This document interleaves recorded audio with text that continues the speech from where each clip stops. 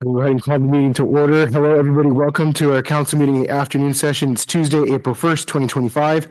Go ahead and ask for a roll call and for Clementine to share announcements. I'll do that after. Yeah.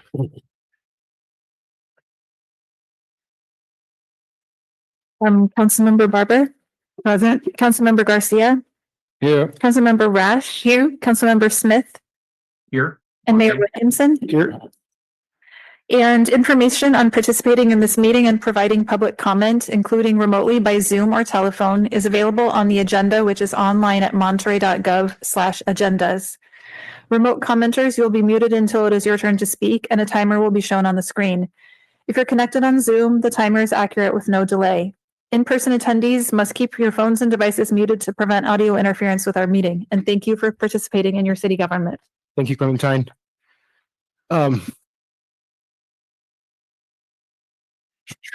We will have a teleconference participation at this meeting from Councilmember Smith pursuant to the California Brown Act rules for just cause attendance.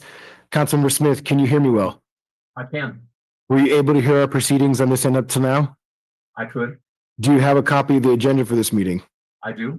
Please give us a brief description of the circumstances relating to your need to appear remotely. I'm on city council business travel in DC at a conference. Is anyone over the age of 18 with you in the room? There's not. Can everyone clearly hear Councilmember Smith?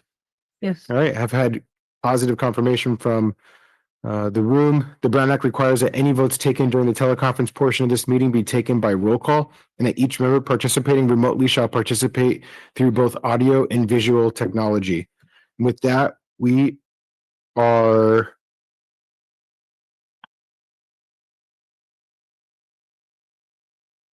sorry, I didn't notice this until now. Why are we doing the pledge now as opposed to the evening?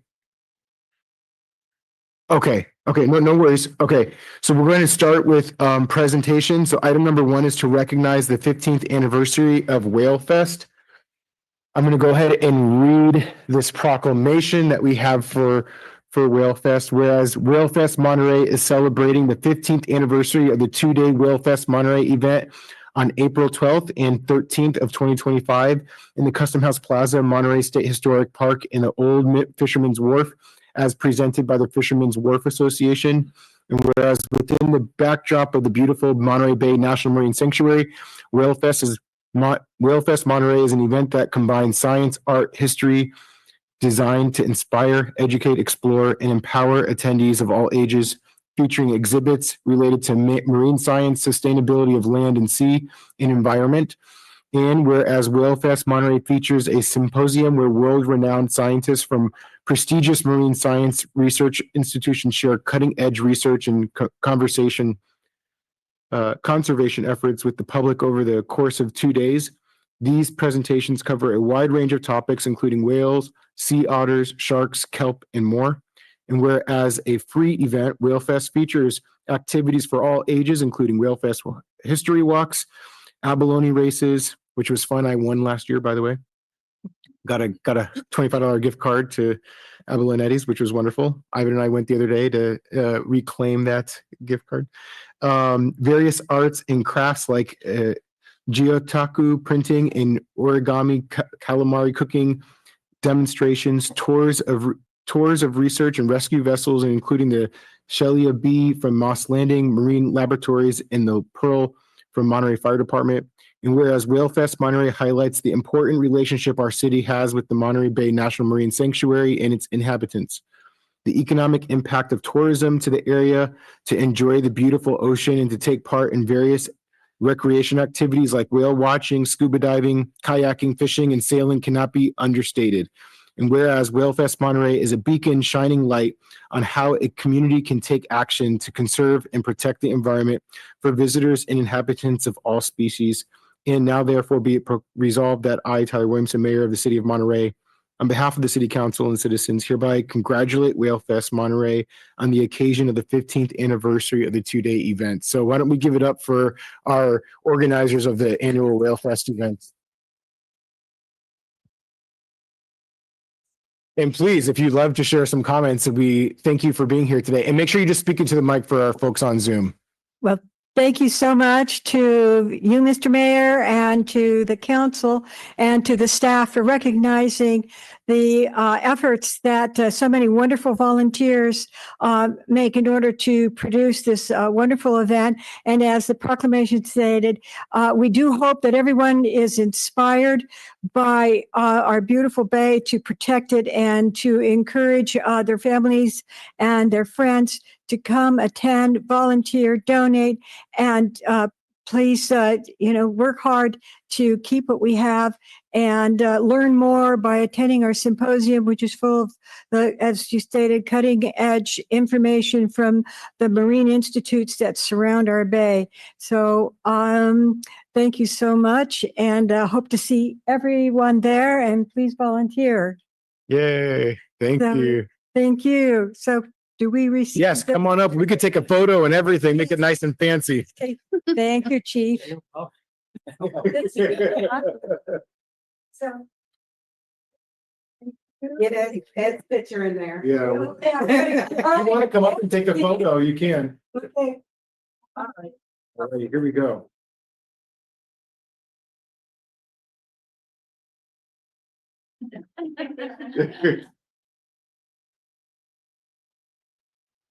Awesome. Thank you. Thank you. Let's give them a congrats again. Thank you very much. Thank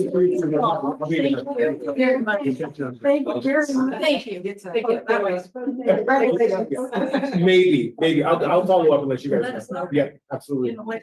Yes, exactly. Thank you both so much. All right, and with that, we're moving right along to item number 2 on our agenda, which is to receive a presentation on pension management strategy and long-term financial plan. We'll send a public comment on the presentation. Thank as you well. for keeping me on track here. Before you all leave, maybe if there are any public comments on this, and for folks that want to participate in public comments on this item and others, what we do is we identify the folks that want to speak at public comment at the beginning of the public comment period. We close off that opportunity to join after everybody's been identified, and then only those folks will be able to speak. So I'll go ahead and open public comment for folks on Zoom. You can use the raise hand function. While you're navigating your way there, I'll check in the chamber. Anybody in the chamber wish to speak on this item? So we have one taker in the chamber. Anybody else? So we'll go ahead and cut it off in the chamber. I'll do a countdown for folks on Zoom to 5, 4, 3, 2, 1. And we have 3 on Zoom. So we'll go ahead and start in the chamber. I just wanted to say my husband and I have volunteered many years at Whale Fest, and they really need volunteers. They're quite short, and anybody can volunteer. There's a sign-up sheet at whalefestmonterey.org. I'm sorry, whalefest.org. So that's why we needed you to stay. Yeah. So, Is that perfect. right? Did I get it right? Yeah. Okay, whalefest.org, but they really need volunteers, and it's the weekend after next. Thank you. Awesome. Thank you. And thanks for volunteering with them. All right, and with that, we'll go to our public speakers online.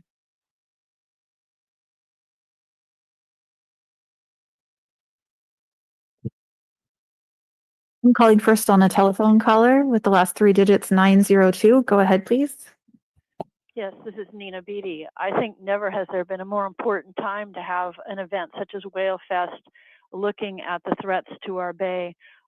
The City Council heard a report last year, including the dire state of the bay, and that essentially it's dying.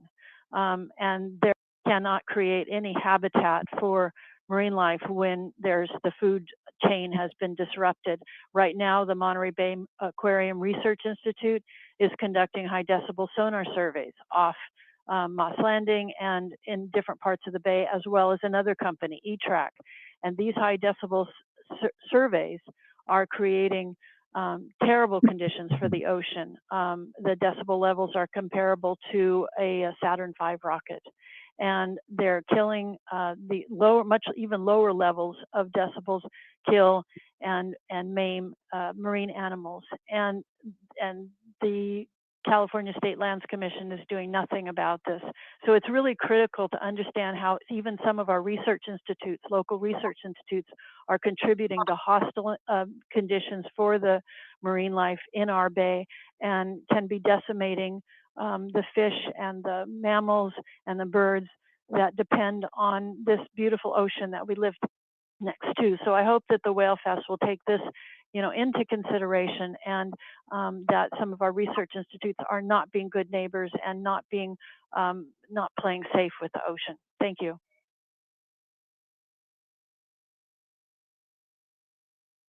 Next speaker is a telephone caller with the last three digits, 705.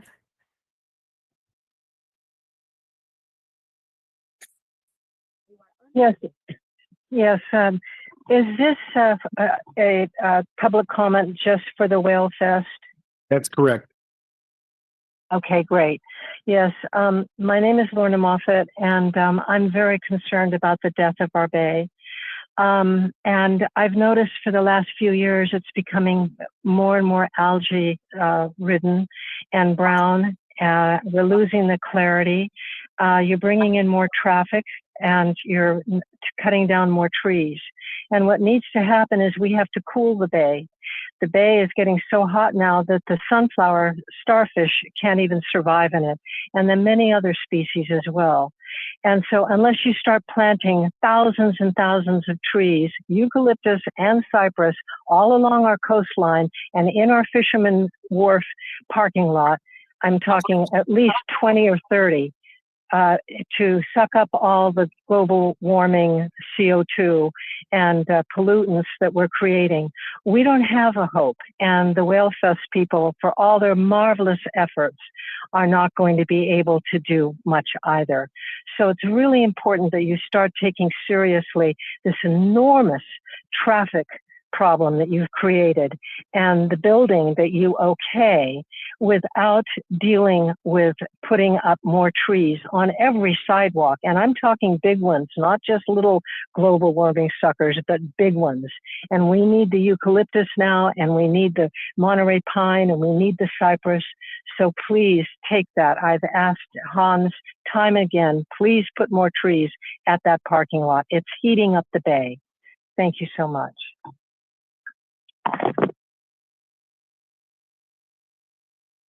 And our last speaker is another telephone caller with the last three digits, 436.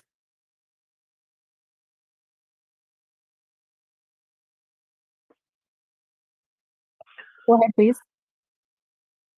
Oh, okay. So good afternoon. This is Eloise Shim calling. And I just wanted to comment that, well, I used to live in Monterey, but now I live in Salinas. I'm very happy here in Salinas. But the last couple months, I went to Monterey to go on a walk on the rec trail there. And I noticed that the city has been cleaning up by the Fisherman's Wharf, and it looks much better, and it smells much better.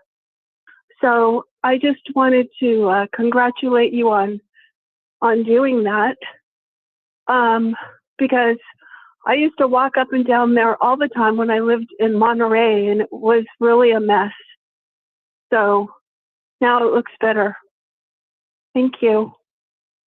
All right, we'll go ahead and close public comment. Anything from colleagues?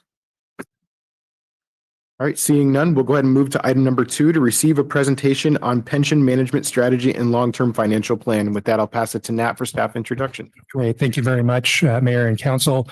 We're looking forward to a presentation today. As Council may recall, during the mid-year budget presentation back in February of this year, our City Council, you all asked for a comprehensive plan on how do we address the city's finances as a whole.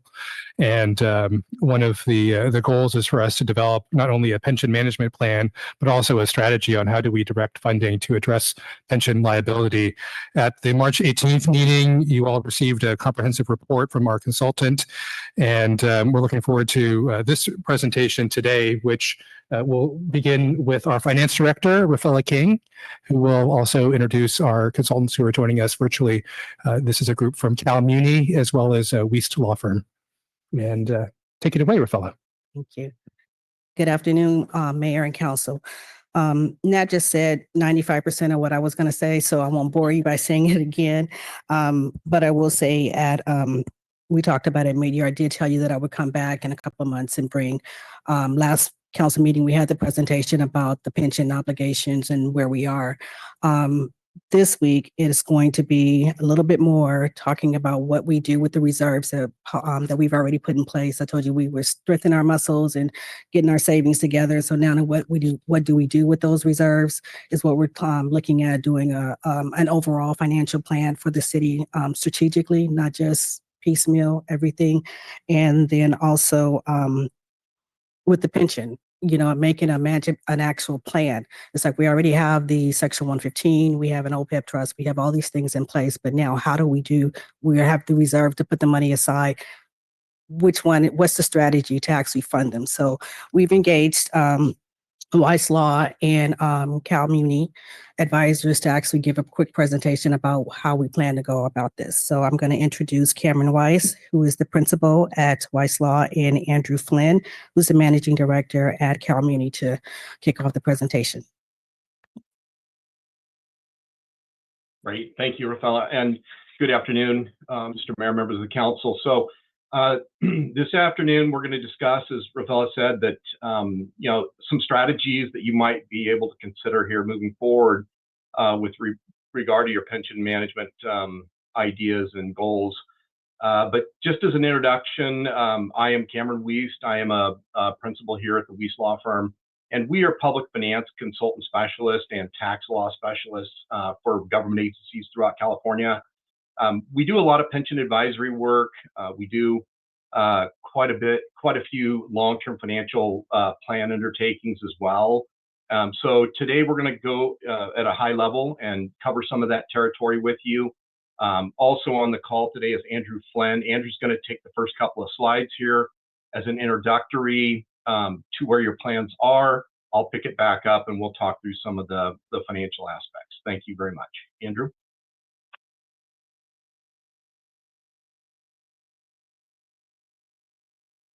All right. Good afternoon, Mr. Mayor, members of council. Thank you for the opportunity. I do appreciate it. As Cameron noted, I'm going to jump in, just give you a quick summary of where your plans are. What you're looking at here on the left is just a visualization of your current CalPERS funded status based upon your most recent CalPERS reports. So on the left there, think of that entire pie as your total accrued liability. That is all the benefits that employees have accrued up through 6/30/2023. The blue is your market value of assets. That is money that you have with CalPERS to fulfill the future obligation to those employees. And the red is the shortfall. That's the unfunded liability. The easy way to think about this is that this pie has to expand at 6.8% every year in order to fulfill your future obligation to your employees, right? These are contracts you've already negotiated. So now it's just a question of how do we fulfill these obligations? In so much as you have money with CalPERS, right? That $374 million, it's their job to invest it, and in good years, hopefully most years, they're going to earn 6.8% to fulfill that obligation. But where you have that shortfall, that about 200 million, not only do you have that principal balance, but also the 6.8% carry cost on top of it. Okay, so now that's outstanding currently for about 23 years. It fluctuates through time, but generally speaking, if you're looking at that $200 million plus the carry cost on top of that, which is about 118 million right now, you're looking at 318 million. Now, as I said, right, it fluctuates through time. CalPERS has good years, they have bad years. There's a variety of factors that they're looking at. On the right-hand side, what I'm showing you is my forecast based upon what we know about CalPERS investment performance when they announced this most recent year. So they were 2.5% better than the 6.8%. I can't forecast everything that CalPERS does. There's lots of very fine details, which we can talk about, but I can forecast the 2.5% better than expected. So this on the right is basically an incremental change, and it's obviously to the better for you, but it's going to fluctuate through time. So this just gives you a sense of kind of the scale and scope of the obligation of the city and how it begins to fluctuate through time. Cam, if you can go to the next slide. This slide is really simply the same information, just showing it to you at the plan level. So you have two classic plans. You have your safety and your miscellaneous. Those are the mature plans, right? These are plans that have been around a long time. There are lots of employees, and they have also experienced the various market swings over the last 20, 30 years. On the right-hand side, you see the two PEPRA plans. Those are your younger plans. They're newer. They came in about 2013. So you can see they're smaller. They're better funded. But most importantly, they structurally work the same way in terms of how unfunded liabilities are tracked and managed. So while the primary challenge right now is with your safety and miscellaneous plans, right, and that's where we're looking at this funded status of about, in your mid-60s, the PEPRA plans conceptually, if you imagine 20, 30 years down the road, these are going to mature. They're going to have more assets in them. They are going to experience market shocks. So structurally, they are going to work the same way. So what we want to be thinking about is not just how do we address this current issue, but how do we understand these as structural challenges that the city can be proactive in managing in order to mitigate its exposure to that 6.8%, because that's a very high interest rate compared to the vast majority of obligations that the city would undertake.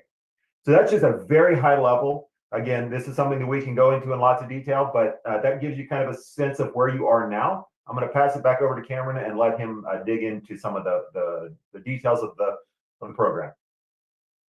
Great, thank you, Andrew. So with that as backdrop, I think now we can just kind of discuss a little bit, moving into this idea of pension management planning and mitigating these expenses going forward, as well as the fluctuations over time. But before we get there, just looking at the investment risk and returns over the past 30 years for CalPERS, I think it's important just to show this chart for purposes of a visual to see, just how they've been able to meet their investment objective of the 6.8% over time. The squiggly gray line through the middle that you can barely see, that's the discount rate of 6.8%. It originally was a little higher 30 years ago. It's gradually coming down over the years, which in and of itself builds unfunded liabilities, because each time it comes down, what CalPERS is really saying is that, hey, we kind of missed our projection of what we thought we could earn. So we need to reset our sights on a lower number. So that's good in terms of getting that number down to the 6.8%. It originally was in the 9% 30 years ago. So with that reality comes expense. So unfunded liability grows a little bit with that, as well as investment return misses, which is what you see in the blue bars versus the light blue bars, the vertical lines versus the red lines. So the red lines are really the COVID crisis is the most recent red line that you'll see on the far right side. There's been some .com crashes and subprime mortgage rate crashes throughout this time continuum. But then looking up above that, the dark blue bars are years in which they've exceeded that discount rate. The light blue bars are above, where they've earned money, but they haven't quite hit the discount rate that they were expected to hit. So they're creating UAL in those light blue bar years and massive UAL in the years where they hit the red bars going down the page. So up above on the left-hand side, you can see that in 5-year increments, we've broken this out to show you about where they've been over a time continuum. And what strikes us is that they haven't been that far off the 6.8% that they're currently at. So going forward, the hope is that we've reached some equilibrium, and they're going to be able to meet their objective of 6.8% over time. It doesn't mean there's not going to be fluctuations, which will add and subtract UAL. But going forward, the hope is that they're going to be closer to that 6.8%. Now, with this chart, what we're really looking at here is your UAL in addition to your normal cost. The light blue bars are normal cost. The red on top of the blue is the UAL, the unfunded liability that's been created. Now, the light green bar line across the middle of the page shows you the funded level over time. So the funded status of your plans over time.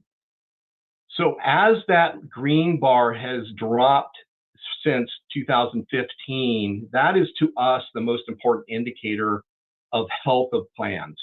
And while Monterey is in the norm with other cities throughout California, proactivity is really what this chart is calling for, to better manage those red lines from occurring to the extent that you can throughout time. Because in the far right lower side, what you're seeing is the expense that happens for the privilege of carrying unfunded liability. So CalPERS, all they're making you pay is the minimum cost in these plans. And what they're doing is they're amortizing the cost that you do not have to pay over 20 years roughly, and they charge you that 6.8% interest that Andrew showed you in those original graphs. But with that comes a carry cost. So over the past 11 years, there's been a carry cost associated with it. Now that again is normal in California. A lot of cities do this, but with proactive concepts, you can mitigate that exposure significantly. And that's what we're planning to do with your team, your staff, and bring back to council in future is a long-term financial plan as well as a pension management plan and policy, which we'll discuss in just a minute. Now, this chart really shows you a little bit better about the building nature, the accumulation of unfunded liabilities throughout all the plans and what's been happening since 2014. You can clearly see that your normal costs, which are the costs that you're paying for current employees, for current expenses, are very normalized, which is a good trend line to have. It's not, these are the kinds of costs that you want to be paying. It means you have good employees working for you and earning pensions, and they're self-sustaining. It's the red portion of this, which is the unfunded portion, which is created not because of the city of Monterey is doing anything wrong. This is an economic cycle that all cities are in, where unfunded liabilities are being created, but it is expensive. And so therefore, it's really important to stay paying close attention to these and proactively mitigate whenever and wherever possible. And I think it's important to also note that as a percentage of UAL, as a percentage of your total payments, you can see that you've moved from 33% to 74%. So there's a crowding out factor here in your budget that's happening. So your UAL is crowding out more and more items that are more important, obviously, for budget purposes than having to keep accumulating these liabilities. So again, another reason for doing something about this. This is where you currently stand in terms of what we've done here is depicted a situation where all your pension liabilities are stacked on top of each other to show what ultimately at the tops of these graphical vertical bars is the totals that you owe for each year. You can see what you paid in the green bars over time, the past few years, and then where you're heading for the foreseeable future here for the next 20 years. Now, this is, again, a very typical trend line that happens for agencies with CalPERS plans in California. The reason why these lines are ascending and the curve is a bell-shaped curve is because CalPERS has a methodology whereby when they add new liabilities, they allow cities to pay in 20% increments each year before they fully amortize the new liability. So if you can imagine a 20, 40, 60, 80, 100% increments each year before you're fully amortizing that base until you're fully paying principal, what you're really doing is it's called negative amortization. So it's like credit cards where you're not paying the full payment, you're paying part of the payment, and it's not fully amortizing the debt service on that debt. And it's not, again, it is not the city's doing, this is CalPERS, the way they structure their amortization schedules and their repayment schedules. They want to give cities predictability and give you time to prepare for these increases, but by doing that, they're pushing debt service into the future. And that creates these ascending repayment curves, which are very budget unfriendly. So what we're going to be trying to do is figure out when you are able to make additional discretionary payments with future mitigation techniques of revenues, where do you want to put those payments and how do you go about it to not only save money, but to take the top off of this ascending repayment structure to create budget predictability going forward. And this chart shows you the impact of one good year's interest earnings. Andrew pointed out to you that the discount rate was exceeded by about 2% last year. And you can see what that's going to do. It's going to take the top off of this curve because just as UAL builds in 20% increments each year, when you have a good year, it also takes off the debt in 20% increments. So that's why the red bars at the very top, that represents savings. So you were going to pay what the red squiggly line was. Now you had a good year, and this is what it's going to look like is the top of the blue lines, because those red bars represent savings to the city. And so it sort of, you can depict this visually, what happens in both a bad year and a good year. This happens to be a good year, and you can see the impact of a 2% improvement over the discount rate. Now, in terms of the pension liability management plan process, what our consulting team that you have here in front of you do, we specialize in bringing forward these ideas and concepts to staff and to city, ultimately to the council to consider. And what we're trying to achieve is a few things. We're trying to achieve short-term cash flow management, of course, which represents savings and making sure that it's within your budget confines and it's comfortable and it's well thought out. We're also looking at long-term cost management. We're trying to strike a balance between these two and to bring forth ideas and concepts that are meaningful. They're not something that is going to be a waste of council's time. They're going to be very meaningful, and they're going to be ideas and concepts that will ultimately, once they're approved, are going to be embedded in a long-term policy. So it gives staff a sort of a roadmap each year to be guided by, and to bring back to the council each year a proactive plan of management. So when the budget season is upon you, you're going to have some ideas that council are going to present to line up against your other needs and your other uses of your budget surpluses each year. There's many, many needs. We understand that, but what we're trying to do is bring pension management up into that conversation each and every year so that it's not forgotten, because it is a large expense and it becomes kind of a snowball running downhill if it's left to just pay minimum payment. So we're going to bring that forward in the discussion. Now, this just gives you a little bit of a sense of some of the techniques that we're going to be talking about. There's many of them. We're not going to have time this evening to go through these, but you can just sort of read some of them. The number one area is this is the do-it-yourself box, where we're going to be looking at annual process. What do you have available? What's the best targeting and allocation techniques? How does this interplay with a 115 trust? And where do these dollars best suit the city's needs in terms of long-term management and with the idea of mitigating costs as we go forward? These techniques are all very unique, very structured, and very detailed for pension management purposes. And we will bring back these to council at a future meeting to consider each one of these in more detail. I would note that the 115 Trust is a great tool. It's the one that's highlighted in light blue down below. And this is a technique or a tool that's available. You already have some money, a very good start in terms of seeding capital in that 115. And as council knows, that money is very valuable to take out some of these highs and lows in the economic cycles. So in bad economic years, if the council's budget is stretched too thin, there's monies there to be able to pull, to be able to kind of smooth out the year-to-year variations that are inevitably going to happen. There's other reasons for it that are really good reasons for a 115, and we'll be bringing those ideas back for consideration in the future as well. Cameron, could you quickly describe the Fresh Start? Yes, the Fresh Start is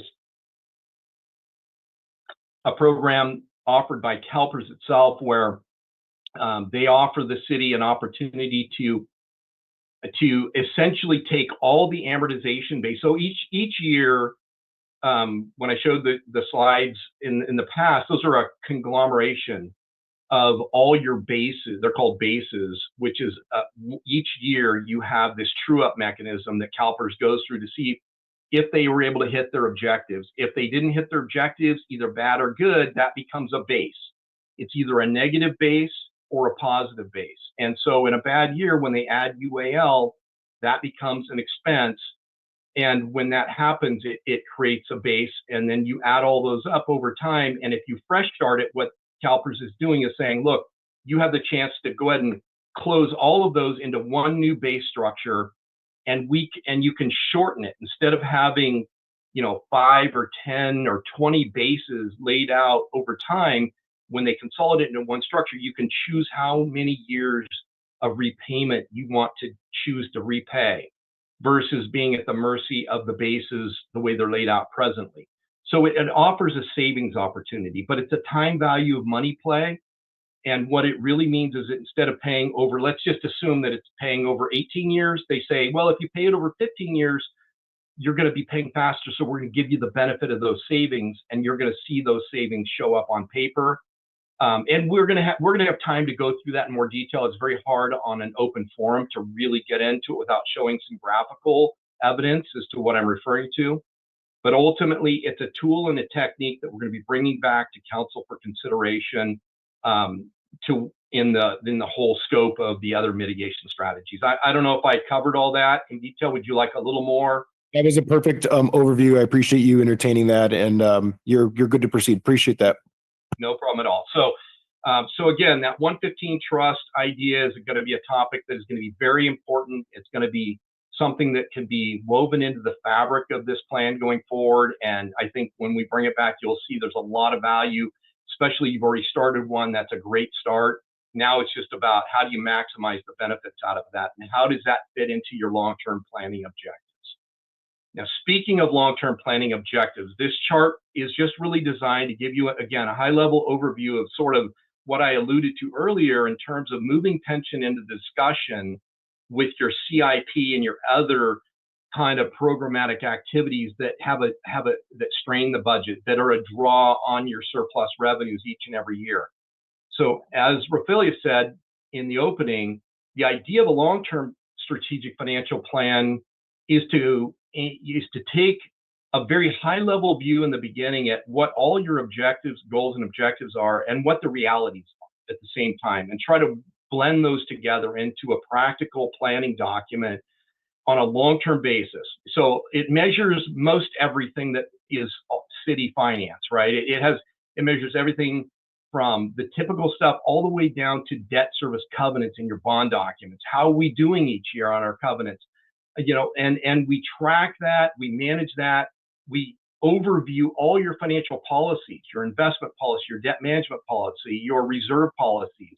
They all need to be modeled out and looked at on a time continuum so that you can see in real time where your pinch points are for any one of these objectives, like such as a debt service trigger, where we're going to get close to not being able to meet our covenants here. So we need to be thinking about another alternative strategy over here to avoid that. So long-term strategic financial planning is part of what we do, but we like to put pension into the discussion. And that's why this evening's meeting is focused on the pension aspects. It is the city's largest, most expensive debt, as it is with any municipality in California. So it deserves to be put up in the pecking order of discussion, and that's what we plan to do. So that's a kind of a general idea of where we're going to be looking at and taking council in terms of this journey with the financial planning aspect moving forward. And I think in terms of wrapping up sort of what I just said, what the idea here is to be looking at the policy development and alignment, and that means all your financial policies, including pension management policy, looking at your long-term financial planning, laying it out on a 10-year basis. We're going to be modeling it in an Excel spreadsheet as well as written format. And then the last service that we'll be looking at is, once all that is in place, looking at having an annual compliance process where you have kind of an extension of your staff working to help staff each year see how you're measuring up with your pension management plan and policy, and to provide detailed recommendations each and every year, given the roadmap of opportunities, what might be the best fit in any given year going forward. So those are the three sort of legs of the stool for moving forward here. And then I think that's it for this evening, unless there's any questions. And Andrew's online, happy to answer any questions at this time. Well, thank you both, Andrew and Cameron, for the presentation. Very informative, and I think high enough overview to where we don't have too many people asleep in the chamber. So we appreciate you for that. We'll open it up for questions to the council. Please. Yeah, thank you so much for that. That was amazing. And how you broke everything down. I appreciate how you're looking at bringing that to the forefront annually. so that we are looking at that. I think that's very important, so that we keep up with it and we're not found asleep, when this comes like 10 years from now. But I also think it's important because the economy changes every day. And so that's why we're able to keep up with it. My question is, during the forecast slide, we were talking about the saving years. How would that savings be used to help mitigate future gaps as well? Andrew, do you want to take that or? Sure. So I think I heard the question was that, when there are savings, how do you use them to mitigate future exposures? Was that the question? Yes. So it really, that's part of the whole framework, really is obviously, me as a fiscal person would say, there are approaches to utilize every year that you think about when we are being proactive and generating savings. How are we taking the savings that we've created to build against, future liabilities, whether that's putting those monies into a 115 trust or making, quick discretionary payments into CalPERS, but also recognizing that, again, as Cameron alluded to, and you all know very well, council has a whole variety of other challenges that you're thinking about. So how do you balance the generation of savings into a broader story of, we want to proactively mitigate exposure in the future, but we also want to, do other things, right? There are other purposes for these dollars that you want to be paying back. So really the goal is to build, incrementally that long-term fiscal resilience, by taking incremental steps rather than saying, there's only one way to do it. It really, for me, and this is one of the most important things, is that this is an annual exercise, right? Because the markets change, your fiscal situation changes, right? Your capital needs change. All this stuff changes. We can't be too prescriptive. What we can do is create a framework within which we're having an annual dialogue to say, where are we at and what are the best steps we can take right now, given what we understand about the long-term obligations that we have. Okay, thank you. Councilmember Smith, I see your hand up. Yeah, thank you very much. And Cameron and Andrew, thank you.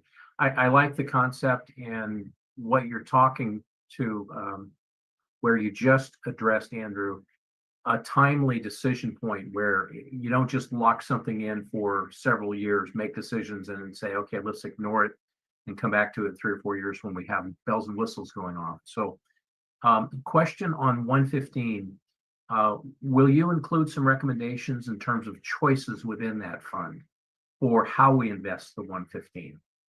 Because as I recall, that's something that is within the city policy of what we do with those funds as we go forward, continuing to stack that money.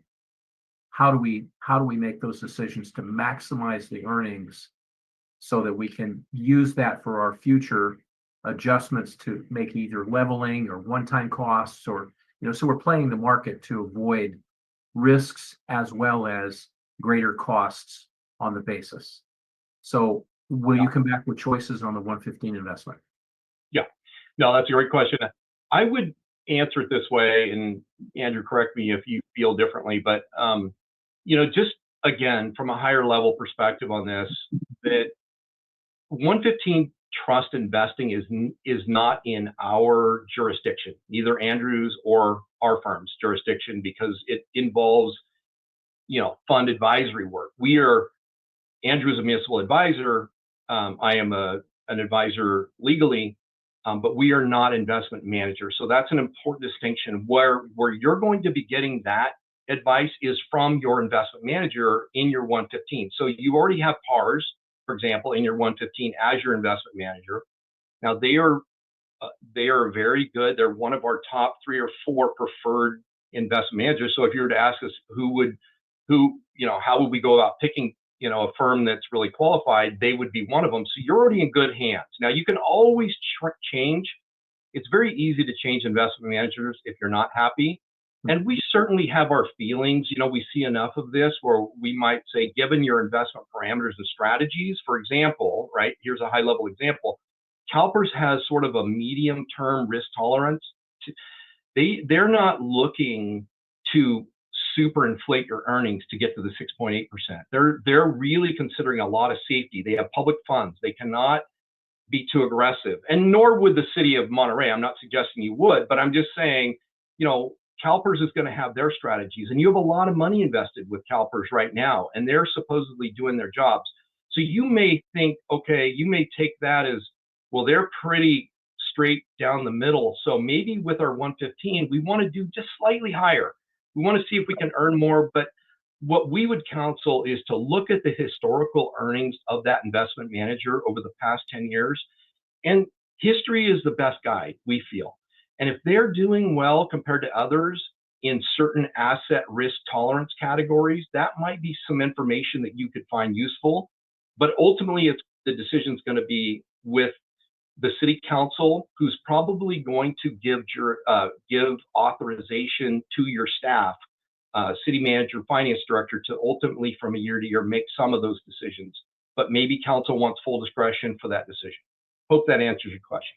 It does, Cameron. I appreciate that. And some of it is the way we approach this. It's not something that we study every day.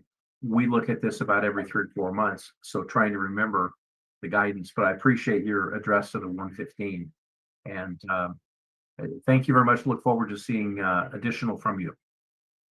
Thank you, Mayor. That's all I have. Thank you, Councilor Smith. Anybody have any other questions on this end? I'll just say one thing. I appreciated Councilmember Smith's question because it's a version of the same question I have. The 115 trust, what I will be looking for is advice on why we wouldn't just pay to PERS right away. Why would we be betting that we can, with our investment trust, do better? And I know that's a theory. I know a lot of people don't pay extra on their mortgage because they think they can put it somewhere else and get better, or they can invest it in riskier investments. But I will be looking for advice on why we shouldn't do that. Why wouldn't the best return be to pay our obligation flat out right now, as best we can and as quick as we can, the way mom and dad taught us to do. So thank you. Well, I'll give you a quick tease on that one, because it's a great question. And there's so much to unpack right there that we don't have time to do it this evening. But just philosophically, we are of the mindset, just to let you know, that there will be ultimately some minimum level of funding within your plans that we're going to be recommending. So whether it's 75 or 80 or 85% funded ratio, that becomes a key metric for us, because that's the measure of a plan's health. And the reason for that is multi-level, but really when you think about it, if you have a minimum level of funding that you want to do, that's the work that you want to do within your plans. And so each and every year during those recommendations, that's one of the objectives, is to try to hit that minimum funded level. If you're below it, maybe there is some precedent and priority on making the discretionary payments to your plans to get them to that minimum level and keep them topped off once you get there with the 115. It's a good mechanism to stabilize yourself at that minimum level. And the reason for doing work in the 115 is very important, though, because there's this concept of super funding. So if your plans are overfunded over 100%, which they could if CalPERS theoretically has back-to-back-to-back good years and they have these great funded years, you could be super funded if you go too high with your plans. And so I did a study on this, and it's one of the top 9 reasons why cities just make minimum payments. There really is this fear of overpaying, because ultimately there's this concept that if we pay the minimums, ultimately we're going to get funded. So there's a real good reason for doing work in a 115 and having it to stabilize yourself at your minimum levels that the council sets as a guide for staff. But it's also really good to have that resiliency built in for those lean years to be able to top yourself off. And there's other reasons too. We just don't have time to go into it, but we'll surely get into the details as we move forward. Thank you. Forward to that. So a few questions. This might be for Rafaela. It looks like we did a transfer to the 115 in the amount of 2.3 million from the reserve. When did that occur? So actually, when we set up the 115 trust, council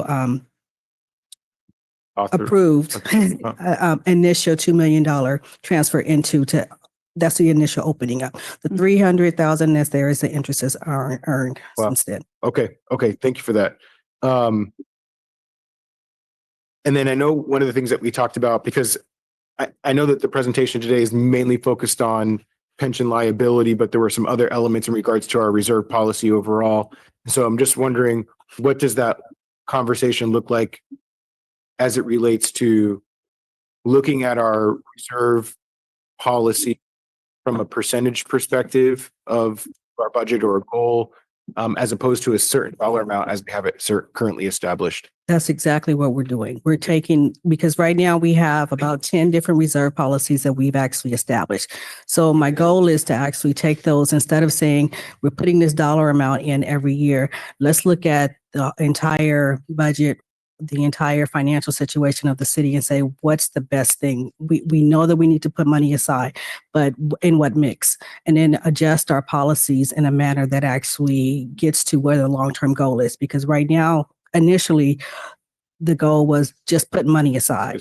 So now that we've done that, what's the end goal to win? How much are we, for what projects or what's going on? Let's find, is it a 10-year, every 10 years we readjust. So now it's just looking at how are we going to use those reserves. It's a great thing, for the reserves that we have them in place. But now let's talk about how we move forward and what the city actually needs from them. And is that part of the budget approval process for this next fiscal year, or? No, it's going to be separate. Okay. So we'll have them have Cameron and Andrew work on with us the long-term plan, and then we'll bring the long-term plan back, and then we always can make adjustments to budget if necessary. Okay, and then the 4 million that is currently in the reserve account for the 115 will determine at what point we start putting more of that into the trust. So the 4 million, so part of the reserve account, the reserve policy is that every year for the pension one, that we said that we would come back to council during budget time and put anywhere between $1 and $2.5 million into it. So every year since we've opened it, we've come to council and we've added more and say how much is going in each year. So at this point, there's been an additional 4 million put into that account. Into the 115? No. Into the reserve. Into the reserve. So it's sitting on our books in reserves. As part, as Ed alluded to earlier, as part of the policy, when we talked about setting up the reserve, we said that we would come back on the 115 because I know there was different opinions about whether it should be an ADP or should go straight to the 115. So we wrote up the policy in a manner that said, we'll bring it back to council with a suggestion and let that decision be made at the council level. And so we haven't moved anything since then. And so before we did that, I wanted to bring in consultants that actually come and say, this is what we recommend. And these are best practices. It's out. They have their ears to the grind. They're listening to the investment strategies and they're looking at it, helping us look at the policies from a global perspective, if I can say that, before we come back and say, just move it here. Don't move it here. But just think about this from a strategic level. Okay. And then when is this going to come back in regards to the actual strategy? When do we anticipate that coming back to the council? Let me ask Cameron how long it would take. Well, we can move at your pace, but I would say on average, most of our undertakings are, a couple of months. Best case, right? We meeting strategies, then get it vetted a few times, get it to council for consideration, and then ultimately approval, but probably a couple of months. Okay.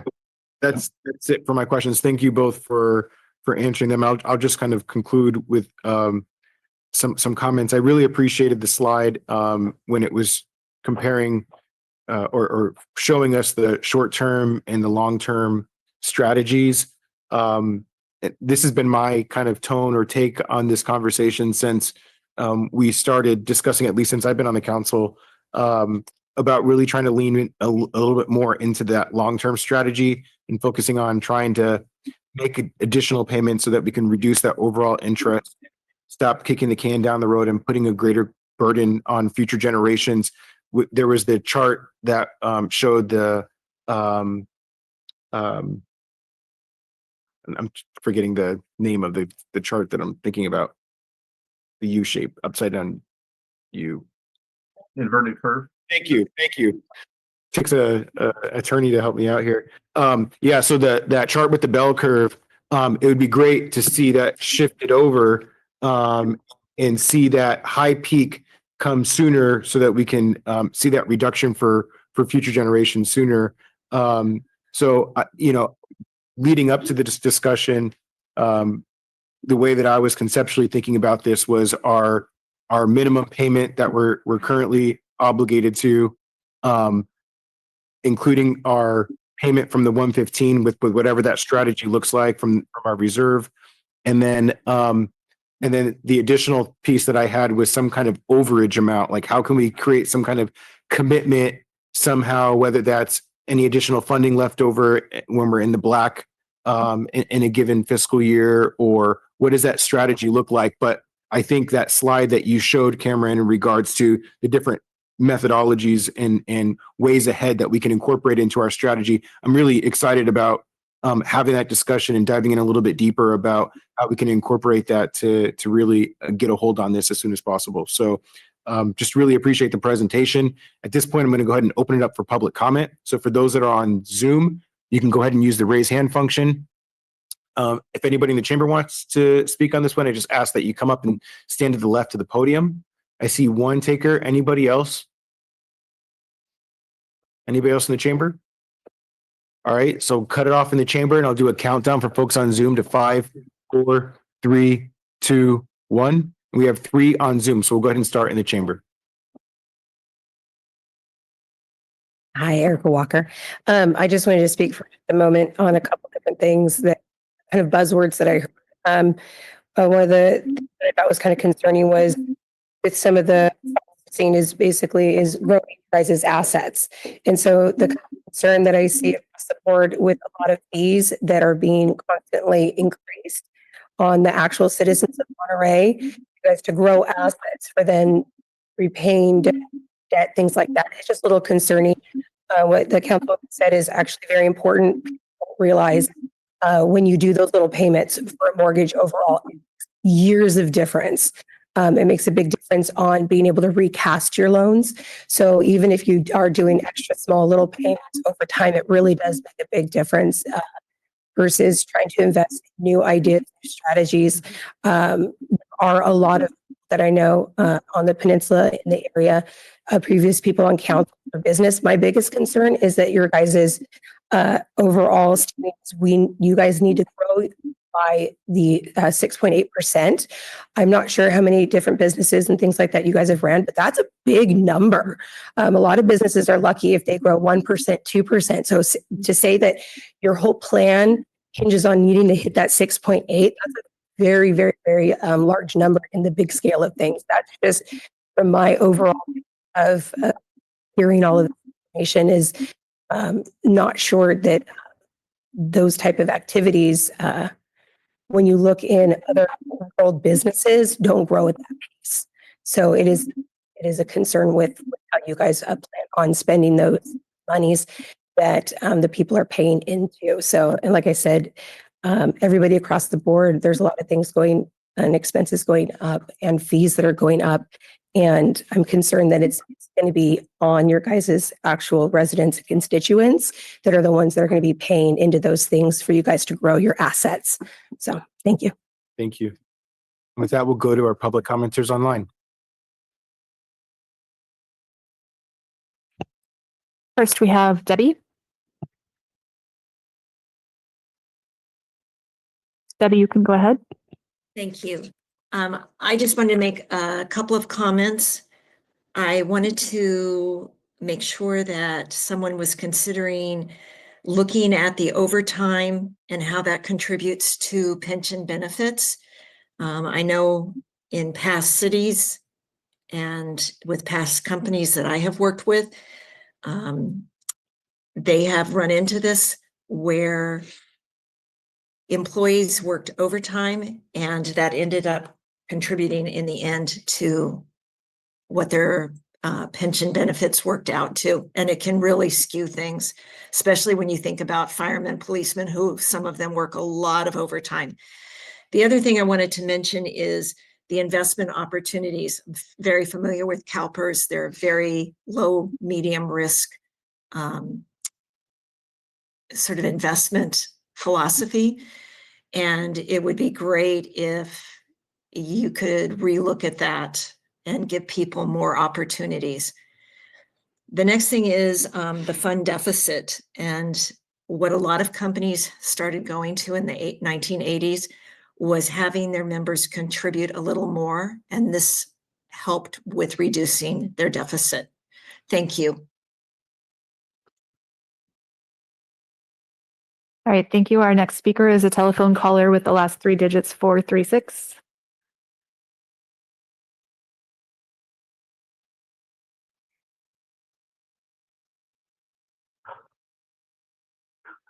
Okay, so this is Eloise Shem, and so I thought it was interesting to see about the CalPERS. Although I'm not in the CalPERS system, I am in the CalSTR system since I worked at Monterey Peninsula Unified School District, and so when you work, I mean, on the other side of it, you know, you paying, the city paying, or the school district paying. I think it's just, I mean, for myself, there was so much mismanagement with my pay, and I was exempted from Social Security and Medicare because I was getting CalSTRS. So for me, I've just kind of written off whatever they owe me at CalSTRS because it was so much mismanagement. And I just think it's really complicated when you have to hire Weist Law and Cal and Uni advisors, and it gets really complicated and expensive, I think. And, you know, for the people, the pensioners that are supposed to be receiving money, it's equally as complicated. So much so that people like me just say, you know, keep your pension. I'm just going to enjoy my, you know, Social Security because I don't want you messing up my retirement plan. So I just wanted to add that. I don't mean to scare people, but you know, it can be a mess. They can mismanage it and cause you a lot of financial problems. Okay, thank you. Thank you. And our last speaker is a telephone caller with the last three digits 705. Go ahead, please. Yes, yes, Lorna Moffett here. Having listened to the presentation and then the questions that were asked by the council, you know, as we know, when someone like Elon Musk can come in and take away programs such as our American aid programs and our Social Securities just on a whim, and no one can stop them, I think that the pensioners should be paid right away, because I don't think that money is going to be there eventually, maybe. We have seen such sweeping corruption and takings that it staggers our mind, and there's nothing we can do about it so far. You know, the courts are jammed up with, you know, appeals, and then we have Supreme Courts that rule in favor of the corruption. So I think that it's important. These people have put their money in, it's their money, and if they want it now, they should have it now. And that's because we don't even know if it's going to be there later. Thank you. We'll go ahead and close public comment. Thank you for all those that have contributed public comments. I just wanted to provide some quick responses, and I'll provide a last moment for staff and consultant to provide any closing remarks if desired. But there was the comment around the growing fees, and I unfortunately that's the cost of doing business. We have to be able to pay for the services that we provide. And fortunately, it's established in law that we can't charge more than what the cost of us providing that service is. And so it's appropriate for the city to evaluate the cost of fees that we're charging and increase those over time, minimally, so that we're not seeing huge increases like we do in some other agencies. And then the growth in the 6.8% isn't regarding our agency itself, it's regarding the CalPERS fund. So just wanted to make sure, I know the language around this can be really confusing, but I just wanted to make sure that that distinction was provided. There was the comment around overtime as well. And I know that our staff has been working really closely with the council on addressing overtime, particularly as it relates to public safety. And so I just wanted to share that, know that we're working that, but a lot of that can get tied up in contracts and bargaining contracts as well.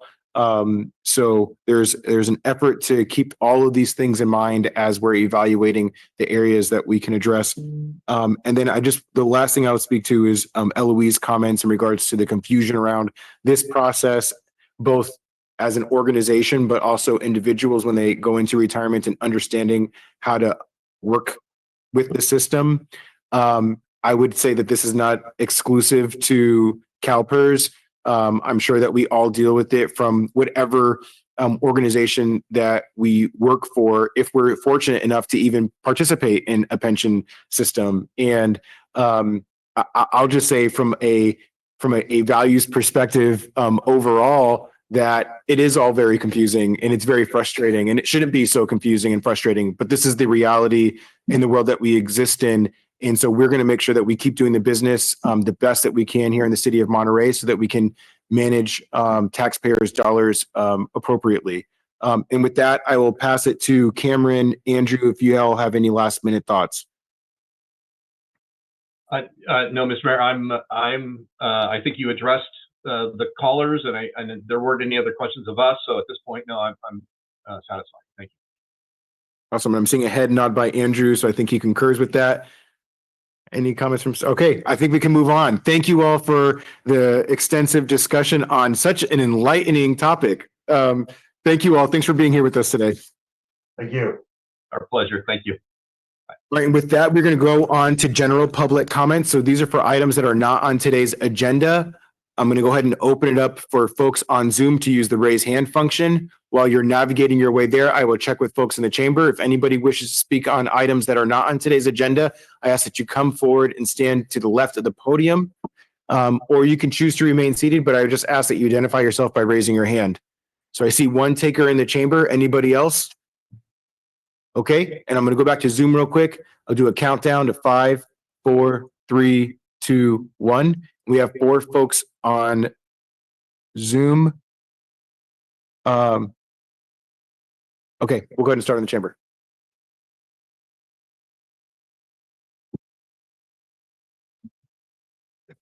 So I'll speak as quickly as I can. Good afternoon, Mayor, City Council. My name is Carol Travagin, and I'm here this afternoon as a member of the Measure P&S Oversight Committee. As we know, March 31st, 2027, Measure S will sunset, and it's never too early to get started.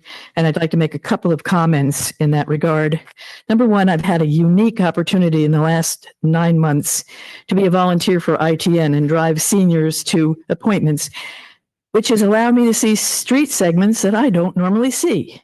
And I've been interested to see how much more work still is left to go on the streets. And it is, again, it's streets, storm drains, sidewalks. Number two, I would like to add to that, because I get to drive it, I'd like to offer to have the city, to have a field tour, field trip, if you'd like, to have that I'd be happy to provide, to complimentary, to see some of these things that I'm seeing, and to get with Public Works and have them and us take a look and see what is left. Because again, we need to look and assess what we think we want to do. Because if we're going to do it, we have to get it on the ballot in November 26. A friend of mine said, this is interesting. He says, the streets are kind of like painting the Golden Gate Bridge. By the time you get to the end, it's time to start all over. And I can tell you my street was slurry sealed in April 2015, which was the beginning of Measure P. On many of the interesting things I've learned, one is that slurry seal has a shelf life of about 6 years. So now mine is, in our neighborhood, mine is 4 years past due. So again, the street's not falling apart, but it's important that we're going to maintain. So when they say we want to rehab rather than have to repair. So I'm just saying I'm happy to have us, when we have in all of our spare time, which we don't have, I know, but to come and take a look at some of the things that I've been seeing just again, because I know we talked about 5 months ago that we need to get moving on it if we're going to do something. Absolutely. And I do totally understand that we have a lot of other things, deferred maintenance and things that need to be done in the city. But I think we all need to get together on that, because a 1 cent sales tax measure is not going to help with the amount of money that the deferred maintenance is going to cost us. Thanks so much. Thank you. And let's connect, Karen. Okay, and let's go to our callers online.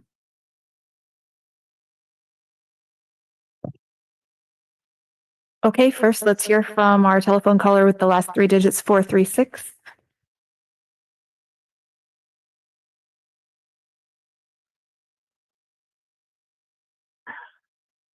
Okay, so hello, this is Eloise Shim again, and I just wanted to say that I'm a member of the Historic Resources Board for Salinas, and next Monday, the 7th, I'm going to be giving a presentation about the Chinatown Revitalization Project, and so if you want to know about that, and if you also wonder why there aren't many Chinese sort of establishments in Monterey, like except for a few Chinese restaurants, and of course the Marsh Building, but that almost got demolished for a parking lot for the Church Presidio, but there aren't very many in Monterey, and if you want to know why, you should tune in to my presentation on Monday. And also, I just wanted to say Eid Mubarak to all the Muslims. So thank you.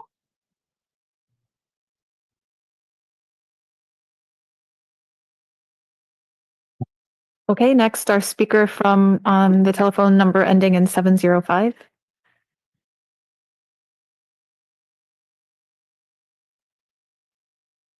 Yes, Lorna Moffett here.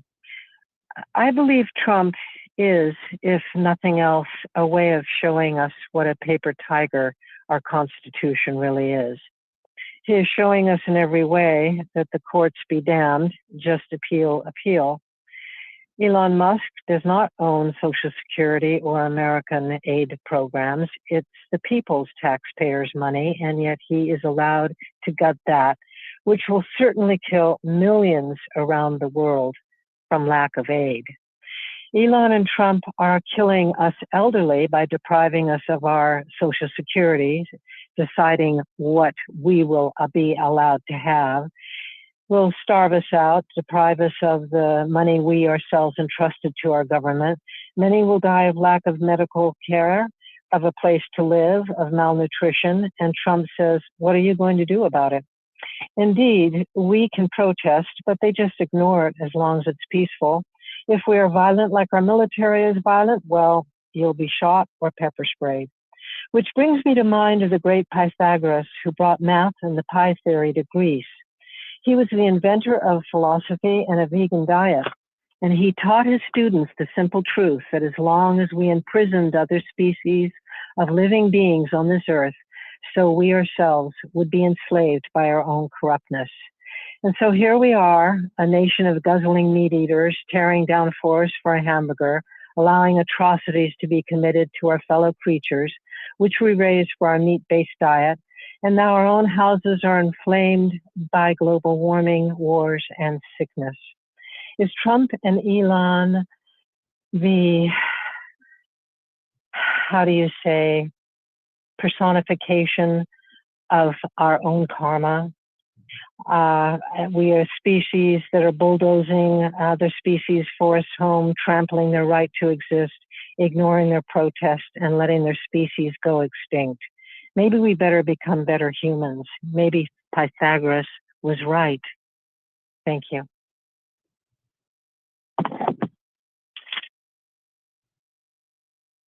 All right, we have another telephone speaker with the last three digits, 837.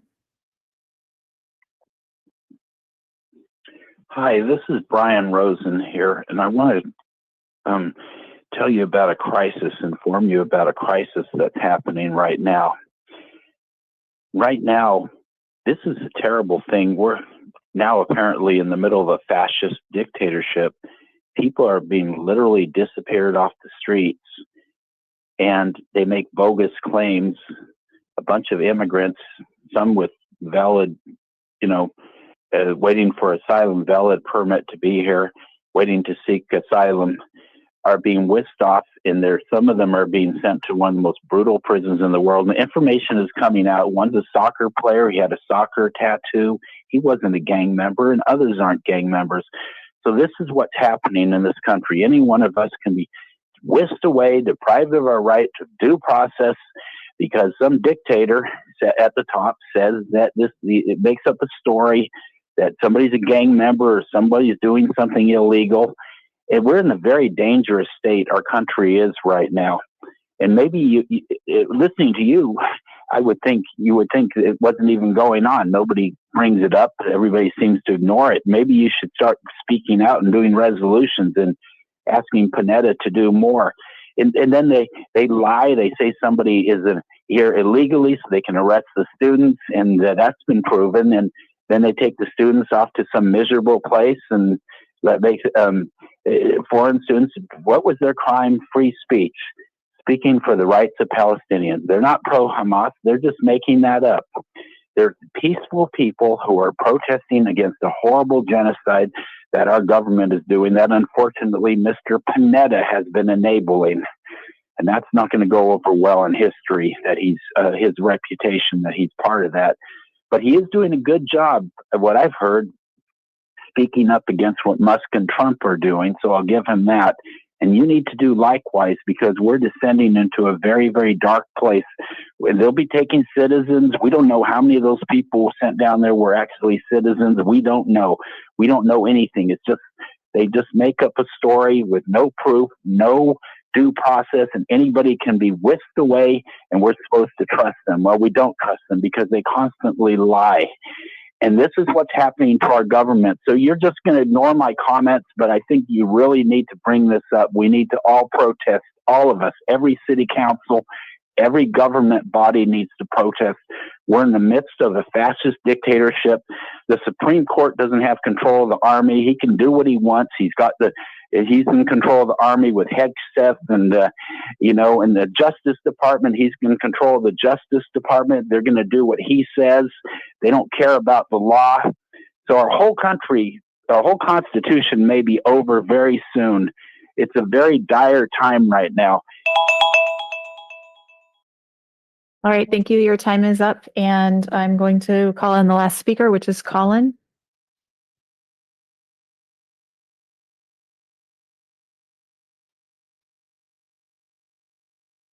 Colin, you'll need to unmute, and then you can go ahead.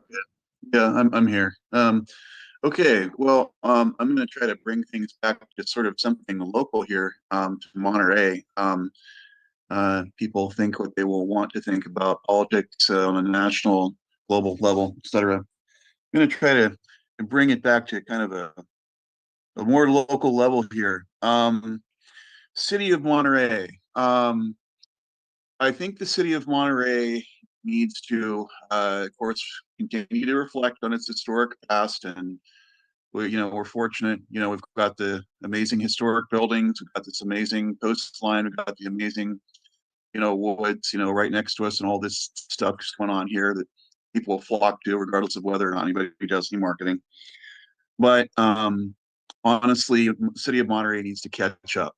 I keep hearing about people talking about revenue we need in the future, revenue that, it's been needed to plan for and all this stuff. But what I want my comment right now to focus on is the need for the city to modernize itself a little bit with respect to how it needs to become a bit more forward looking. And by that, I don't mean, go tear down Adobe's or something, crazy like that.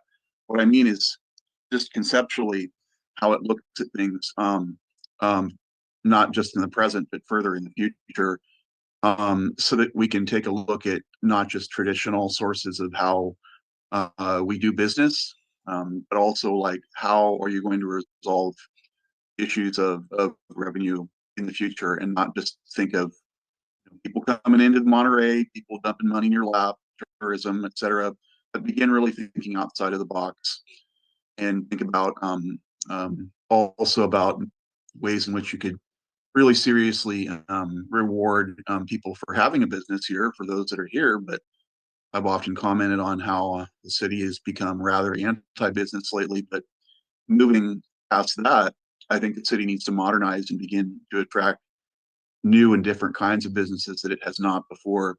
And this is kind of a problem for the city because without really modernizing in that regard, I think the city will just kind of continue to spiral. And so that's just sort of a remark I would make here.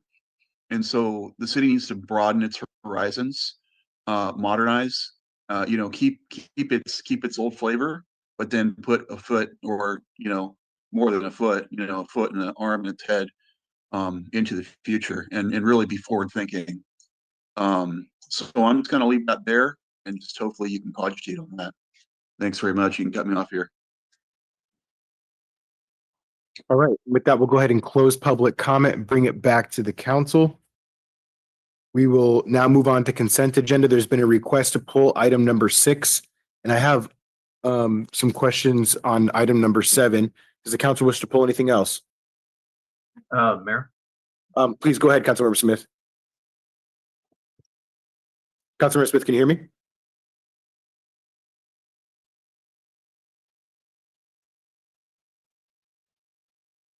Councilmember Smith, can you hear me? I can hear you. I'm sorry. It just was a little blip there. Yeah, on item number 5, I don't need a poll, but as we're voting, I'll just need to make sure that's separate for my vote. So you're just asking to have that registered as a no vote for you? Yes, that's if we want to do that, I'll register a no vote on item number 5. Okay, please. Same here. Okay, anything else from the council at this time?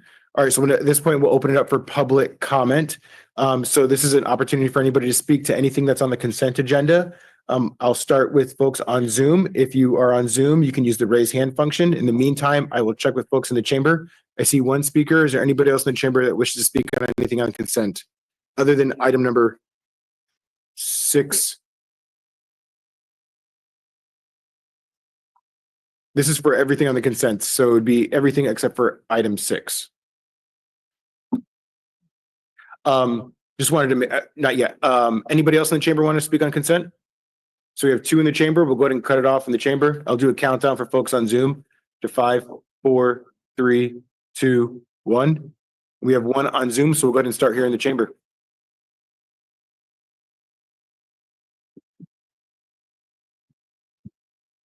Hi, I'm Nancy Soule. I'm also the secretary in the Old Town Neighborhood Association, and I want you to talk about item number 5, which is the rental registry.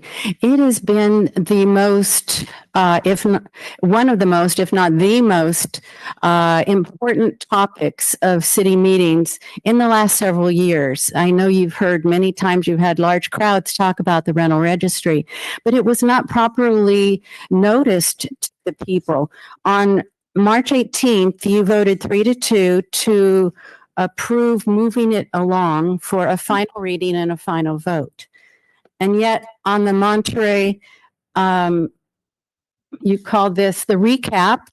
All these other items were listed about what happened on March 18th meeting, but the rental registry was not even noticed. Similarly, on the part here of the same recap that came out March 19th, you show what's going to be at the April 1st meeting.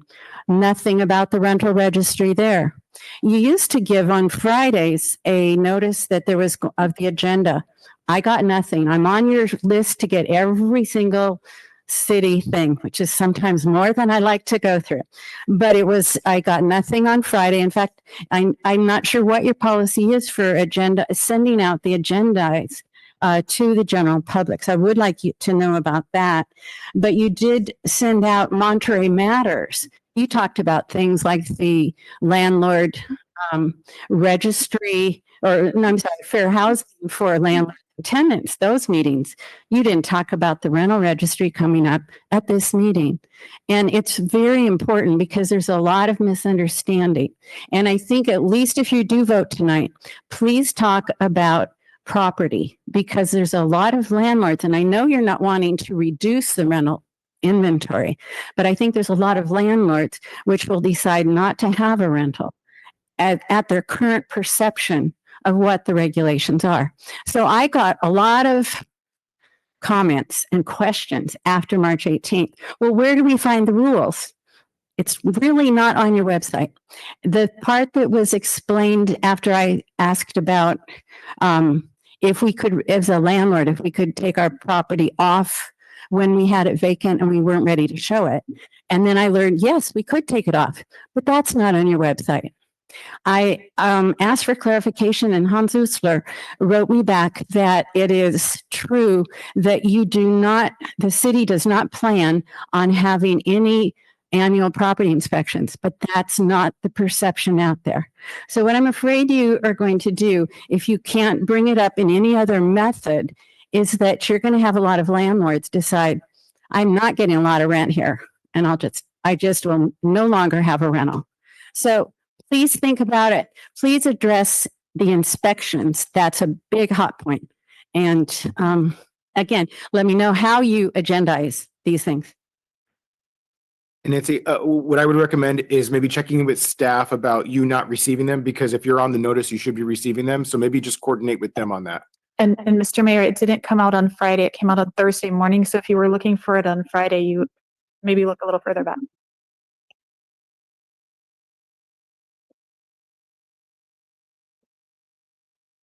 Hi, Erica Walker again. I just wanted to touch to items that were brought up at the last meeting. As far as the concerns, the information that the rental registry was created for, you guys were able to get averages on some of the properties. There is definitely some overreach in a lot of people where what they are not necessarily saying correctly, which is even if you don't have to participate in the registry, you still have to register that you're a non-registered occupant. So you're still having to register. So there are people who have children that their children, adult children that live in their properties and pay zero rent.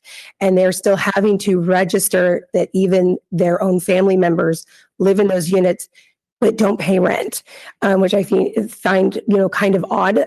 So that was one of the concerns that some of them had. One of the people did mention that they were concerned that having to register different family members at different rental rates, putting that kind of out there, because you guys were basically saying now everybody has to register, even if it's only, one property or two properties, where there was a little bit for the smaller landlords.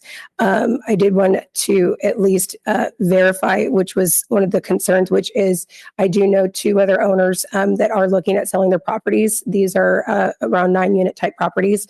They're nice local landlords, and they're just tired of it. So I did want to at least echo what Ed Smith had said and his concerns, because he speaks a lot and he's been here his whole life, is you guys are really getting the good landlords scared.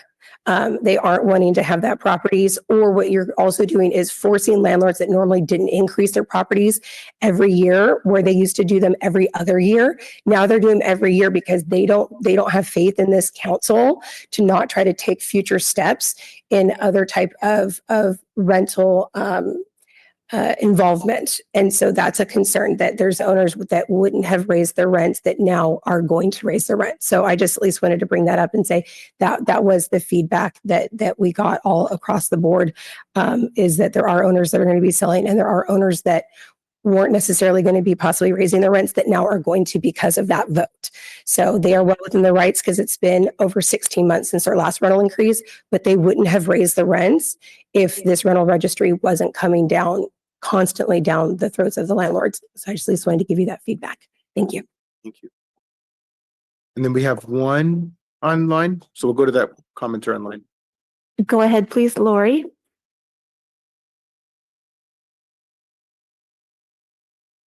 Good evening, council. Okay. I just want to say quickly to the woman who didn't get her emails for the city notices. I have had that happen twice, and I've had to go back and re-register.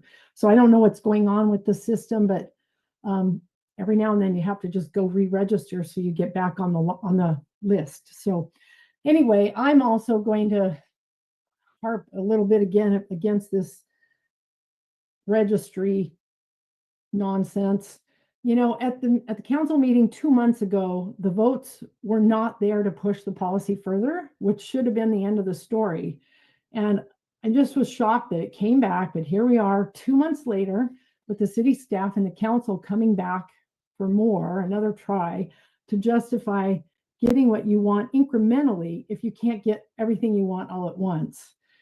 And it's feeling a bit like a bait and switch. I feel like so much for the exemption you promised to the small landlords. These two small changes to the registry are greatly going to burden mom and pop landlords, as you're hearing tonight, by forcing them to provide the registration information. Though even at this moment they remain exempt from the fees, there's little doubt in my mind that the city and council will be back, maybe in another month or two for all we know, for the next incremental stab. This time that stab's going to be after their wallets, because eventually you're going to want the fees. And then you're going to raise the fees. For the larger landlords, the 50 per unit cap is now not going to be passed through. So that's eliminated. That is causing problems. And I don't support these changes, nor do I support the registry continuing at all. I just think it's time to abolish the whole policy, and especially publishing everybody's data online for anyone, anywhere access. And you guys repeatedly wanted the snapshot just to see. Well, you got it. And it's clear that some of the fears and assumptions that you're pushing are unfounded. From the data you collected, we know 70% of the data in hand show that rents are reasonable, and they're increasing less than or equal to CPI. 90+% of landlords are local. Most are under, fewer units. Very, very few are LLCs. Landlords aren't the problem in the city. The lack of the housing supply, high demand, and no water to build are the problems. So voting to support this kind of incrementalism and increasing hassles to landlords of the city not only has created bigger government, added staff and more pension liability to taxpayers, increased costs and complexity to landlords, most important of all, it hasn't created more housing. So please reconsider and get rid of it. Thank you very much.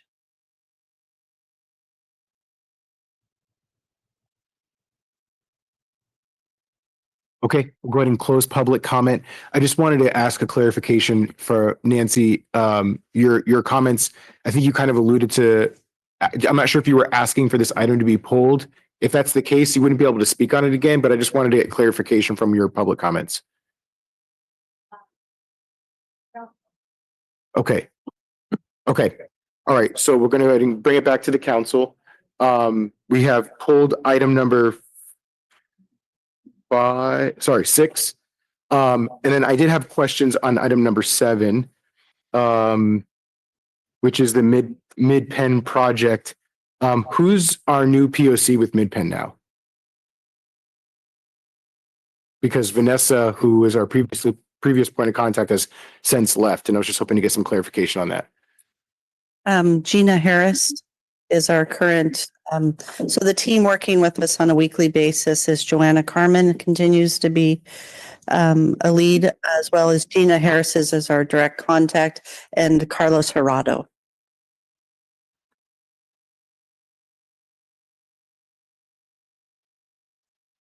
Um,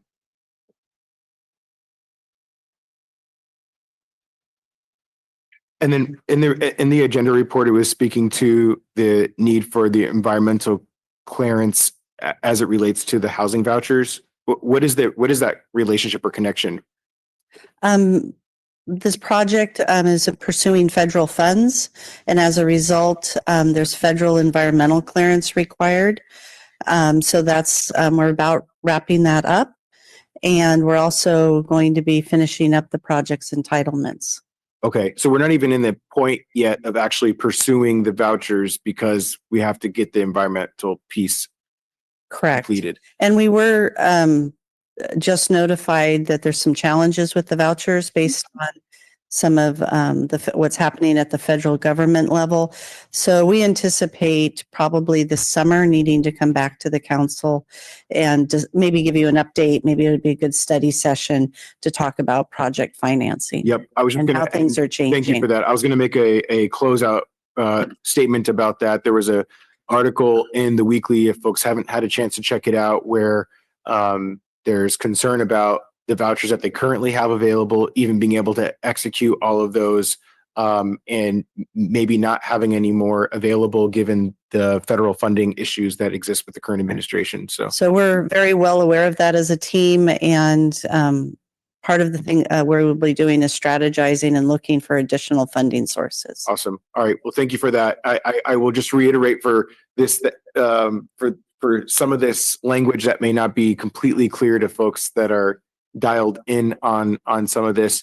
This may potentially kill the project that we've been discussing because I think in a huge way we've been dependent on the idea that we would be getting these housing vouchers. So for the Mid-Penn project makes me a little bit nervous, but I look forward to the continued discussion, and we'll try to keep hope alive that we'll figure out an alternative strategy in case that doesn't pan out.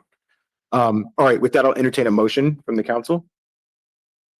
Okay. I move that we accept the consent agenda, except for 6. number 6. And then for item number 5, it's Rash and Smith that are saying no. Okay, and then to actually make a note, number 5, Councilmember Smith and Rouse as a no. Okay, so it's been moved and seconded. Any other discussion? All right, roll call vote, please. Councilmember Garcia, Yes. Councilmember Rash, Councilmember Smith, Yes. Councilmember Barber, Yeah. and Mayor Williamson. That's a yes for me.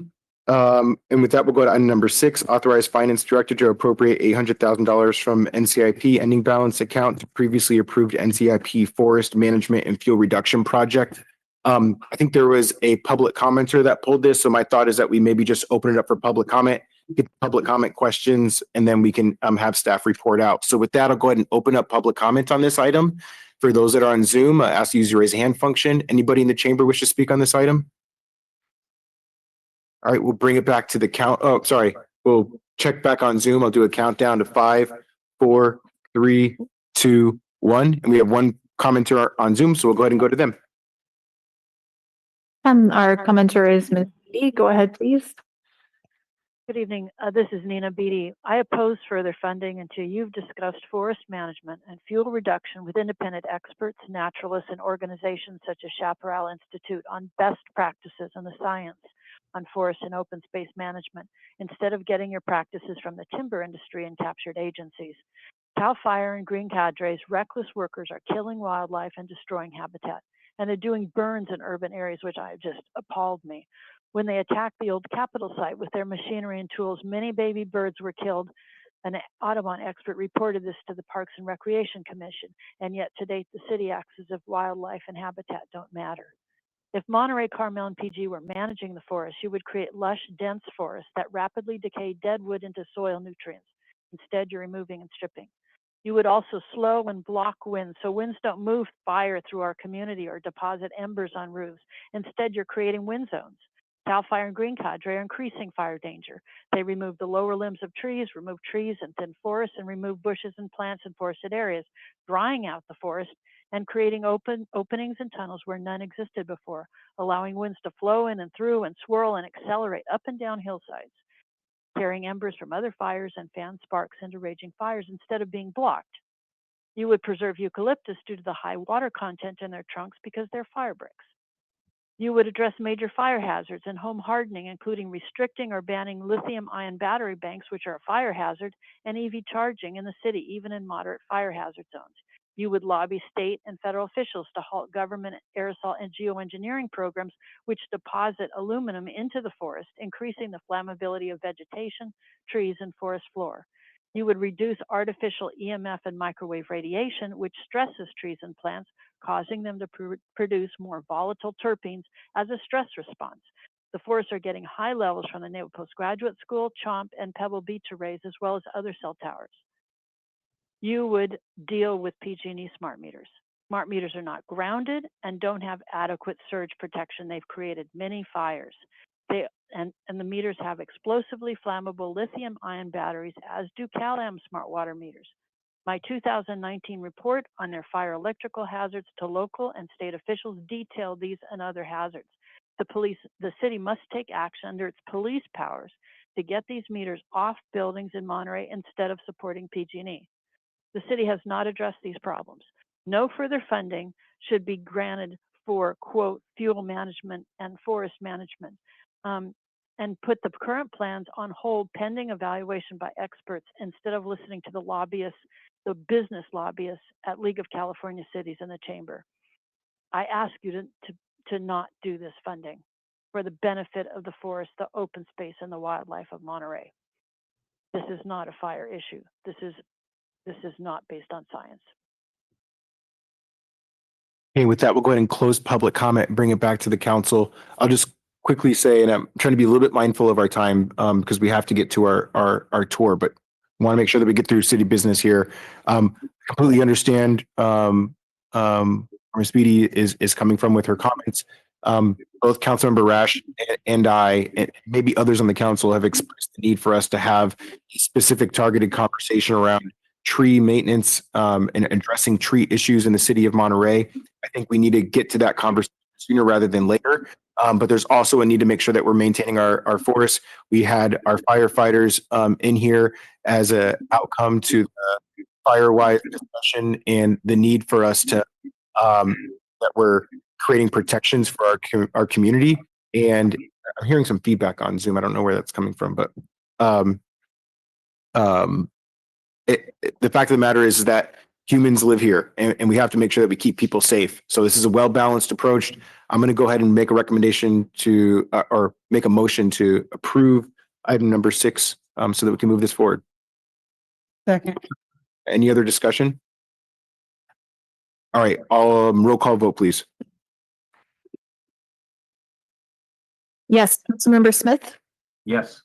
Councilmember Garcia, Yes. Councilmember Barber, Yes. Councilmember Rash. Yes. And Mayor Williamson. That's a yes for me.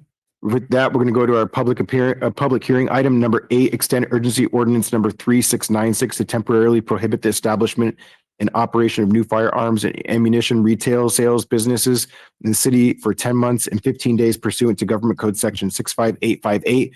And I'm going to ask staff to keep this presentation to a minute and a half. Yep, we'll keep it brief, and we have Community Development Director Kim Cole.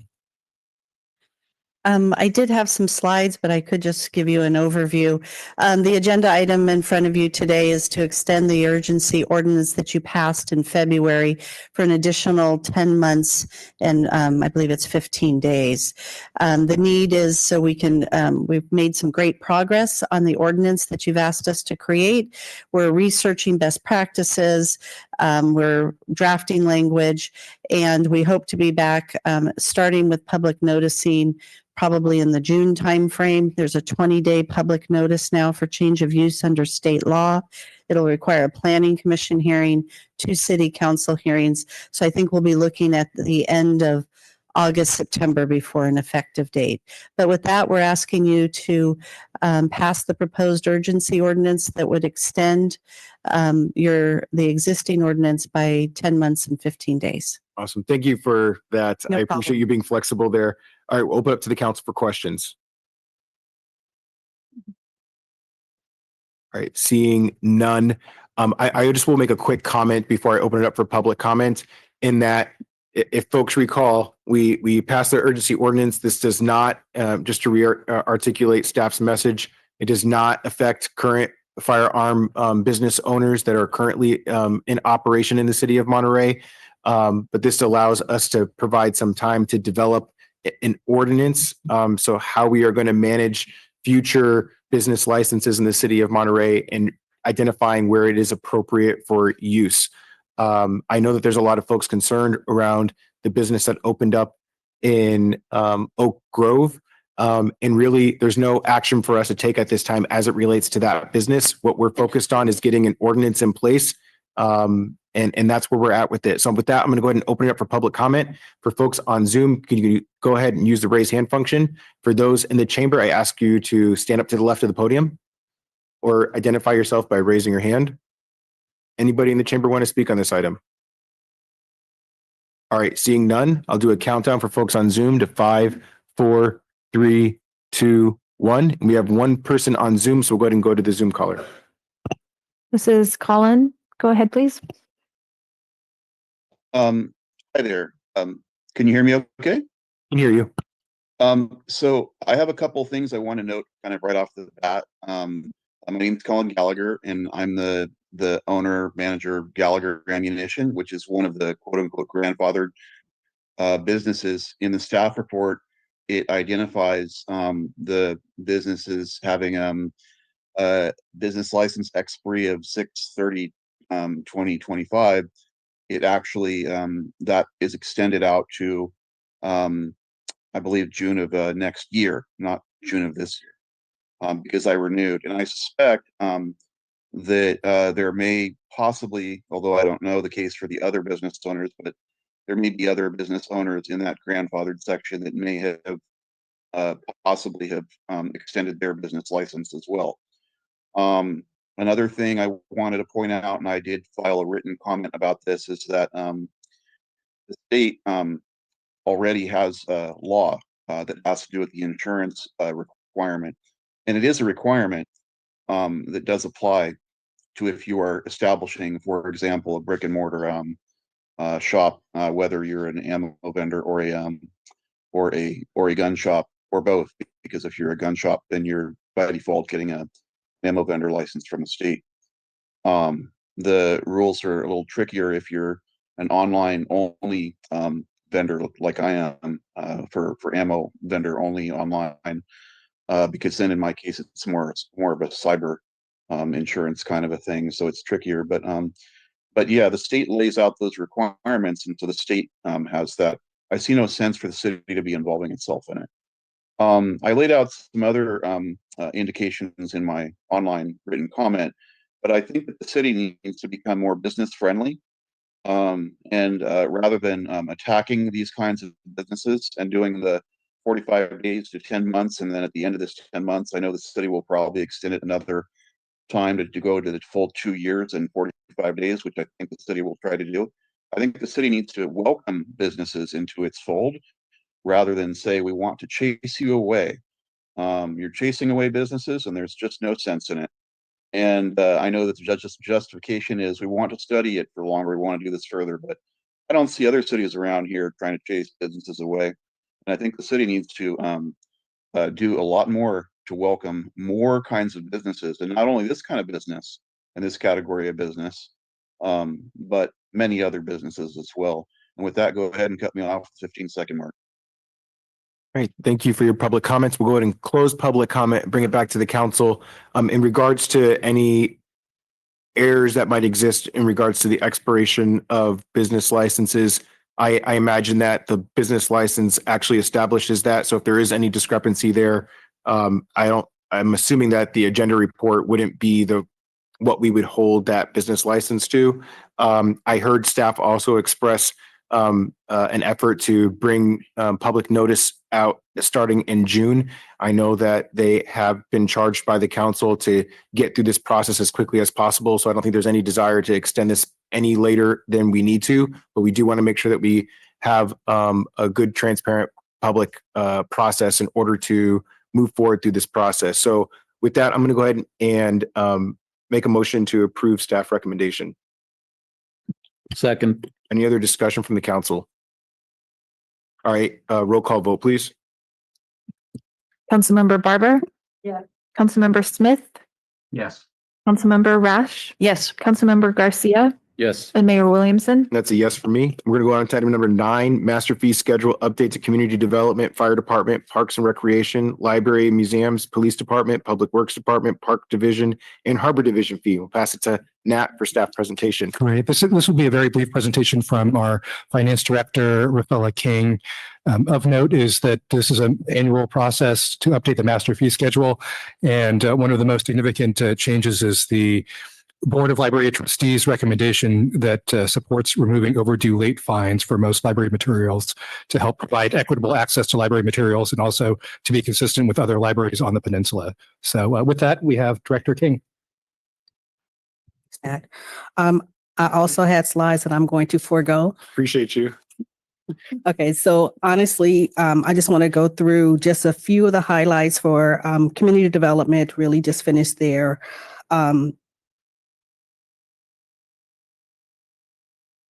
5-year plan. So they had to go through their permits. So all the permits, they have gone through all those plans and rates were increased to the current fully burden rate for staff reimbursement. And pretty much for all of the departments or all the departments that are listed, they really went through their and adjusted for fully burdened rates. That's most of the increases. Fire department increase, life and safety, reinspection fees, plan check fees. Some deletions were to delete fees for second, third, and fourth Fire Prevention Bureau. Other fees, they adjust for false alarm responses to fully burdened rates.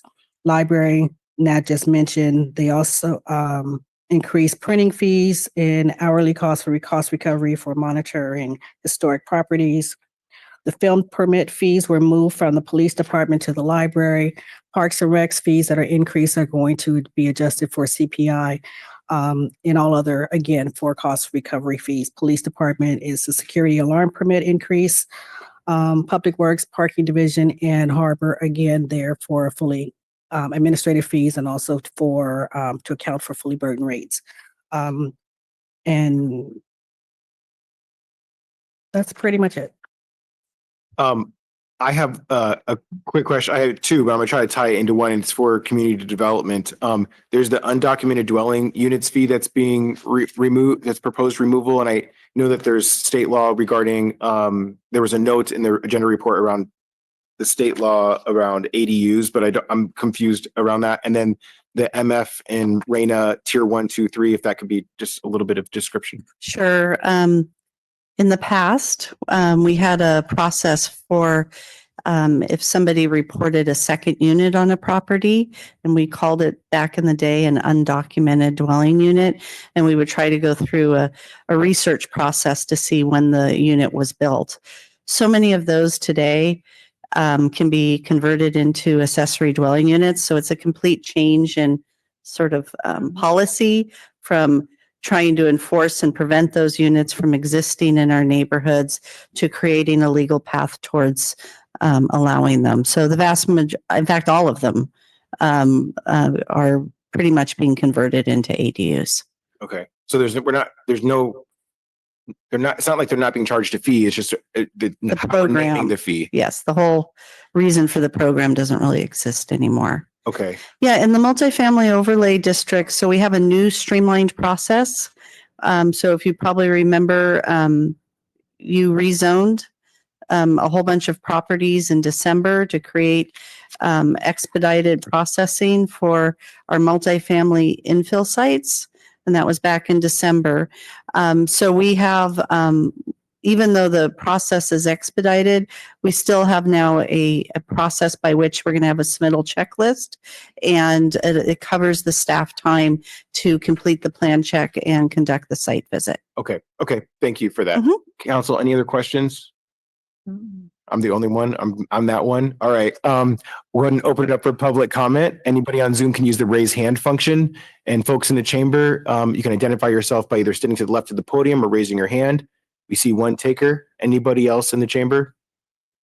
All right. So we'll cut it off in the chamber. I'll do a countdown for folks on Zoom to 5, 4, 3, 2, 1. And we have one person on Zoom. So we'll go ahead and take the caller in person. Julie Gorman, Mayor Williamson, and City Council. I'm opposed to adding the zoning clearance permit to the master fee schedule until the ordinance is placed on the City Council agenda for discussion, public comment, and the City Council determines whether to adopt and amend Chapter 38 of the zoning ordinance requiring the issuance of the permit. As I stated in my comment, only the principally permitted businesses will be required to be issued the zoning clearance permit prior to occupying a specific property. And after the permit is issued, the business cannot continue to occupy the property when the land use is changed, cannot change the structure, and cannot add additional square footage or floor area to expand the business. The Planning Commission and the City Council recently approved the bike rental as a principally permitted business use in the Cannery Row and C2 districts. But bike rental will no longer be principally permitted when the business will now be required to submit an application to the Community Development Director, who will decide if the bike rental business or any of the other principally permitted businesses will be issued the zoning clearance permit to occupy a specific property. The Community Development Director added the zoning clearance permit on to the master fee schedule, empowering herself to decide whether or not a principally permitted business can occupy my property and have the authority to override the Planning Commission and the City Council and Section 38-29 of the zoning ordinance that states the businesses can occupy my property and without requiring additional approval. I'm requesting that the City Council does not add the zoning clearance permit to the master fee schedule until the ordinance is placed on the City Council agenda, as the businesses and the property owners have the right to know why the extreme restrictions only apply to the principally permitted businesses, and why, if my tenant is a principally permitted business that has been issued the permit, my tenant cannot continue to occupy my property when the land use is changed, which results in my property becoming vacant. No staff should be able to determine if a business occupies a property. That's your decision, not theirs. Thank you. And with that, we'll go to our public commenter online. Yes, I believe this is Lorna. Go ahead, please.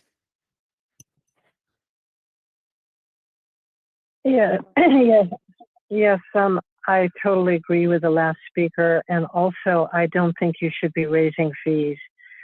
There's so much waste that can just, I think, needs to be looked at instead. And raising fees, we're at the point now where so many of us can't afford ourselves anymore. And we can't afford going to parks because they're too expensive and everything is just going up and up. And when do you finally say enough is enough? We're going to have to cut back. We're going to have to look at what we can cut back instead of adding fees upon fees upon fees. So I hope you have the humanity to do that. Thank you. Right. Appreciate the public commenters. I will note that our parks in the city of Monterey are free. I articulated earlier the point around the need for us to increase fees because we have to pay for the cost of services. It is unfortunate, it is uncomfortable, and I know that it's hard for folks, so I'm not discounting that, but we have to pay for the cost of services. It's a requirement. I'm just going to ask the community development director to come up and maybe address the issue as it relates to the zoning clearance permit. Please. So that's a proposed new permit that we'll be bringing to the city council at your next meeting. And I'll try to briefly explain it. I think you're aware of right now, there's a ministerial process for business licenses, and the community development department can't or does not review or have an approval ability over business licenses.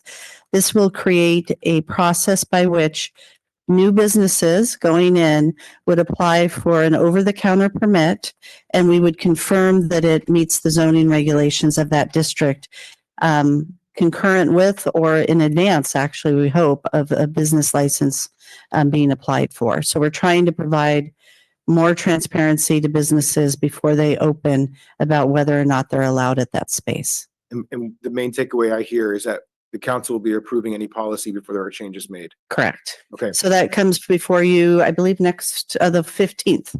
Okay, perfect. Thank you so much. All right, with that, I'm going to go ahead and make a motion to approve staff recommendation. Second. Any other discussion? All right, roll call vote, please. Councilmember Smith. Yes. Yes. Yes. That's a yes for me. Thank you all so much. It was like rapid fire there at the end. We're going to go on to a field trip that was supposed to start a half hour ago. So if our consultant is in the room, I apologize in advance. I'm going to ask the council to go straight over there. Please, public, don't stop and talk to the council. We have to get to the field trip, and I'm going to pass it to Nat. And I'll be very brief. We were planning for the field trip to go from 5:30 to 6, but since we're starting at 6, we'll try to end just before 6:30. That way council can have at least half an hour for a dinner break. We will walk to the police station. Police Chief Dave Huber will walk us through the station. We'll then tour the Emergency Operations Center, walk through Fire Administration, where we'll meet Fire Chief Andrew Miller, and then walk through the fire station and then make it back here to Council Chamber. So that'll be the game plan. Also with us, we have General Services Superintendent Chris Dwight, as well as Public Works Director Andrea Rennie, and then our consultant Jeff Katz from Core Design Group, who will be joining us this evening for the evening presentation. Perfect. On the feasibility study. Awesome. Thank you. Go ahead and recess to our evening session.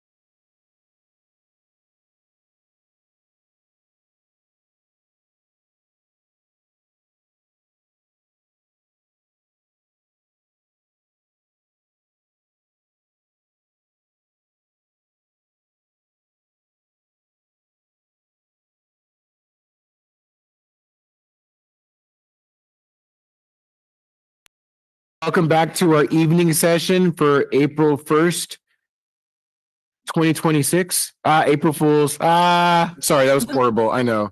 I'm sorry. I needed to. I had to throw something in there. I should have thought of a better one. Anyways, we're gonna start with the Pledge of Allegiance. Who did we leave off with last time? Okay. Gene, perfect timing. Go to Gino. Please face the flag, ready to begin. I pledge allegiance to the flag of the United States of America and to the republic for which it stands, one nation, under God, indivisible, with liberty and justice for all. All right, thank you, Councilmember Gino. And with that, we will go to general public comments for continuation. These are for items that are not on today's agenda. So for folks that are on Zoom, you can use the raise hand function. While folks are navigating there, I'll check in the chamber. Anybody in the chamber wish to speak for general public comment? All right, we have one. Anybody else? All right, we will jump back to Zoom. I'll do a countdown to 5, 4, 3, 2, 1. We have one person on Zoom. So we'll go ahead and start in the chamber.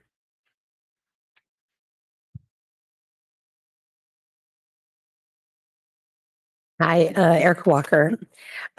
So I wanted to come today to speak regarding what we've always considered and called the duck pond. When I was young, my grandma would bring us there. I think a lot of people from our town have gone there. As kids, we would either, when we were younger, feed the ducks. We're not allowed to do that anymore. But I was really concerned because I was over at my chiropractor's, and now they have to lock the door. So you actually have to call, and they have to have somebody come to let you in. And so I was asking why is the doors having to be locked? And he said, well, they do this needle exchange across the street. And so when I was looking out the window, I said, oh my gosh. So I took a picture, and they do this needle exchange right out the window, which is less than 30 feet away from the YMCA. And so what I was trying to do, because he was saying it's been a really bad ongoing problem. And there's a lot of different other outreach agencies that do a lot of type of work here.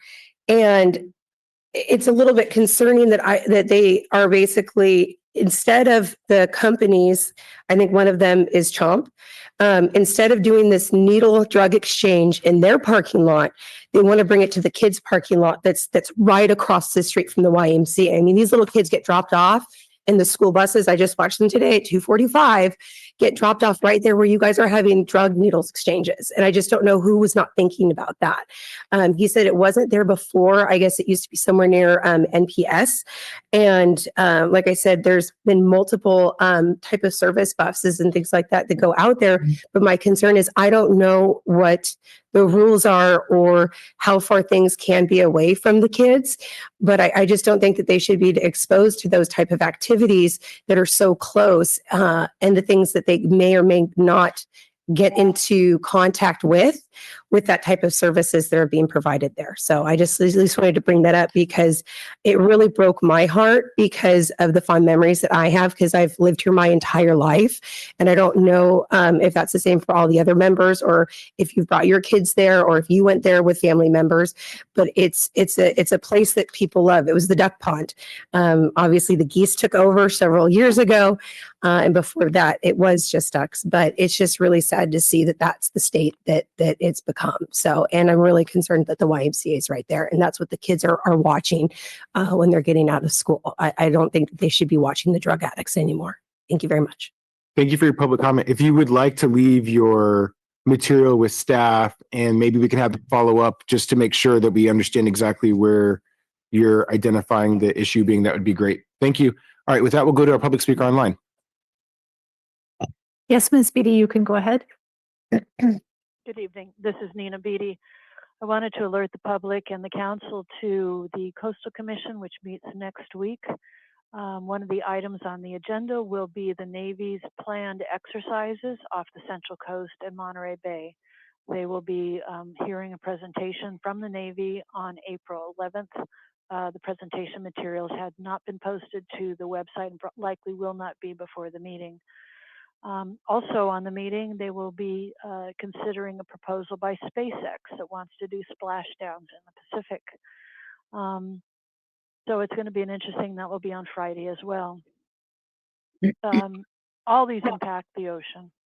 Moss Landing fire, toxins, the heavy metals, and the other chemicals that were released into the air and into the water continues to be a very alarming issue, with both counties, Santa Cruz County and Monterey County, seeming to block information and discount this and make this not something that the public should be aware of. We do not know the levels of contaminants that are in the crops, in the soil, on people's homes. Many people have gotten sick, and those people are not being respected or assessed. The information's been very lacking from the county. Probably the best information was from San Jose State University Moss Landing Marine Lab, and that's been downplayed by the county. In addition, more and more information is coming out about the contamination at Fort Ord, which not only contaminates the land, but also the seaside water basin is underlying the most contaminated part of Fort Ord, and that's the water that comes out of our taps. We drink it, we bathe in it, our children are bathed in it, we water our plants with it. There are a lot of things that are impacting this bay that are the reality check of where we really are, plus the conversation you had with the Fisheries Trust last year about the very dire strait of the Monterey Bay. And against that, we have, this is the backdrop internationally of things going on internationally, the genocide in Gaza, the actions by the US against Russia, China, North Korea, and many other countries, a history of aggression. We have on Thursday or Friday is the anniversary of the assassination of Martin Luther King, who I don't believe he used the word equity. He talked about justice. And he talked about this nation being a nation that could chart a different course towards restoration and wholeness and healing and equality of everyone. So I just wanted to bring some of these issues to the public's attention, to your attention. These are all very impactful to us on the Central Coast and in this community of Monterey. And these are things that. All right, I'm sorry to cut you off. It went over the time. Thank you. All right, and with that, we'll go ahead and close public comment. And we will have 3 presentation items. So item number 11 on our agenda is to receive a presentation on Monterey Public Safety Facility feasibility study.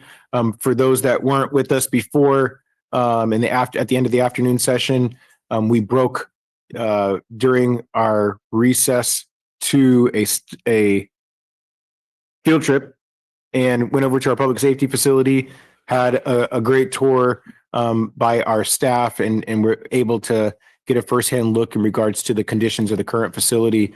And so this is just going to be an extension to that, more or less, and really excited to hear what we have in front of us and have a good discussion with the council and the public around what the opportunities look like moving forward. So with that, I'll pass it to Nat for staff presentation. Great. Thank you so much. And thank you, Mayor and Council, for participating in such an engaging tour of the Central Public Safety Facility that includes not only the police station, but also Fire Station 11, Fire Administration, as well as our Emergency Operations Center. As you all heard, the facility was opened almost 62 years ago. It'll be 62 years next month. And there are major needs for the facility. Today, this evening, we have with us our Public Works Director, Andrea Rennie, as well as Jeff Katz, who's a principal at Core Design Group.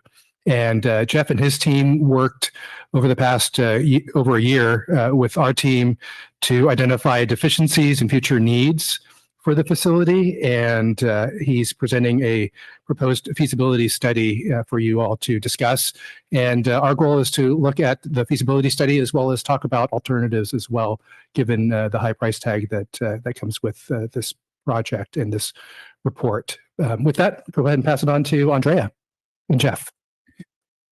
Thank you very much. We have a presentation. Mayor, council members, members of the public, good evening.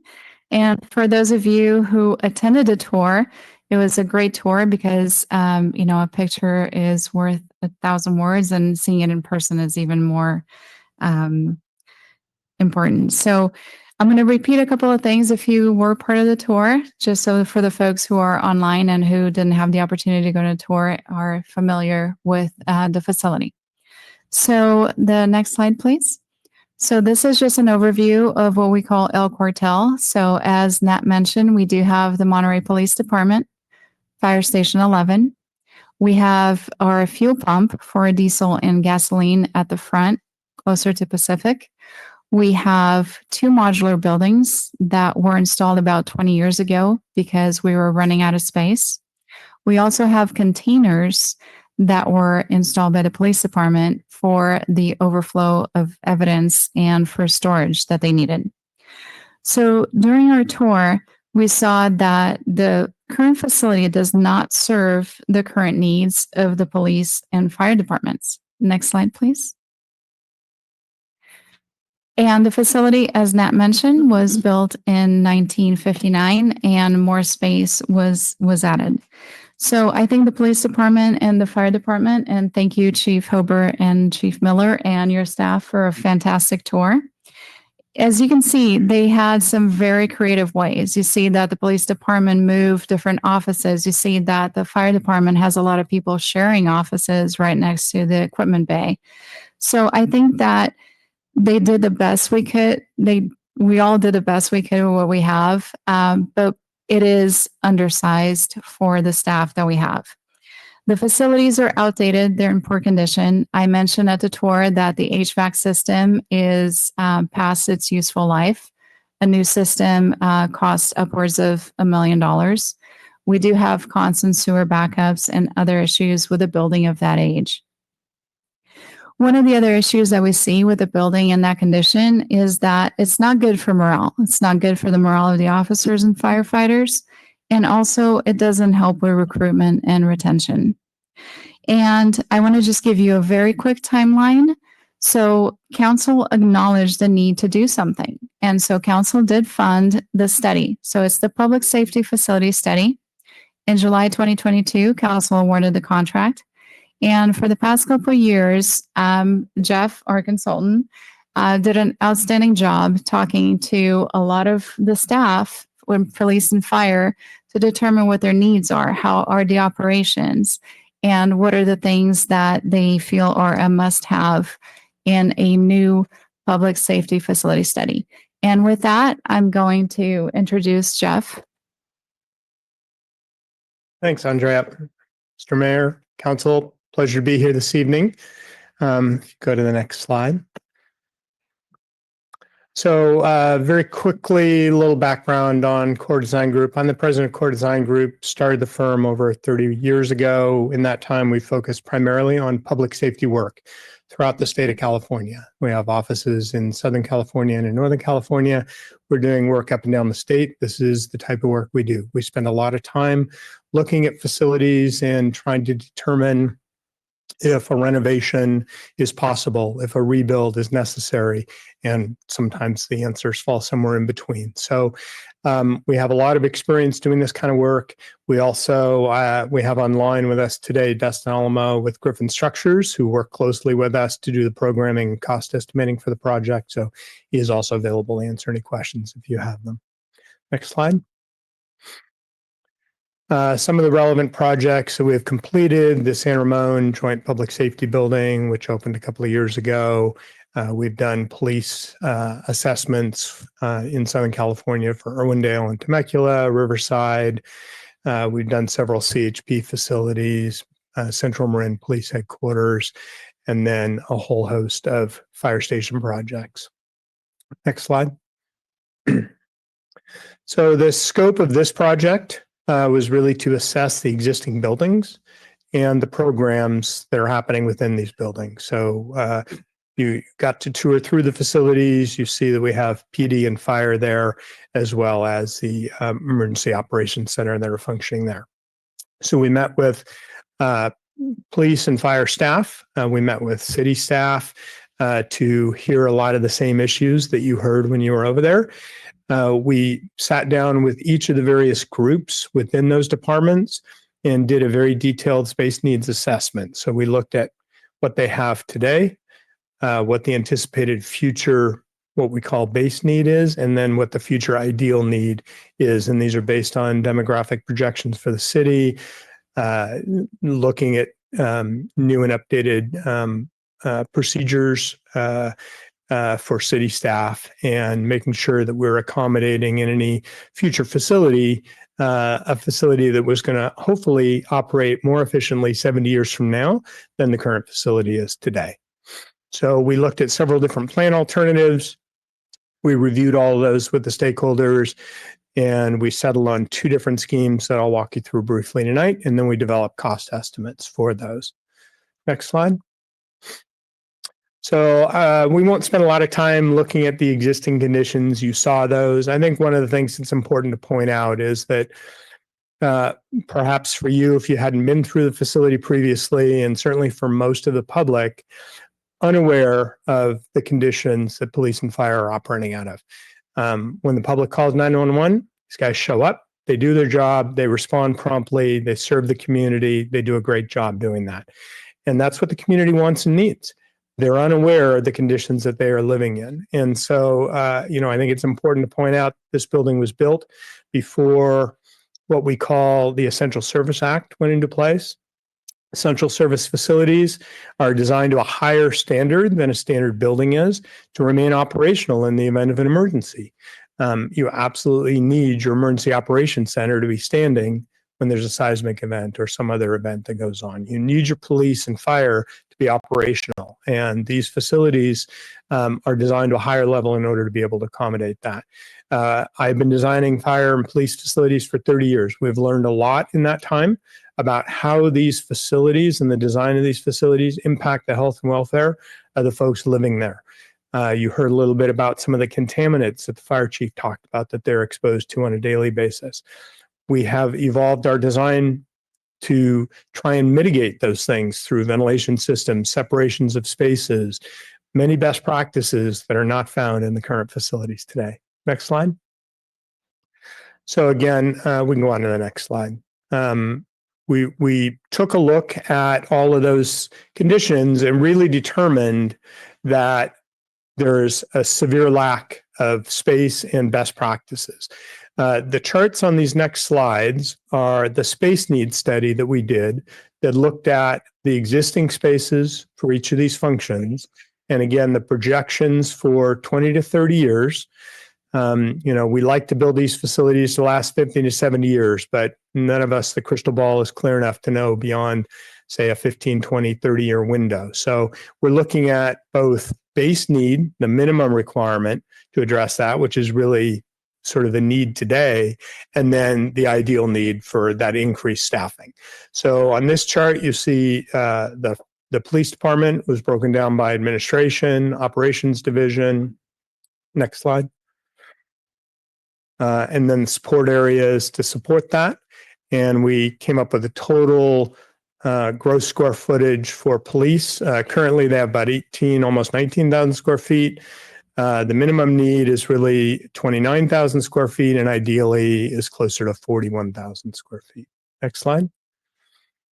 And we also looked at having both functions on site. How could we combine some of the functions and share those things and create some efficiencies of space? So we talked a little bit when we were on our walk about the EOC being also a training and community room space, multi-purpose room. That's something that can be shared with the 2 departments. Executive, chief level spaces for PD and fire, sharing some spaces, staff restrooms, perhaps fitness spaces, building services, those sorts of things. So that totals another 7,000 square feet in the ultimate build out option. Next slide. For fire, we went through and looked at all of the existing spaces, and then again, based on best practices, what we would expect for a station serving the number of personnel that are there. Currently, there's about 9,100 square feet of space. really wants to be closer to 12,000 square feet. And the difference in the ultimate build out versus the base need is pretty marginal. Next slide. And then so that we could look at minimizing potentially some cost on some of the spaces, we looked at building what we called additional resource building that might not be designed to that essential service requirement. So slightly reduced level of safety in the design of the building. And that was another 3 or 4,000 square feet for those functions. So in total, the current space existing on that site is almost 34,000 square feet. And we've identified a building anywhere between 55 and 73,000 square feet as the need for the city going forward. Armed with that information, next slide, we developed, we also looked at some of the site elements. So we looked at parking, which is underparked currently. We looked at exterior building elements that were required for the various entities on site and developed the information that was necessary associated with that. Next slide. So armed with this information, don't expect you to understand what this slide is, only to show you that we did 9 or 10 different options and met with stakeholders and analyzed each one of these. And there were a variety of different components looked at here, from how do we phase construction, how do we salvage some of the existing components, how do we build around some functions on site, do we change the orientation of where fire and police are exiting out onto. All of those things were assessed with stakeholders. Next slide. And we boiled it down to 2 different options. So in this first option, this is a what we'll call sort of a basement level. We have the shooting range down at this lower level, and then we have below grade parking to accommodate all of the necessary secure parking for the facility. Next slide. And then we have predominantly a single-story building housing PD functions in blue, the shared spaces there in purple, the fire functions in red, and the additional resource building there in the orange color in the upper left. Next slide. And then we did have some activities that would occur up on the second level, but we tried to maintain as much of this all on one level. From an operational standpoint, this seemed to work the best, but obviously creating that below grade level has some significant costs associated with it. So then we looked at a second option, next slide, that just has the shooting range down at that basement level. Next slide. With the majority of the parking occurring at grade. So this is all secure parking with the exception of a small public parking area in the lower plan right there. So again, PD in blue, shared spaces in purple, fire in red, and that additional resource building in orange. And then next slide. In this configuration, you can see that we're building a fairly significant second story. So we're building over the fire station, over the apparatus bay for the fire functions, and then over PD for most of those additional PD functions. So we took these 2 options. These were the 2 that were refined with input from stakeholders. And we asked Griffin to go through and put together cost estimates for these. Next slide. So again, a little hard to read, but essentially we broke the estimates down by construction cost, some geotechnical environmental issues, testing and inspections. The building cost, the first line there is obviously the most expensive, and that's based on square foot costs from similar facilities. But you can see on the left-hand column there for option 1, where we have the below grade parking, there's obviously a significant cost associated with that compared to just having the shooting range down at the lower level. Next slide. Additional costs for FF&E, furniture, fixtures, equipment to outfit the building, relocation expenses. In both these options, there's no real way to maintain either of these operations on site. So we'd be relocating and creating temporary facilities elsewhere to do that. and then IT systems and equipment costs. Next slide. Construction management, city fees, utility and connection fees, and contingency gives us the totals that you see there that range from 126 to 138 million dollars for these projects. So it's obviously a significant expense, but you are getting a significant improvement in facilities to serve your police and fire personnel for the next 50 to 75 years and the community of Monterey and all of your constituents. Next slide. So some of the benefits of building new, we've kind of talked through a lot of it already, but obviously starting with a fresh slate and building to meet the needs of today's police and fire facilities, both from a security standpoint, best practice for health and well-being for the firefighters and police officers who are working out of these facilities, designing to essential service facilities, complying with all current building codes, building a more sustainable building, latest technology, and incorporating that future growth that's necessary for the department. Next slide. I'm going to turn it back over to Andrea. Thank you, Jeff. Thank you. And for those who did not have the opportunity to go on a tour, here are a couple of pictures of the fire and police department. So just to summarize, the existing facility that we have HVAC that's failing. We have plumbing and sewer issues. We have constraints, insufficient staff, training, and storage space.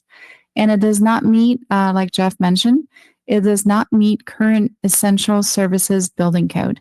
So one of the reasons why when you see a high price tag for public safety facilities is because generally we don't build buildings to withstand the strongest earthquake. It's just not feasible. It's not economical. But when you're talking about a public safety facility, like Jeff mentioned, we want to make sure that that facility is standing when we do have a strong earthquake. Next slide, please. Okay, so before we go into alternatives, I just want to put into perspective, there are most of the public safety facilities that we have in the United States right now were built in the 50s and 60s. So we're not the only city that's looking at a new public safety facility. City of Garden Grove is looking at a new facility, and theirs is at a cost of $152 million. They are just started construction, and they're funded through a 1% sales tax. Palo Alto is in final construction, and that is a $120 million facility that was funded through bond sales. Mountain View, their facility is not yet built. The estimates are at the tune of $210 million. And they're looking at funding through possible tax measure and bonding, but they're also revising the scope right now to see if they can cut cost. So with that, a couple of ideas and thoughts that we had is I know that we as staff had sticker shock when we saw the price, and I assume that you did as well. So the alternatives that we talked about is one, direct staff to find a mechanism to fund either option 1 or 2 and go into detail. Direct staff to research and return with different options such as expanding or remodeling the current facility. And then the conversation also is that we should not keep the status quo.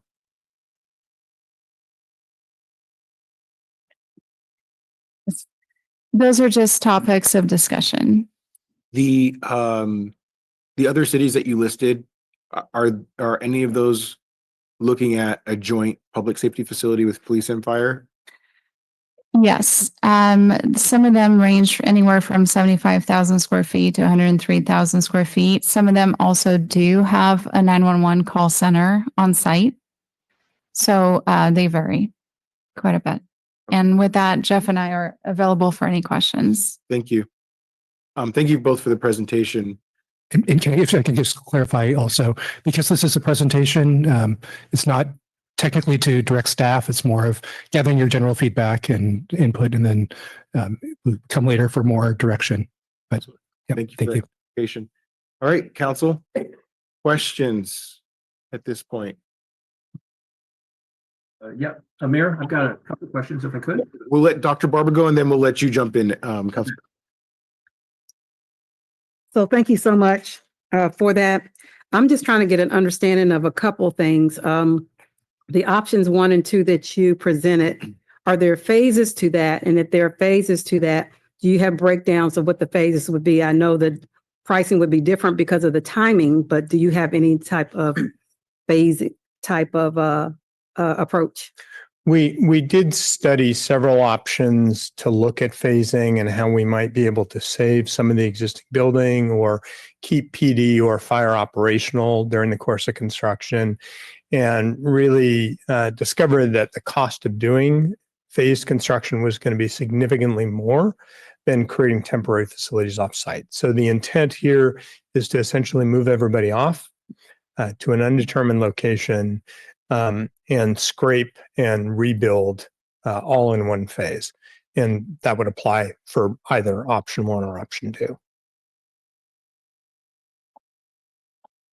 Okay, thank you. So I guess my other question to that is not phasing to the point of how you're actually going to build out option 1 and option 2, but if because of the amount and we wanted to look at something and getting something started because 1959 to now, that's a lot of time and it surely looks like something needs to be done, no question. But I guess my question is, if we phased it per year or per whatever, so that funding mechanisms could be found to do what is being proposed, how would that look? I know that you can't predict the future for what construction costs would be if you did this phase first. What phase would be the most important? How would that look? Have you looked into anything like that? And then like second year, third year, if once we get funding mechanisms in place, can do X, can do, go forth like that with the approach. Sure. So a project like this is probably 24 to 30 months of construction. It's a significant time frame to build a project like this, especially option 1 with the below grade parking. I suppose it would be possible to phase to build the fire portion first and then come back and build the other portion. It's just very difficult to maintain operations on that site when you're doing significant construction like that. So building one piece of this building and then trying to build the rest while you were operational there, there would certainly be a cost impact to that. Okay, thank you so much. All right, Councilmember Smith. Yeah, thank you very much. And I'm sorry I wasn't there to be able to do the tour. But I'll take the cop out that 45 years ago, I started working there and pretty much know the building by the back of my hand. As we were going through the photographs, I was thinking about a couple of questions. When you showed the picture of one of the options that showed a possibility of doing upstairs, from the screen where I'm at, I couldn't really see what the nature of the services would be for the upstairs. So I guess it's a general question of what were you envisioning for the upstairs, because it looked like that option, you needed that space, you needed the square foot. But what were you thinking that the upstairs services would be providing? Right. So in option 1, it was somewhat limited upstairs. So that right there. So fire admin is what you see there in red. Yeah, we can kind of zoom in on that. So mostly police admin. And then we did have the investigations unit upstairs. And then we had some shared spaces as well. So in this scheme, we were kind of limiting the second floor. And in the alternate scheme, put 2 slides forward. In this case, we've got much more significant build out of living quarters for the fire station, as well as admin, and then several other PD units that would be housed upstairs as well. So, and these are just sort of bubble diagrams of the spaces. The detailed design would come in the next stage. Right, okay. And when you were talking about the EOC, Obviously, it'd have to be downstairs, but what was the space need of a modern EOC? That was sort of charted out. Yeah, so on the space needs assessment, I don't have that number on the tip of my tongue, but if you have the chart available again, we can go back to that. But that EOC was set up both as a training and community room, as well as would be usable for those EOC functions. Dustin, you may have those numbers handy. I do. Yeah. Good evening. The EOC and training room combined with a multi-purpose room that could ebb and flow as you need. You could have partitions. In total would be about 1,800 square feet. So 900 for the EOC and 900 for a training room, having the ability to combine those and increase as necessary. So that would get about anywhere from I'd say 60 to 75 people in totality, or 30 and 45 if you split them up. Okay, thank you. Just want to keep it moving along with a couple other things I wanted to talk about. Was the range downstairs? I know there's a tremendous expense when things are downstairs. Any thought about relocating maybe the range and evidence that would actually not be in the primary building, but possibly off close to where the present admin for fire or investigations is located, on the same property, with an upground or above ground range might be an opportunity for cost savings. And since you need more of the room and trying to not force too much upstairs, any thought about a different building for evidence and range? So in terms of the range itself, the site actually is very constrained for the amount of parking and the amount of building area that we need to accommodate. From a functional standpoint, keeping that range below grade, having the ability to create some scenarios where you could drive a vehicle down was a benefit. And from a cost perspective, with some of the sound attenuation and other elements would have to go into an above ground range. I don't know, Dustin, if you've got anything you want to add about that, but I think it would, I don't know that there would be much of a savings there. Agreed. I think it's just a trade-off between, do you want parking below or the range below? The site doesn't have enough capacity to do one of the, or to have both above. So you have to kind of pick your poison, if you will. But I don't think there's a significant savings either way. And you might even consider the footprint of a range is relatively compact versus parking that would require all the circulation factors. And, so putting parking underneath actually creates a bigger footprint than you would have a range, increasing the costs. Okay, great. I'm familiar with a lot of the other police departments that are relatively new. Was your company involved in El Dorado County Sheriff's Office? No. Or Yuba County Sheriff's Office? Neither. Dustin was involved with the Salinas project. So that is one nearby that Griffin was involved with. Okay, great. That's the only questions I have right now. Thank you. Anybody on this side of the room? Please. What percentage, I'll use, do you allocate to architecture?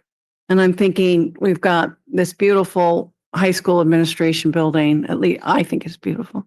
And then we have our campus, which are really beautiful buildings. We're across the street from the library, which is a lovely historic building almost. And so I would think that the architecture would be very important, especially if we go out for a bond. So what percent of that, how do you figure that in terms of the total cost of the project?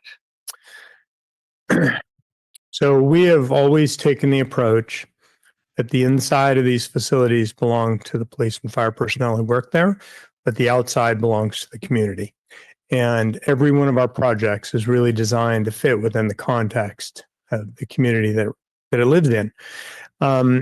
We really, I think I only have one project in my career that we had somebody come along and say, here's another $1 million. I want it to look prettier than it looks. The cost of the architecture isn't a driver on these projects.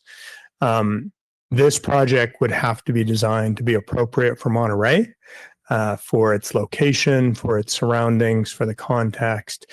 It wants to say civic,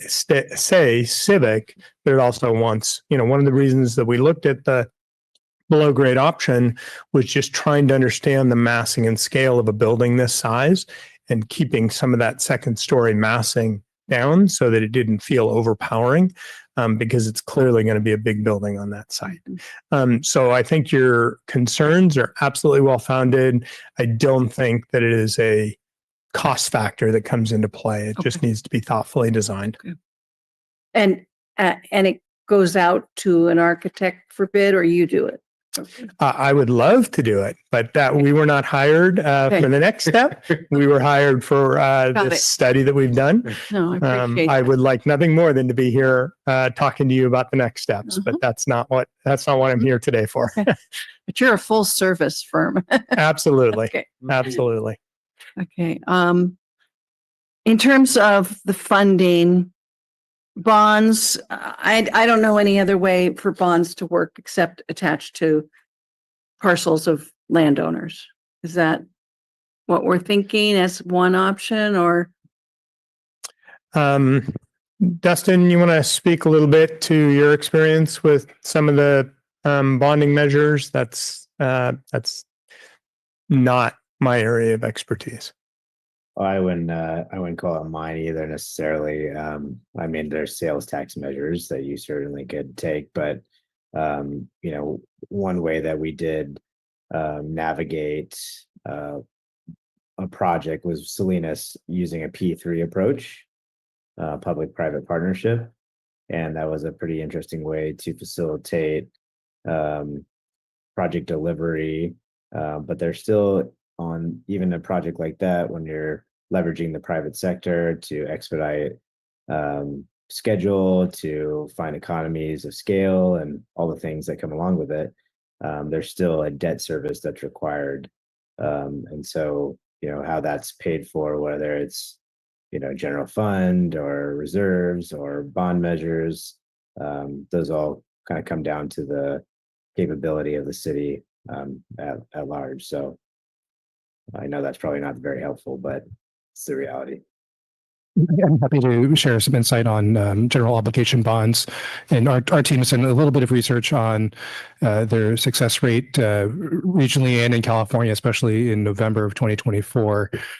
General obligation bonds, like Councilmember Rash, like you mentioned, it would require a 2/3 voter approval, and it would essentially be a additional tax on top of property tax based on depends on how much it's being bonded and the life of the bond, whether it's a 30-year or 20-year bond. And it would be a levy that assessment based on a dollar amount per $100,000 of assessed value on each property. There's just a couple of examples to share with you. In the city of Marina, for example, they pursued a $50 million bond for their fire and police station this past November. And this would have been, again, $50 million bond at a rate of $54.74 per year for every $100,000 of assessed value. So for a $1 million house, $540 would be assessed on each property. And that would have been a 30-year bond, and it failed at 60%. For voter approval. It requires, again, 2/3 vote, 66.66%. In Santa Cruz County, they had a bond measure, $221 million this past November for their central fire district. And it would have been a $29 per $100,000 of assessed valuation. And that measure also failed at 57%. There's some other examples too. In Redondo Beach, they went through a joint fire and police station project, $94 million bond, $17 per $100,000 in valuation. It also failed as well. So those are just some examples. There was one that passed in Sacramento. That one was $19 per every 100,000 in Sacramento Metro, $415 million, but large district. So the success rate does vary depending on how it's for these types of facilities and bonding, depending on the level of support in the community. But that's generally how it works. And we haven't done any polling or other research on the topic, but provides you with some insight. Thank you. That's You're very helpful. Mhm. Do they ever go over 30 years? The bonds? Not that I'm aware of. Okay. 30 years is very typical. There was one, Watsonville had the Pajaro Valley Healthcare District bond, $116 million for their community hospital efforts. It was around 31 to 32 year estimate for that bond. It passed. Some of you may be familiar with that effort to save the Watsonville Hospital.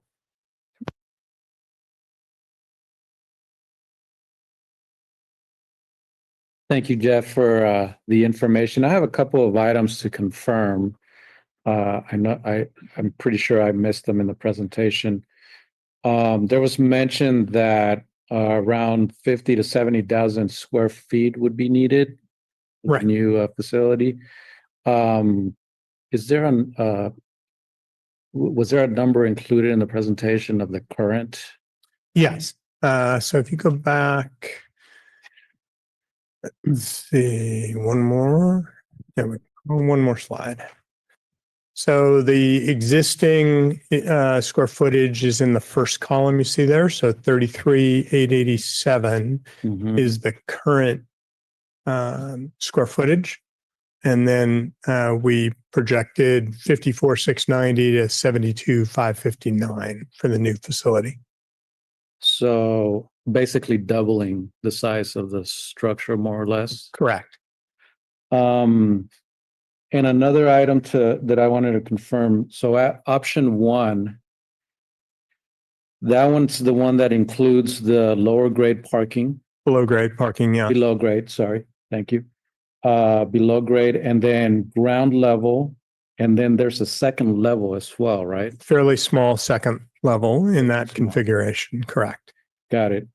Now, was there any consideration to maybe have ground level and second level, and then maybe parking structure have like a second level?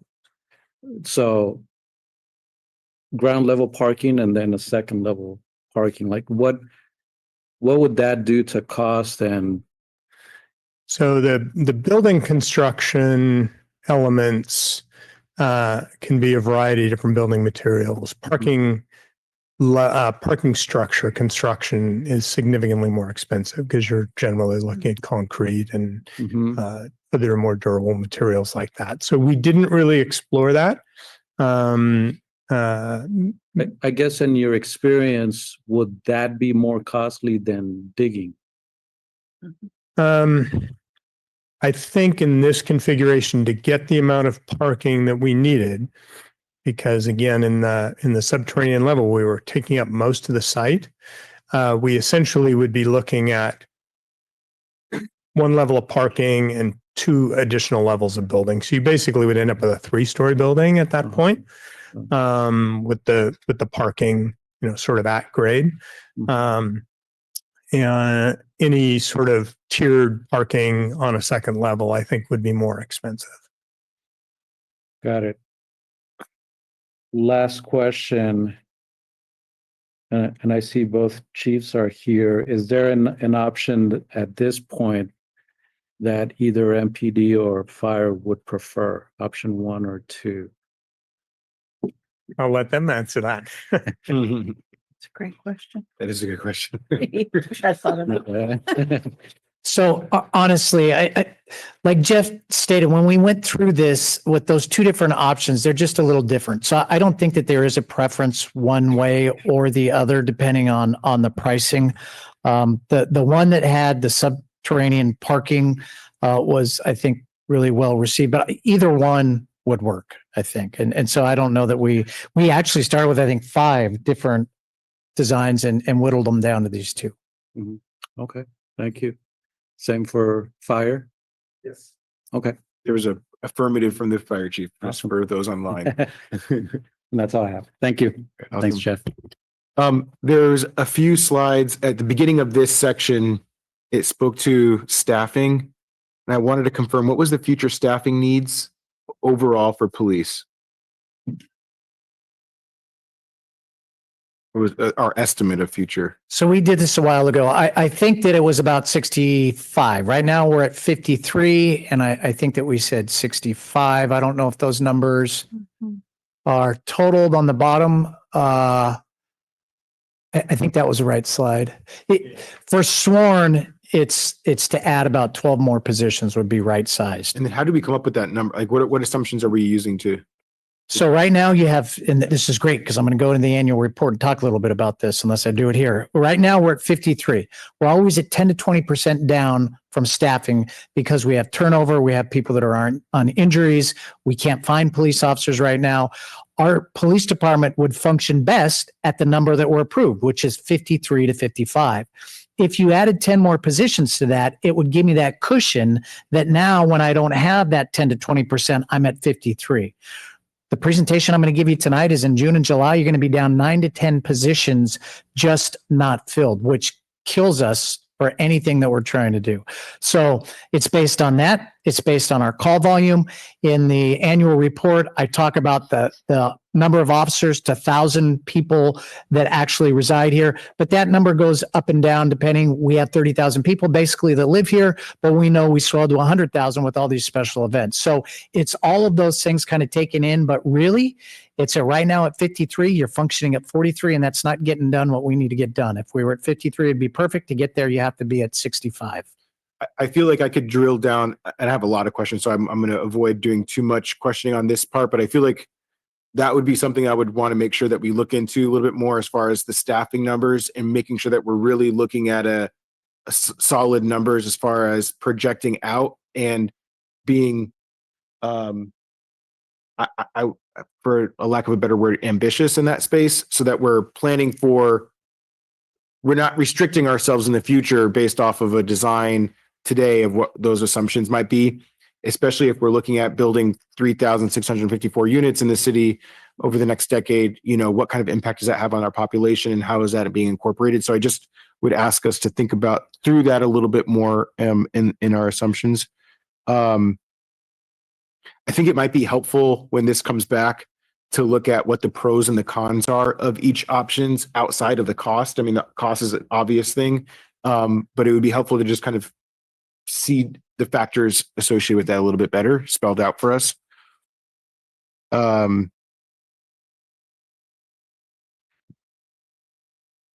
was something in the report about the building not meeting the requirements for an essential services building. What, can somebody describe that a little bit more in regards to what that means? Because to me, if this isn't an essential service building, I don't know what would be. Right.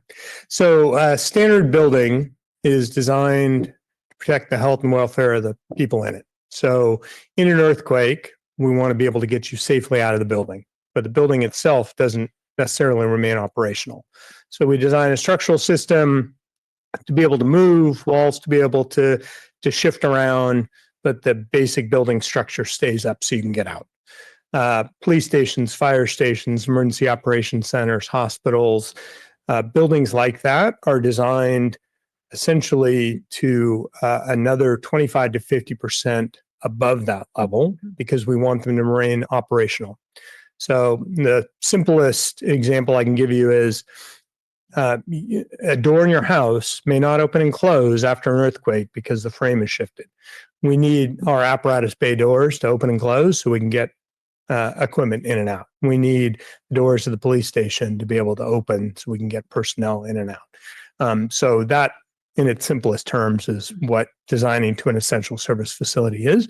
There are other factors that come into play, from backup generator systems that need to run for a certain amount of time, other elements that factor in, but the basic building structure is the thing that probably you can understand the most easily. Okay, thank you for that. I just was oh, okay. I read it wrong. It says the buildings, and that's the current buildings don't meet the standard. I read it wrong, but thank you for the explanation. And that standard was enacted in the mid 80s. So anything wasn't designed to that. But even buildings designed 25 years ago aren't meeting today's code requirements. So that goes into any ballot initiative that campaigning that we do. Just kidding. Kind of. All right. Ed, I saw your hand go up. Was your point on that, or did you want to wait till I was done? I'll wait till you're done, and then just another question. Okay.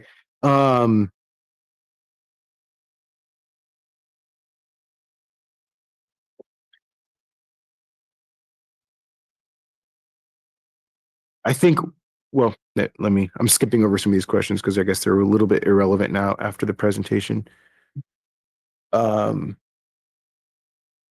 think one thing that would be helpful to, Nat, I know you were talking about doing some initial analysis on ballot initiatives. It would be helpful to see a comparison to ones that failed versus ones that succeeded, and doing a deeper analysis into the why of where the failures were and what caused some to be successful. We can certainly do that. And I did misspeak earlier. Redondo Beach did pass in their instance 71%. Okay. But I think I misspoke earlier. Thank you. And then maybe this is for Chrissy. I thought that there was and I might be confusing this with another tax initiative that might be different than a bond, but I thought if it was citizen driven, that it required a lower threshold to pass. There is something about that, yes, for a special tax. Yes, if there's an initiative put on by the residents, it has a lower threshold for a special tax. I don't know how that works for a about bond. bonding. Yeah. Okay, so maybe we can try to look into that too. I'd be interested because I'm happy to lead a citizen initiative if that allows us to achieve a more successful outcome. And then another thing, I have it in a form of a question, and it could have just been a comment afterwards, like a lot of the things I'm saying right now, but funding opportunities, I'm not sure if we looked into that, like where could there be grants that are offered? I know that is unfortunately a challenge right now with the current administration at the federal level, but at the state level, where do the opportunities exist there? So I'll kind of pause with my rest of my comments for now. I'll come back later. I'll pass it back to Councilmember Smith. Yeah, thank you, Mayor. This question is for Jeff. Jeff, you were talking about the square footage, and we were weighing parking and the space needs. So I'm assuming the answer to this question, do we have adequate square feet to achieve what we need on the property? And if we build out the property, what does that do for parking? So short answer, yes, we do have adequate space. Both designs utilize most every inch of that property in order to accommodate that. So either surface parking with a smaller building footprint, or the below grade parking where your building is expanding at grade. But in either case, we're able to design for those needs. And one of the maps, it looked like you were placing the building towards the front of Pacific Street in Madison, and the majority of the parking was in the backside of the property. Is that correct? Correct, because all of that parking, with the exception of some minor public parking, wants to be secure. So one of the things that Chief talked about on the tour today was the fact that there's little to no security for staff today And that creates some real challenges operationally. So making sure that we're creating that secure parking and keeping it all together is going to be an important aspect to the design. Okay, great. And I'm glad you talked about the security of the site, because that was a question I naturally had when I saw the parking in the back. So the assumption would be that the parking on the property would be for facility users only. Public parking, there would be an opportunity to carve out something for public parking for visitation. Correct. Once it's designed, rather than it just being a contained square with gates. Correct. Redesigning that and accommodating the visitation need. Yes. Okay. Just from a historical standpoint, I just wanted to offer that there was once upon a time temporary buildings that were on that space. You've probably been told this. That is in the space that faced Madison Street, very close to the back door of the watch commander's office. And there were two buildings that were placed there, and with the intention of them being 7 to 10 year temporary buildings to house the city attorney, the city clerk, and a variety of other services. And I believe that those temporary buildings remain for over 35 years. So we've been in a cycle of trying to accommodate the public space needs of a variety of offices. And since it's been since 1959, I think it was grown out of its space by about 1963. So it's always been a small building and always had problems. And it's been a patchwork of redesign and cut and, try and squeeze everybody in. And so right now we have displaced employees, which is a significant piece to recognize that investigations is not even in the building.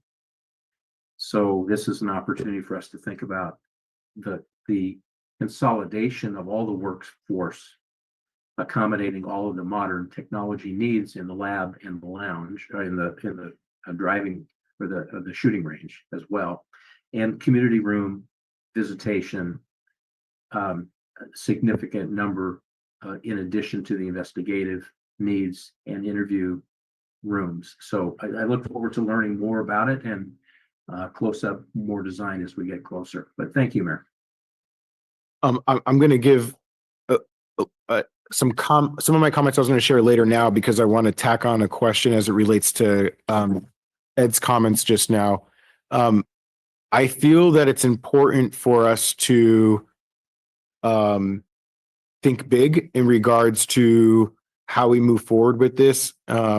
We have to see this as an opportunity and not allow our fear or concern around the potential pushback that might exist, which, not to say that we don't recognize that and find a strategy around how to appropriately handle that. But we shouldn't allow that to drive the process and how we think about going about this.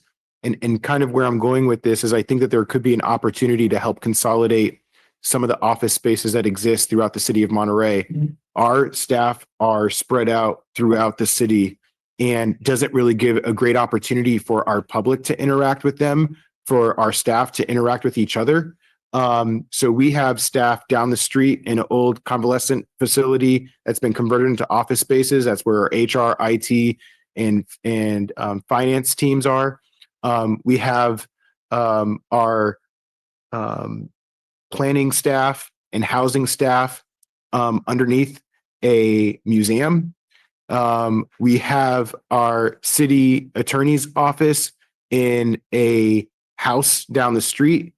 We have our city manager's office over here. Right above us, we have our public works staff. We have staff that are in shacks that are hopefully going to be destroyed to build affordable housing behind City Hall. Last that I knew, there was staff that was stashed in our parking lot over in Cannery Row. I don't know if they're still over there. There's staff spread through all out the city. And so I'm kind of giving a little bit of a preamble to ask that it sounds like there's enough sufficient space for the plans that have been presented in front of us today. But what does that look like for us to try to utilize this space to potentially consolidate some of our workforce and to maybe help with this idea of the sticker shock kind of fear? If we're giving up some of these spaces throughout the city, the sale of those properties could maybe help offset the additional costs associated with the expansion of the facility. So I'm just wondering what that potentially, I know that that hasn't been really incorporated or perhaps talked about in these discussions, but knowing what you know at this point, does that seem like something that could potentially be feasible? And then when we get to the comment section, I'd be interested in hearing about my colleagues' feedback on that as well. But new information. So without a whole lot of time to process it, I would say, one of the things we looked at with the current design was how to pull out some of the functions that didn't need to be essential service type facility, pull those out. So part of what could be looked at here is how do you maximize additional building square footage on this building, but do it in a thoughtful way so that you're not building office space at a more expensive cost than you would somewhere else. Again, the site's pretty constrained, so accommodating additional parking on this site would be a challenge. Utilizing some of your other existing parking spaces and having staff move around in different ways is a possibility, but that gets challenging in the wintertime when it's dark or wet, that kind of thing. So don't have a really specific answer for you other than it certainly is possible to look at ways to accommodate additional staff on this site. It just we have to do it in a thoughtful way so that we're not interfering with the operational needs of PD and fire. Absolutely, 100%. Okay, thank you for that. I see council members. Well, let's go to Dr. Barber, and then I see Councilmember Smith's hands back up. So just a very quick question. I noticed on the Salinas project, they had the lead construction, the certification. And I noticed that there is a lead for cities and counties grants. Is that still feasible and available? And how does that impact the project, or does it at all? Is it worth it to look into something like that? Thank you. We did consult with our grant consultant, Sherry, and I looked personally as well. And unfortunately, there are no grants available for the construction of a new public safety facility. So the league cities and communities doesn't exist anymore, because I know it used to. I'm not aware. I know we've done quite a bit of research, and our consultant did as well for any grants for safety. And we thought they should be available. And I even looked at other cities, and that's why they are going to bonding and special sales tax, because there just was not grant money available. Yeah. And that's one of the, I appreciate Dr. Barber, you mentioning that, because one of the big challenges that we have with our public safety facility and other needs as a city when it comes to grant funding is the funding that comes in at the state and federal level. They often focus on areas of priority from a policy side, electric vehicles, other projects, homelessness services, and because public safety is a need in every community, we don't see grants for that purpose, unfortunately. But we'll looking forward to any insight. If there's a police activity league or other grants that you're aware of, we'll certainly look into it. Offered grants and technical assistance for, in 2024, it says for cities and local government leadership programs. Your mic on? Is your mic on? Oh, thought it was. Is it? Yeah, you're good. So I'll say it one more time for the mic. But I was reading that the Bank of America had actually had technical and grant supports in 2024 for the lead for cities and local government leadership. So I don't know whether that would actually be applicable, but just something to look into. Councilmember Smith. Yeah, thank you.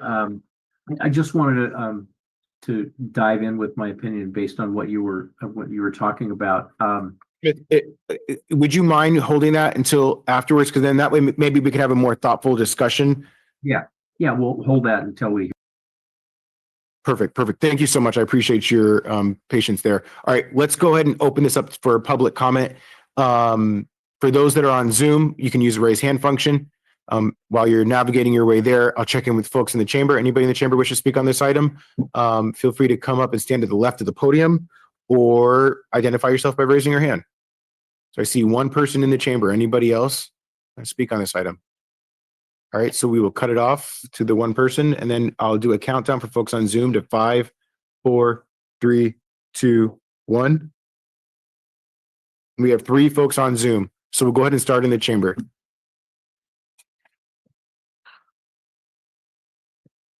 Good evening, everybody.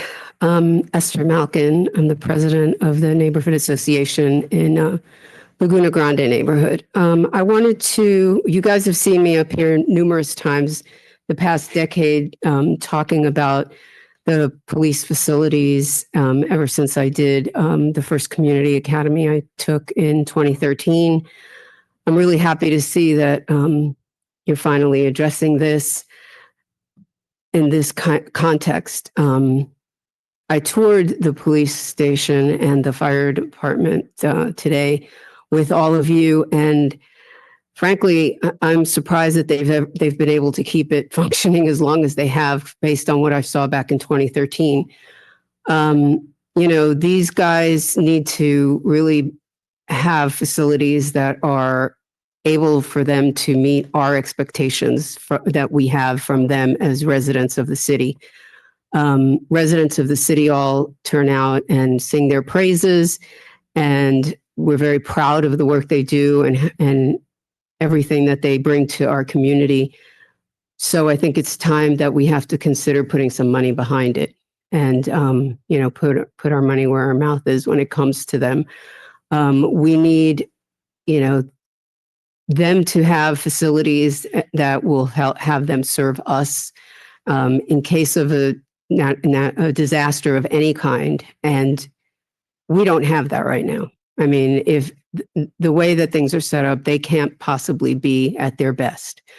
As far as funding it, I want to bring out the point that, somebody earlier in public comment mentioned the roads measures being extended. Sales tax, I think, is a great way to do anything with residents that are feeling overtaxed, because those residents can be told it's paid for by outsiders. What I do want to bring up is there's been a lot of focus on undergrounding this city and the cost of that by comparison. This is where we need to put our money first. If we have a fire because of lack of undergrounding, who's going to respond? These guys. They've got to have they have to be the priority when we're talking about this kind of money to spend. Everybody agrees we need the undergrounding, but this is the more immediate public safety issue. So I would highly recommend shifting that conversation over to this, to really take care of what our real public safety issues are in the now, not necessarily 2 or 3 decades down the road. Thank you. Thank you. And with that, we'll go to our public commenters online.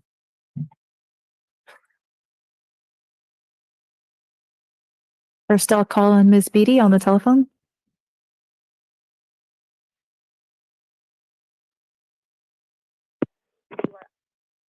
Sorry, I had not signed up for public comment on this. Oh, your hand is raised. I'm sorry, I misunderstood. I will call on Lori. Go ahead, please.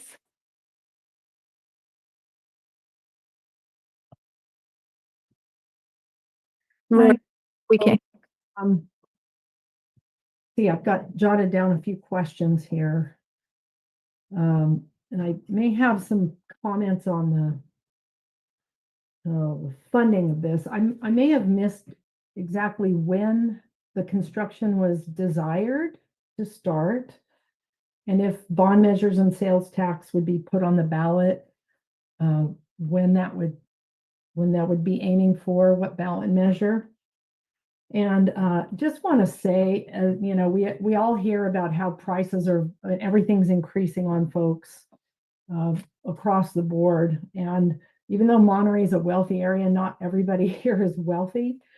And I can just say, as a taxpayer and homeowner, for just 5 years I've been here, and my property taxes are already up $3,500. Car insurance just went up 600. Homeowners insurance just went up 600. 39% is going to be on the umbrella policy. And those are chunks of $500 to $1,000 each, times 3 and 4 in just 1 year. So I can just say, as an average person who can't afford that kind of increase and don't get that kind of a pay increase, something that would be more across the board. I feel like we all benefit from the public service, and everyone thinks we need to upgrade it. But we do some kind of bond measure that taxes $1 per, whatever you paid for your property. That ends up being the brunt of the burden on fewer people. And it would be nicer if that was across the board, even, because it's something we all benefit from. There was some ballot measure that tagged on. It would be better if it were same amount across all parcels rather than this percentage that's always factored in. And if we do a sales tax increase, that is one of those ways that's more fair. But yes, again, as someone mentioned, we've got Measure P, and that will be extended. And it's to the point where we're paying so much tax. I like the ideas of more creative types of funding. There's a lot of wealthy people here. Maybe there's even private donors that would be willing. So I'm sure that will be more chatter to come about it, but I would just say, if whatever funding we're looking at across the board, fairly per parcel, would be something that I would be on board with. And I think the reason some of these are failing in the other areas are for exactly the reasons I've just mentioned, the burdens that seem to fall on fewer people are rejected. And that's all I have. Thank you.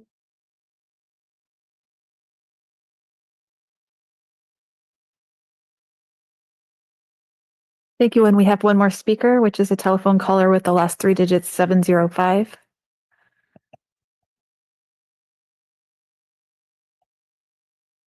Yes, Lorna Moffett here. I think we need to embellish more on what the mayor said, or that we need to utilize the buildings that are around Monterey, because I do not think the voters are going to be able to afford this unless you had a bond that taxed people according to their income. We're all stressed, and this public safety facility, we the public aren't really protected.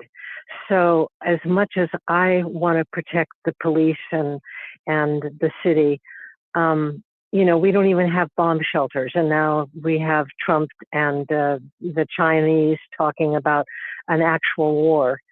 So I think we're going to have to really start being very creative and look at the city parking lot adjacent to the police department as a potential second place parking that could be underground and above, and looking for other buildings that we could utilize that would be safe for the police. And I know you're going to laugh at this, but I really wouldn't. The safest building of all are tents. And they have marvelous pavilion tents now. You've probably seen them at the conference center. I mean, they are enormous and they're beautiful and they're not costly, and you can put all kinds of cubicles in there. And I think you're going to have to think in much more inexpensive terms, realistically, because that's what it's come to. And people just can't do it anymore. So I don't think realistically you're going to get the money that you need. unless you think creatively. And the safest place to be right now is tents, believe it or not. It's not cement buildings, because no matter how much you build them up, you can't possibly predict what kind of earthquake is going to bring them down. So, Mayor, I think you have a very creative idea of expanding the housing and looking at that as an alternative. Thank you.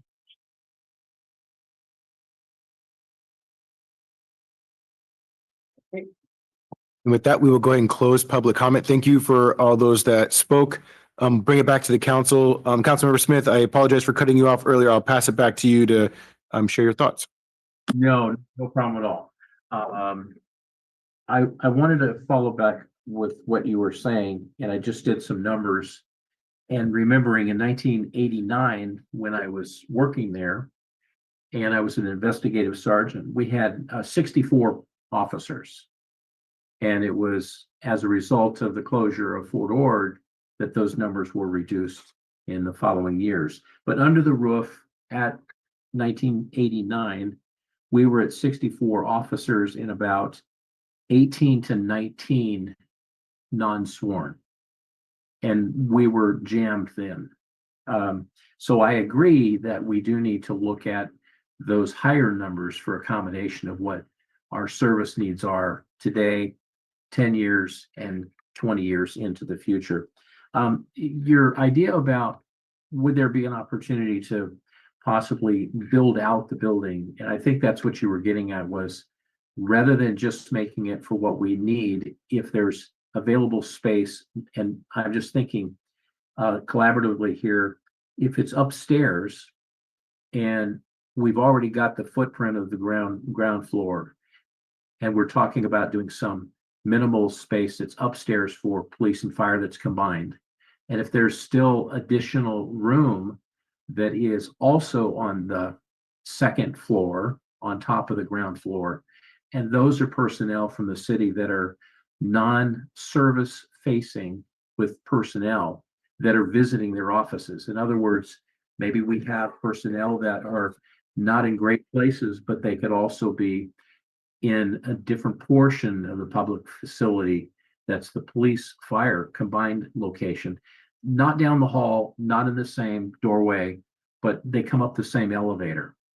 So I'm wondering if we took that as we go forward and said, okay, is there another option where we are considering building out the second floor and see what space we would have? And then make a decision in terms of, are there other personnel, not public safety, that could utilize that second floor and not encroach on the public safety needs with their own entrance? And it's not a public facility where the public is coming, but the workers are coming up upstairs with an elevator and into that extra space. So maximizing the second floor as well. And in 15 or 20 years, when the police and the fire do need more space, it's already there. Now, certainly we'd have to displace some personnel that would be there on the second floor, but why make it only to the size that we need, projecting it 10 years? But I think my thinking is it's more expensive to do the ground floor. It's less expensive to finish it out on the second floor. So I would be interested to hear from the experts later when we come back. Is there another option talking about the second floor to expand the potential for the future? And that's kind of what I would just want to contribute now. Thank you for your feedback, Councilmember Smith. I appreciate that. Opening up to the rest of the council. Dr. Barber. Well, with this new enlightened option, we'll call it option 3, I'd like to hear from the chiefs of their comments of what they would think. Is that okay for me to ask them that? Absolutely, you can absolutely ask them that.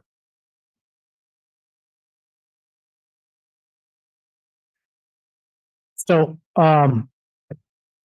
there is another option that we've considered. Perhaps there could be a whole other location that we move to that's a much larger building. So there's other options that I think are out there where we could bring a lot of city services to a different location, different than what we're talking about now. So when you're considering this, I would say consider this option for building that site. But like the mayor talked about, are there other places in the city where we could consolidate all of the city services together in a location? That might be an idea to explore that we've kind of thought about a little bit. It's a little bit off topic from what we're talking about now.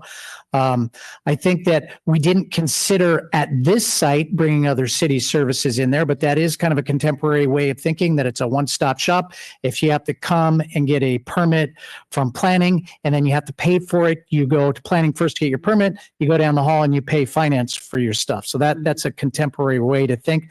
In this building, we didn't even go into if we were to build more space for that. There are some problems with that. In a police building, I think Ed addressed this a little bit though. We can't have people that haven't had backgrounds to have access to police locations because of the criminal history information.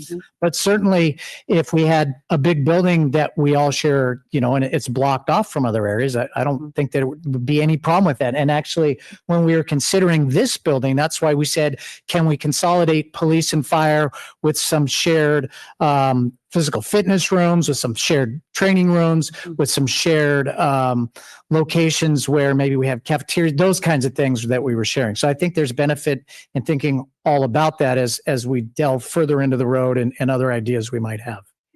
Excellent. Thank you. And after Nat, you can go right after, if you don't mind. Yeah. First of all, you know, thank you very much for asking us our opinions. I really appreciate that. And I agree with everything Chief Hooper just said. But, you know, in my mind too, one option that we haven't really thought about, I think there might be some validity to it. And I don't want to speak for Chief Hooper. I'm just talking about the fire department right now, is the fire station that's currently here, Station 11. I think I would like to see some options with some really heavy renovations, you know, to keep the existing footprint, maybe demo part of it and rebuild the rest of it. So the station itself is able to be reused, but completely rebuilt and refurbished and brought up to today's building code standards. I'm not a construction expert, but I would believe that that would be a lot cheaper than demolishing the building and then building it new again. Obviously, my first choice would be exactly what we're talking about tonight. That's the best option, right? But I think realistically, we might need to be thinking at other options. I know I agree with Chief Holbert. There's other options from that standpoint, because the fire department, the fire station 11, as far as its size goes, once we get the appropriate size, you know, we're not going to be adding firefighters, because what we're going to be doing is adding another fire station out on the Highway 68 corridor, you know, as growth continues, right? But our fire administration, obviously, that we were all there tonight. It's not adequate now, and it's certainly not going to be adequate 10 years from now.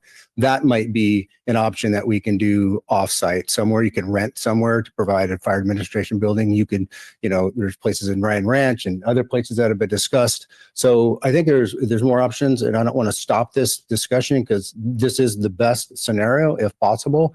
But if it's this or nothing, I'd rather say this or something else. So thank you for the opportunity. Appreciate that. Thank you. I think you had a comment. That's right. No, thank you. And I couldn't agree more with both of our chiefs, both Chief Miller and Chief Hober.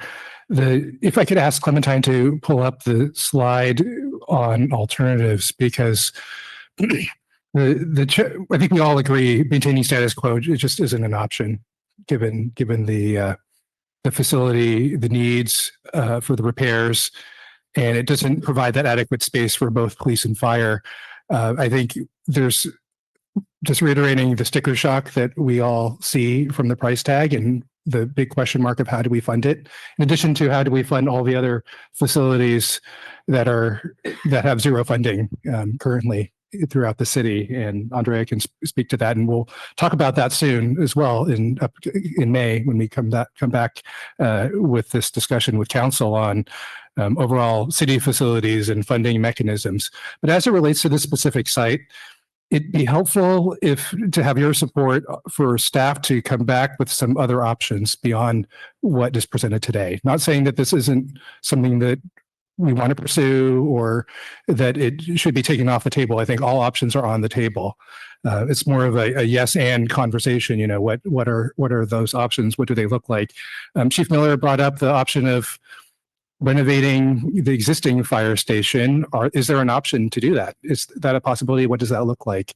And then is there an appetite from all of you as members of our city council, as well as the community, to potentially look at an alternative site for the police station? And the only reason why we bring that up is while we love the fact that the police department is located centrally here in our community, in the downtown, accessible to all, it is not uncommon for municipalities throughout California to have public safety, in particular police administration and police, at another location that's not centrally located because there's more room to park vehicles, to park command vehicles for the range and other facilities. One piece, this other alternative that the chief had mentioned is potentially looking at the former McGraw-Hill building as one example. This is a site that is on city land that we own. We don't own the building currently. We would have to discuss, negotiations and talk more long term. But it's a fairly large site that is that is largely vacant, under rented currently in Ryan Ranch, right next to the corporation yard. That could potentially be a site for a future police station that can meet the needs of the department, not only from a staffing perspective, but for parking, as well as having that public safety strength building. So those are just some of the options that we'd like to explore with your support, to come back to council with and return with some of those options of what does that look like? Could we utilize the existing police station and turn it into a one-stop shop for maybe not all the offices, but for permitting, both on the building planning and other permits, to keep a location centrally located to the community, for folks to access, but move some of the other resources offsite. So those are just some initial thoughts wanted to throw in there for your consideration. So with that, I can conclude what my thoughts were. I appreciate hearing from the chiefs and what they were talking about. And I really do think that I would like to see more information on what I'm calling option 3, to get more of the innovative approach and kind of more bang for your buck, if you will, to be able to, I like the idea that you were talking about, and then kind of what Chief Miller was talking about as far as how kind of elaborating on some things that Ed had talked about with that safety mechanism, because that was my main thing. That's why I wanted to hear from them, because of the safety mechanism. If we added more non-safety personnel, how that would look. And so since they have already, both chiefs have kind of talked to that and see that there are ways around it, I'd like to see more information on that option. Thank you. Thank you for that. Councilman Garcia. Thank you. Yeah, I also support the idea of consolidating some additional departments. And what comes to mind, and I this goes back also to what Councilmember Smith was bringing up earlier, in terms of maybe adding departments that are not necessarily public facing, and I might be off, but what I'm envisioning is maybe something like HR department, IT, right? Folks that work more internal with our internal, right, staff, versus providing a service out to the public. But in general, I like the idea of bringing staff a little bit more closer in a more centralized location, rather than have them spread out throughout the city. I like the idea of McGraw-Hill. I would be curious to really take a look at what that would do for response times. That would be my only concern with that. And just kind of, thinking out loud here, in terms of funding possibilities. And this wouldn't really apply much to MPD, but to fire. fire provides services to other jurisdictions outside of our city. Is there a mechanism that we could leverage there to maybe get some funding from these jurisdictions up front in exchange for the continued service, right? So that maybe that offsets a fraction of the cost. So just kind of thinking out loud there. And that's all I have. Thanks. Suresh? Well, before the election, I would have agreed with some of the public comments that are very hesitant about putting more of a load on the taxpayer. But I was very impressed that the MPUSD bond passed. And the reason I was impressed was that I believed that the main discourse going on politically, at least at the federal level, was people were worried about the economy and that played out federally. And so I thought, well, if that's true, then the MPUSD bond is going to face an uphill battle, if that's really what's on people's mind. But the MPUSD bond did pass, which told me people really value education. And the first thing I would do, Nat, is have a one-to-one with PK Diffenbond, find out how he got that bond passed, because that was really quite a success in the economy that we are facing with all the negative stuff about, well, people are worried about, are they going to eat? Can they pay their bills? And look what happened. So people they want quality education, but the issue today is fire protection. So I think we have the perfect time to do a bond, figure out how to do it successfully, parlay it into option 1 or option 2, and get the public to put the money where their concern is. We saw that amazing turnout for fire and safety last month, 450 people really worried about their safety. People want to figure out what to do about trees and be safe. I think this is our time to do a bond and go for it. I would like the location to stay the same. I get very comfortable and familiar, and so I don't like a lot of change, but I think the location analytically is perfect where it is because it's so close to so many schools. Our kids are safer if the MPD stays right where it is. I love it that PD is right across from the library. Is Brian still here? The kids come from the high school, they go down to the library, the homeless come into the library. The library is like everybody's home away from home. And so I love it that the PD is right across the street from our most vulnerable people, our kids and our homeless. So I love the location. I love the idea of a bond. I think people will support it. Maybe go out 40 years to bring the cost down. I don't, what do I know about bonds? What else do I want to say?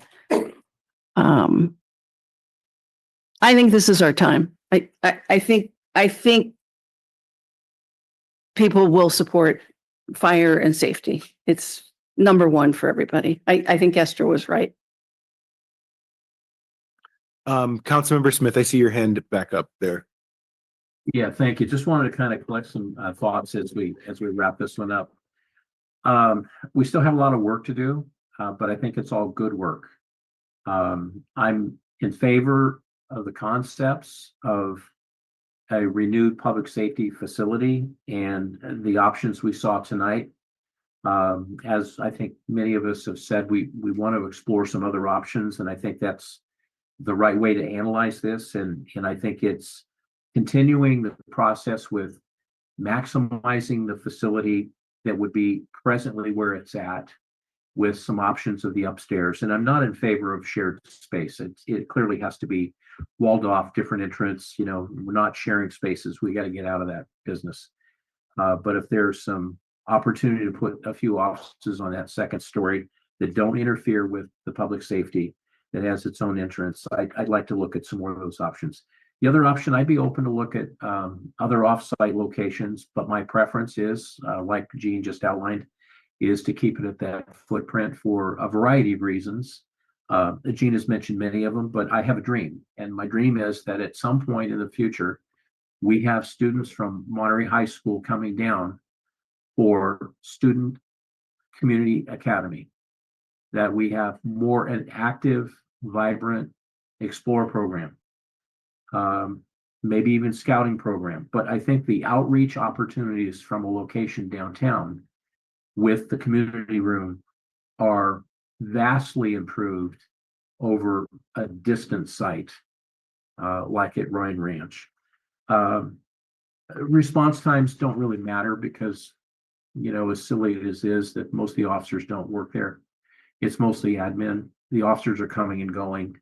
Records is certainly there, but the beat officer is in the car at the beat, in the beat that they need to be, and that's where they respond from. So their response time shouldn't be much affected wherever the police department is. But it's home to a lot of other functions, and I think it belongs downtown as a primary choice. So I'm in favor of moving ahead to give us some more choices. I think there was some good design suggestions by other members of the council that we should look at.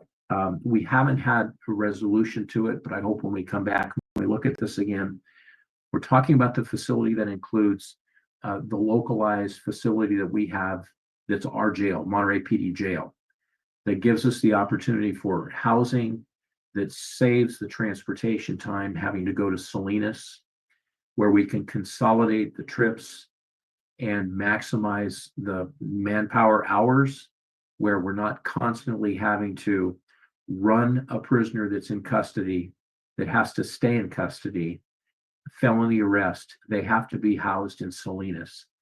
If we lose the jail facility on the site, that means the officers, every time they make an arrest, have to drive to Salinas. So we need to consider that into the design, but we didn't talk about that tonight in the design. So there's more details to come. And lastly, I'm sensitive to the property tax option because MPC passed a bond measure a few years back, and then MPUSD has passed 2 bond measures. So I'm sensitive to the fact that the public is already weighted down with several bond measures. But we've got to look at that option as well as an option with the sales tax option. So I don't know where the funding is going to go in terms of where we land on it, but I know that this is a project that we have to figure out a way to do this. And I think once we get further down, we're going to talk in greater length and depth about the potential financing options. And I'm ready to start down that path. But I need to see some more options for the build. And I need to have the assurance that we're completing everything we need in the facility that includes the jail. And would like to, give staff an option to, take a peek at some surrounding properties. But my priority would be to have it downtown. But if there's something not too far away that, comes available, that we could explore that option, we should keep that door open. Thanks, Mayor. Thank you for your additional comments.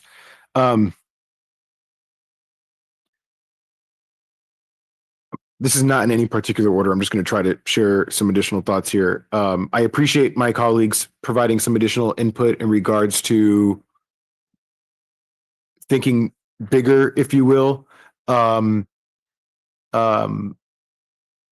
I almost would ask us to take even a deeper pause and really think about the city overall and what we're trying to achieve. I mean, I know there's discussion around the library and the work that needs to be done there. This isn't to say we have to look at how we do everything now, but if we're not really being thoughtful around how all of the pieces work together, then I think we're shooting ourselves in the foot.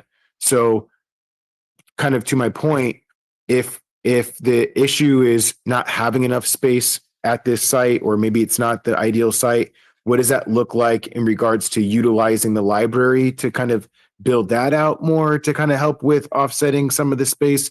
How does all these pieces fit together is kind of my point.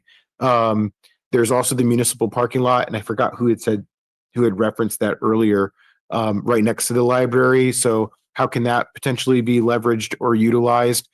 I do like the idea of trying to keep everything as central as possible, though I can appreciate there being a way of trying to identify some cost savings with trying to utilize some other space. And it doesn't have to necessarily even be the McGraw Hill building. I mean, I know we have space up in Ryan Ranch that our public works, we own land up there. So and my assumption is that we're not fully utilizing that land. So how can we leverage that space to potentially look at some cost savings there? And kind of what I'm thinking to help minimize shifting offices is, could it be that we're storing vehicles up there? And maybe that's where, like, at the end of the day, at the end of a shift, that's where the police are dropping off their vehicle in a secure space. I don't know what that looks like, and I don't know of the challenges that exist with that. But really, if we can try to keep folks central, that it kind of defeats the purpose when we're separating people, and so. But I also get the cost benefit analysis issue that might exist there. So just something for us to think about. But I appreciate my colleagues' additional feedback there, and I look forward to seeing some additional options being presented to us in the public. I would also say that the feedback in regards to non-public facing, I mean, if that's where our comfort level has to be, but again, I would kind of ask for us to think outside of that. Could there be a certain entrance in the building constructed in a way where there is a public facing space, and people can be escorted? I don't know what that looks like. So how does the movement of people and the services that are being provided? But I mean, even police, there's a space for the public to enter. It's not completely shut off from the public. I went to PG City Hall and everything is closed off. You can't even go into the city clerk. There's a front entrance that you can come into and you stand there and you can talk to somebody. I don't know how the flow of things work, but I'm not going to belabor the point. I think just kind of thinking big and seeing where the opportunities are is kind of what I'm hoping for, at least as an option as we look at this further. I think one of the important things for us to think about is a full cost benefit analysis. So what is the cost of us continuing to bandage things up? What does the cost of our recruitment and retention issues that exist within police and fire have? We have to really fully look at the costs associated with, not just from a real dollar amount, but from the impacts that exist from our failure of not moving forward. So I would want us to think fully about that, and I think it's appropriate for that to be included in maybe once we get a little bit further down the road in a final way forward of a proposal.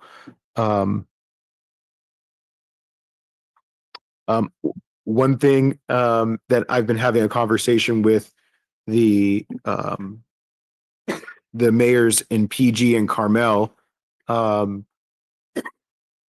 Actually, let me back up, but kind of connected to this. There's been discussions with PG and Carmel, particularly around fire, because we provide that contracting service to create a JPA or some kind of other format of how to manage that relationship. And I'm wondering where the possibilities could be. And this has been some minor level of conversation that I've had with both of those mayors, of expanding that to be some type of public service, public safety, some kind of joint effort. So what does that look like? I know that Carmel is talking about building a new police station over there. And one of the things they wanted to include in their construction was a gun range. So how can we help share some of that? And it kind of gets to your point. I think it was you, Councilmember Rash, that was saying something about front loading some of the costs from, or was it you, Garcia? Yeah. Front loading some of the costs from our neighboring jurisdictions. I think they could benefit from the facility. I think the logistics of that obviously would have to be figured out, but I think we need to take a serious look at how do we leverage the relationships to work together more regionally.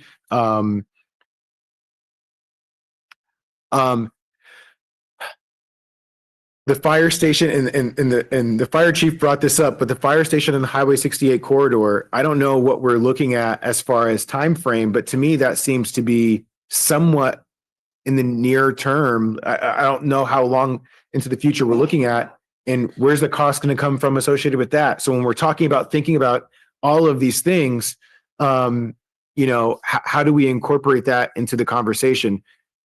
It's kind of why I'm making this point of us thinking about the vision of what we want our city to be before we start investing in something, because we're only looking at one small narrow thing.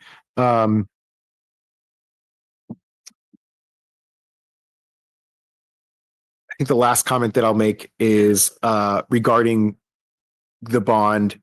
Obviously, that's going to be a huge part of this, and I can't imagine us finding the funding mechanisms to make this work without some type of bond. I think the real question that we have to ask ourselves, and maybe this is another line item that's kind of connected to all this, but we have to really talk about Prop 13. I mean, Prop 13, and this is a big part of staff's presentation when we were talking about economic development, and it's a huge concern because we're not getting the funding locally that's needed to effectively run a city. And so I don't know where I'm really trying to go with that, but I think there's going to be challenges there, but I'm interested in seeing what the outcome of an analysis is in regards to where folks have been successful, where they haven't, and what the opportunities look like moving forward there. So I think I've said enough. I think we've all said enough. I'm going to pass it back to staff real quick for any last minute points that they want to share before we move on to the next presentation. Thank you very much, and we appreciate the feedback and the input. This is we covered a lot of ground this evening, and I think what I'm hearing is all options are on the table at this point. We're this phase of the Central Public Safety feasibility study that's being brought before you is concluding with this meeting with Jeff being here. The next step will be for us to come back to all of you on a discussion about this Central Public Safety facility. What are the funding mechanisms? What are the options that we discussed this evening? And then how does it relate to the other facility needs that we have as well, because that is part of the equation. It's clear that the preference is to try to have the police facility centrally located if possible, try to think big if we can, but it would be helpful to have some final thoughts or final input while we have the expert who's here, Jeff, who's worked on dozens of projects, to share some more insight based on council feedback, just as a wrap up. And then I'm hearing from Andrea as well about what our next steps are as it relates to public, not only this facility, but other infrastructure needs, so that you all have a roadmap on what to look forward to in the next few months. Thank you. Thanks, Dan. So I love the big thinking. I love the idea that council is really looking at all options. We're fortunate to be one of the architecture teams working with the County of Sonoma on their new government center.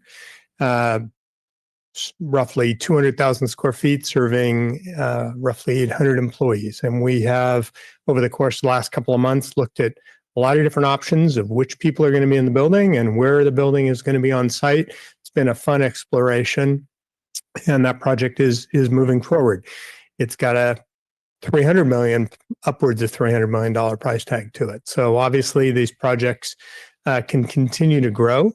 I think it's important to make sure that we're putting some boundaries on it to make it achievable. And so really looking at what can you do from a bonding standpoint? What can you do from a funding standpoint? So you're sort of working both ends against the middle and coming to something that can be successful, I think will be really important going forward. We certainly have enjoyed working with PD and fire and city staff on this and look forward to helping the city move this forward any way we can going forward as well. Thank you. Thank you. And I really appreciate all the work that Jeff and Dustin and their staff did on closing out this study. So the presentation and the options, I know they spent countless hours working with fire and PD. And I'm also hearing what Nat is saying, that we need to take a couple of ideas that we heard tonight and explore them a little bit. The other thing that I'd like to just mention is on the next council meeting, we'll have a presentation on the wharf. So as we're thinking about the public safety facility, we also have a wharf. And on the 6th of May, we're going to come back with another state of the infrastructure.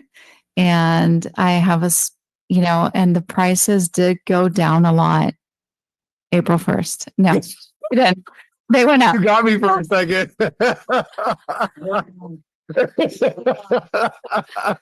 So I am sorry. I'm I sorry. gotta say. Thank you.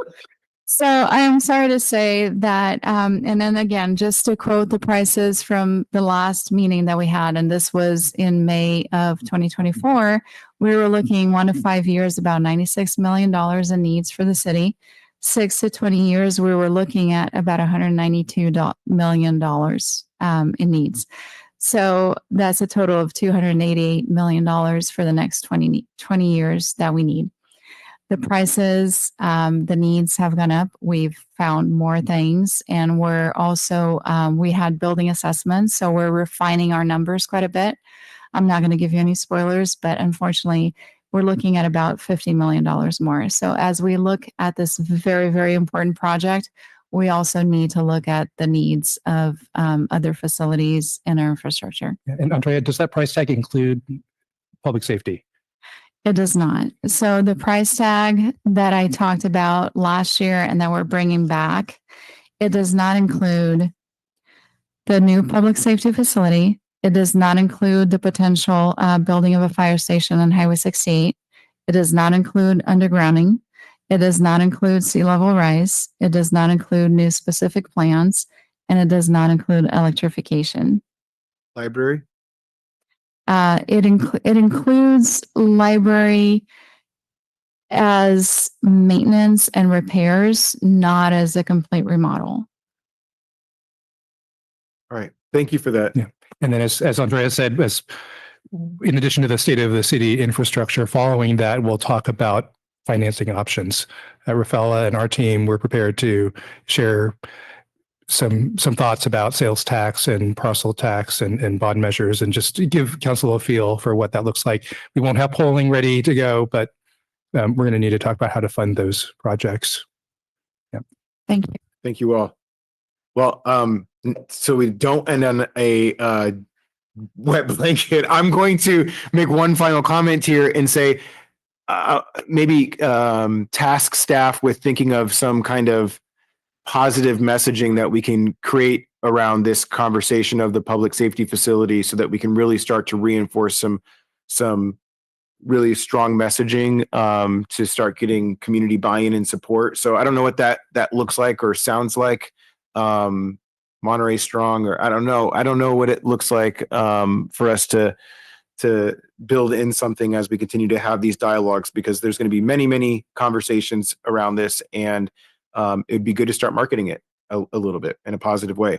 So, let's go. All right, let's take a Monterey 5 and let's come back for the next presentation here in a few minutes. Thank you all. Oh, Ed, did you have a question? I'm sorry, I didn't see your hand up there. No, I was just going to say Andrea's joke doesn't count because it's officially about 12:09 on East Coast time. So it's April 2nd. For some of us, it's April 2nd. I apologize, Ed. We'll try to get through the rest of this as soon as we can, but I appreciate you sticking with us. I'm good till you don't need me. Thanks. I have been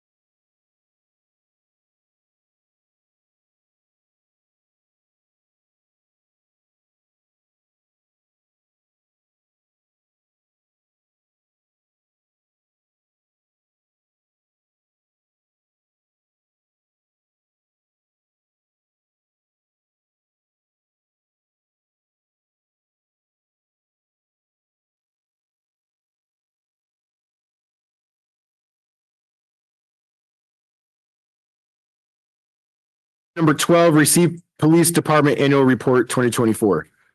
And I'll pass it to Hans for staff introduction. Yes, and I'll try to pretend to be Hans. I'm sorry this evening. No, it's okay. April Fools. I'm Hans. Right, that seemed real. It seemed authentic. It did. It did. Thank you. And we do have our police chief here to deliver the police department annual report. The rest of the presentations tonight will be from the police department, and we're really blessed to have outstanding police chief with us, who you all know will be leaving our team here in June, and he'll be retiring. I wish it were April Fools, but this will be his last annual report that he'll be providing to our department, and we're very thrilled to have an excellent police department that has so many great achievements and initiatives throughout the year, highly respected for community policing in the community. And Chief Hobart, take it away. Thank you very much, Nat. Good evening, Mayor, council members. As you know, I'm Dave Hobart, Chief of Police. With me this evening are Assistant Chief Mike Bruno, Lieutenant Jake Pincus, Lieutenant Gabe Castor, and Senior Administrative Analyst Alma Murphy. Not with us tonight, the last member of our command staff is Lieutenant Ethan Andrews, because he's actually working on an investigation. But I thought it was important to have all of our command staff here. I've written some notes. We're going to present 3 items tonight. Item 12, the Monterey Police Department Annual Report, which covers 2024. Item 13, the Annual Report of the Police Automated License Plate Recognition System. And item number 14, the Annual Report and Renewal of the Military Equipment Purchase and Use Ordinance. So starting with item number 12, which, Clementine, do we have the PowerPoint? And do you want to give me, can I do the clicker?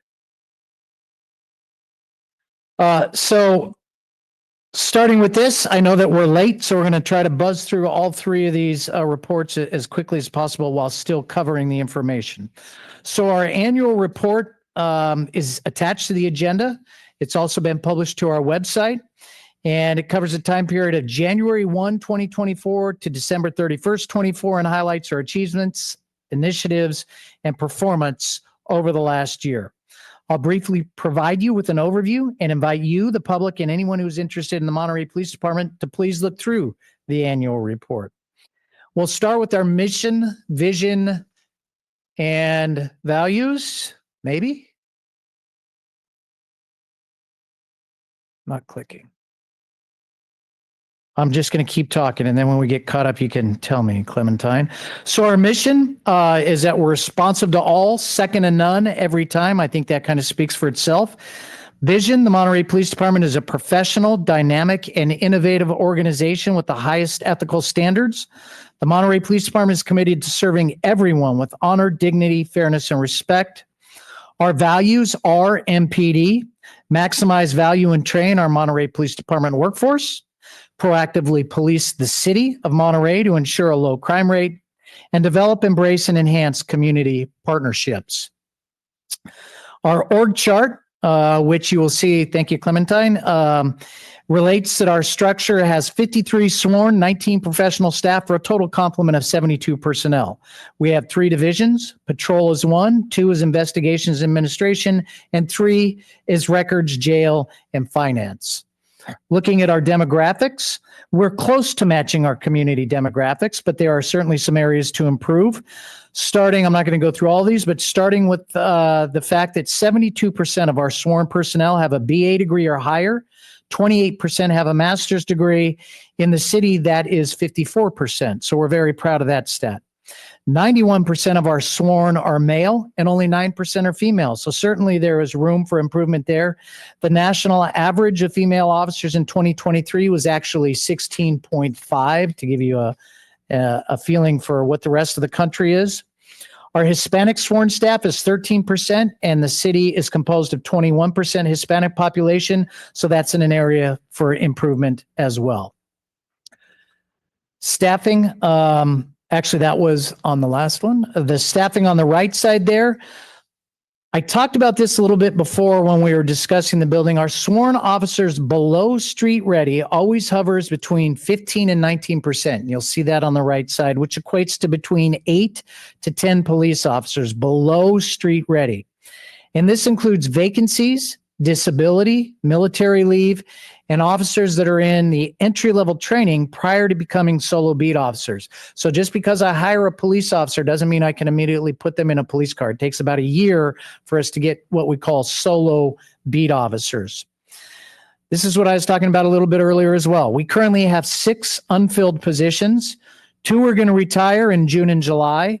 We have 1 lateraling for a promotional opportunity, the sheriff's department.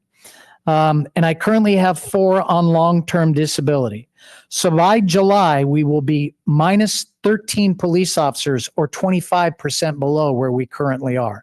We're having a heck of a time finding people that not only want to be police officers, but also in finding people that not only want to be police officers, but can pass our standards.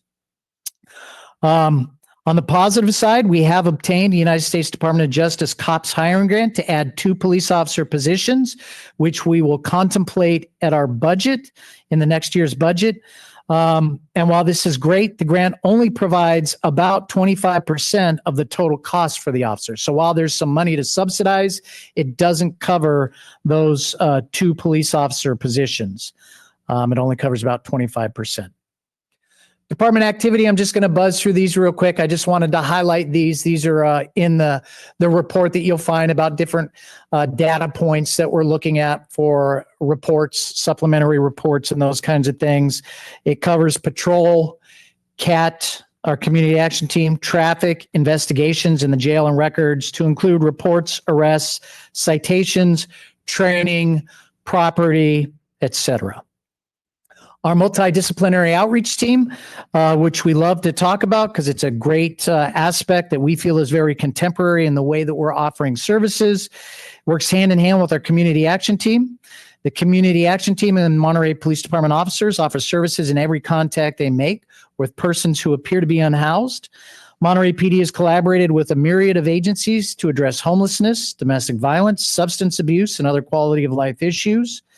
This collaboration led to the creation of the MDOT and includes various meetings and personnel, and all of the personnel that are not part of Monterey PD, different social workers from different entities, had devoted office space at the Monterey PD that we call touchdown spaces.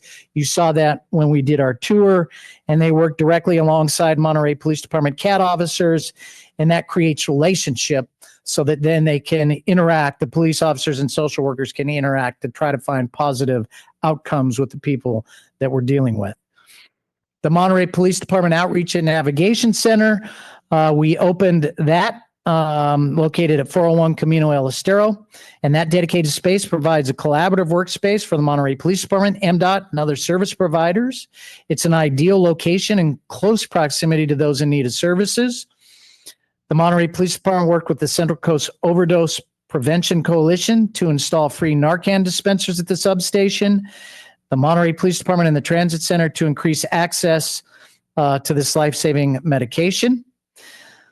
The Monterey Police Department hired a homeless navigator at the end of 2023, and this role focuses on outreach, case management, and connecting individuals with essential resources. The homeless navigator collaborates with officers, service providers, and the multidisciplinary outreach team to improve the city's response to homelessness. Our first homeless navigator was recruited. This is the sad part. Our first homeless navigator was recruited to the new Montage Ohana Center in August of 24.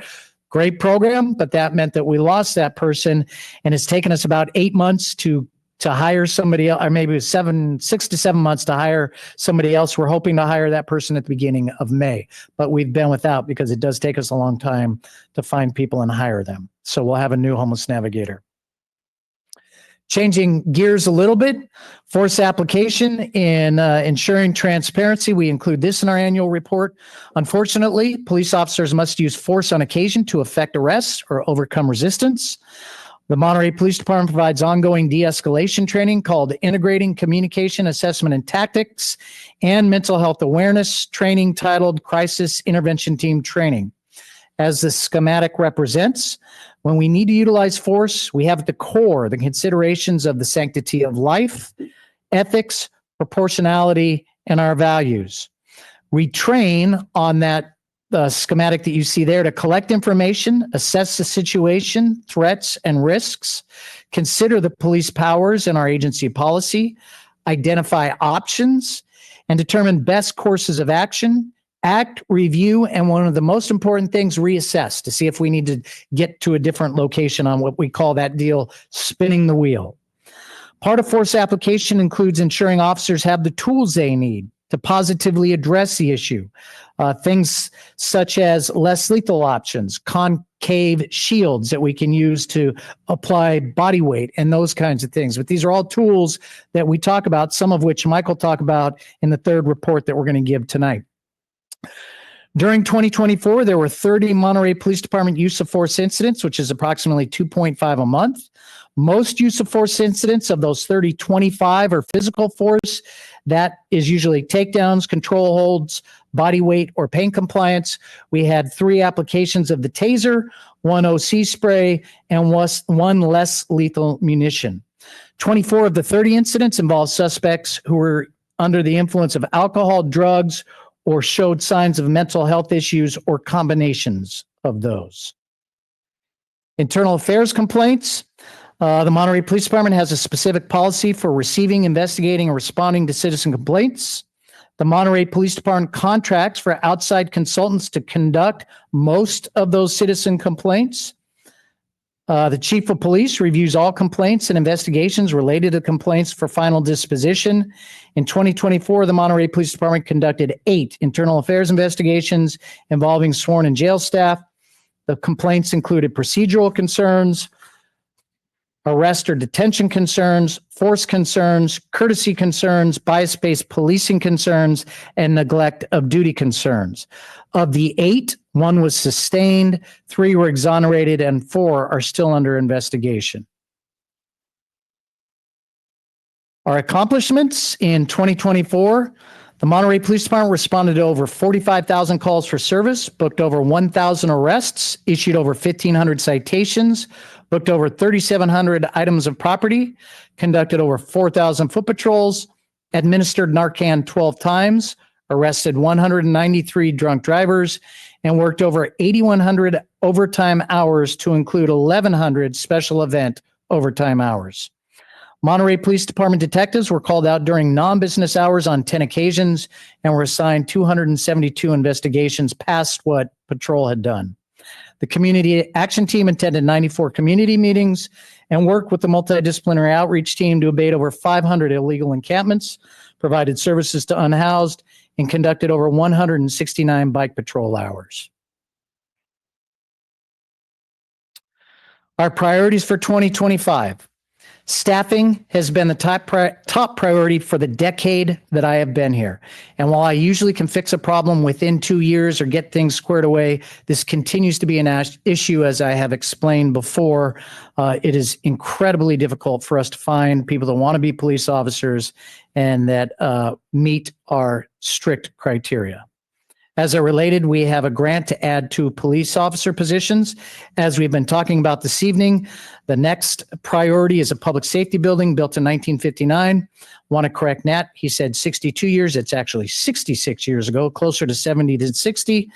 Next, we want to continue to build on our success to outreach to the community through Community Police Academy, the CSO intern program, Coffee with a Cop, active attacker training, community meetings, and we this year have a program that we've contracted out with a group called Youth of Promise and Peace Officer Ambassador Program, where many of our police officers have received training, and we've had 3 sessions where we have interacted with youth to form positive relationships for those youth and how they view the police, and also giving police officers a great feeling of helping youth. We have 2 other aspects to that program, and I think that's a very positive thing that we are just finishing up. Other priorities are continue the outreach to the unhoused through CAT and MDOT, and improve and leverage technologies such as our new our records management system, the new automated license plate reader, and other technology advancements, as we're all experiencing in everything that we do. Finally, at the end of our annual report every year, we honor those that have sacrificed their lives in our profession, and 2 that we lost while they were working here at the police department in the last decade or so. This year, We located an officer, Monterey police officer, Honorary Edwin H.E. Pyburn, who died in the line of duty on January 1st, 1925. He was responding to a call on the running board of a patrol car, as that's what they did back then. And as it rounded the corner at Alvarado and Franklin, he fell off, hitting his head and eventually succumbing to his injuries. Officer Pyburn was an Army veteran and a Monterey police officer for just over 1 year when that had occurred. And this year, Lieutenant Castor and I will attend the National Law Enforcement Officers Memorial in May during National Police Week, where his name will be engraved on the wall. And when that happened to him, they didn't have that wall. Special thanks to retired Officer Adam Costa, who researched all of the information and provided that. And also thanks to Assistant Chief Mike Bruno, who submitted all that information and worked through the National Law Enforcement Officers Memorial Foundation to get that recognized. And with that, that concludes my report of the annual report for the Monterey Police Department 2024, and can answer any questions. Thank you, Chief, for the presentation. I will say in regards to the recruitment element, I know that that's a challenge as you highlighted in your presentation. Though I have been fortunate to be able to attend most of the community police academy this year. And there are 3 folks in there that I'm hopeful will decide to go to the police academy and join our ranks if we're so fortunate. And my interactions with them have been very positive.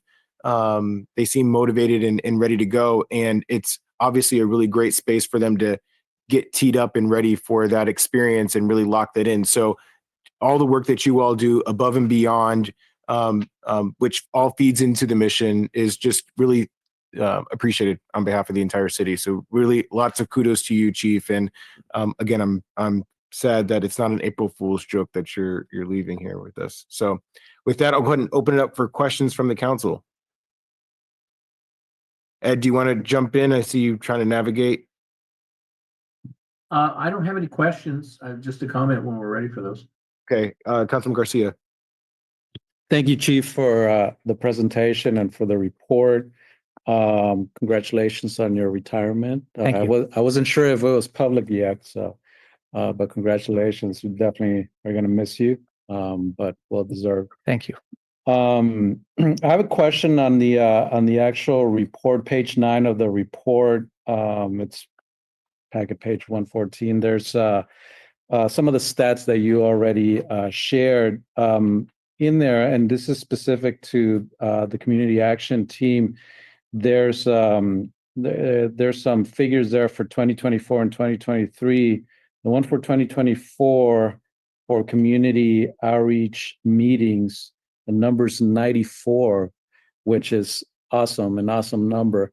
Could you explain a little bit more or detail more what kind of community meetings, like where are these happening? Sure. Actually, what I'm going to do is I'm going to put my friend Jake Pincus on without even letting him know. I'm going to have him come and explain, because Jake, and this is the reason that they're here. Jake he's the commander over the community action team, and Sergeant Chris Richardson is the sergeant, but I think it's an opportunity for you to see some of our great talent, and I'll let him explain kind of what those things are. Jake? Absolutely. Thank you, Chief. Good evening, Mr. Mayor and council members and members of the public. The community outreach meetings vary. They vary from everything from a neighborhood asking us to go to a meeting. We do monthly coffee with a cop meetings at various coffee shops. We do, I don't even remember if it's semi or bi, but I think it's twice a month, bi-monthly meetings for MDOT and what we call our larger homeless outreach population. So that includes everybody from Central Coast Overdose, CERT substance use response team, CSOL, VTC, America's Finest, Montage Health, Aspire Health, Monterey County Behavioral Health. Those meetings happen every twice a month. And then on top of that, we also host meetings for other organizations at the Navigation and Outreach Center. So Mothers Against Drunk Driving. We have I think it's SAM, SAHM, which is it's for the student overdoses. They host their meetings with us at the Navigation and Outreach Center as well. Awesome. That sounds great. And thank you for listing, because I think many times, right, we think of our police officers being out and about, right? But we don't necessarily see, right, these interactions that are happening with community and other groups as well. So thank you so much for that. Absolutely. Couple other questions here. Chief, you had mentioned that homeless navigator may be hired sometime in May. At least that's the goal. Yes. Is there someone already being interviewed, or what? Yes, so that's a whole process that we've gone through, because we have to work with HR like hiring anybody else. But then because they're at the police department, they have to go through a background. So we have a candidate right now that's in backgrounds, and we're hoping that that's going to be done. We have outside entities that do that background for us. And I was just asking today in preparation for this, and we're hopeful for by May 1st. Awesome. Sounds great. In terms of the location, I have received some feedback about maybe some increased activity there with, especially with the restrooms being there, of folks staying there overnight and maybe just lingering there a little bit longer than expected or desired. Anything that Absolutely. So part of the reason that we were looking at that building was we were getting a lot of complaints about this very thing. There were people that were congregating, and we had complaints of people using drugs and those kinds of things at that actual building. So that was part of our thought process, is not only to be in a place where we can offer services that's very close to them, but also have them see us, because we know that there's also community members that use the park there and that kind of thing. Mm-hmm. So at nighttime, we usually the officers, sometimes at nighttime, they might go there to write reports. But just having the presence of us there, I think, dissuades some of those folks specifically that maybe are doing more nefarious things in the bathrooms. But that's the kind of thing that we like to hear, so that we're aware. And Jake heard you say that, and he'll make sure that we pay more attention to the bathrooms and that kind of thing. But that's one of the very reasons that we decided to go there. All right. Sounds good. Thank you. Thank you, sir. All the questions. Who wants to go next? Dr. Barber? So, is this for the ALPR? No, this is This is the police report. Okay.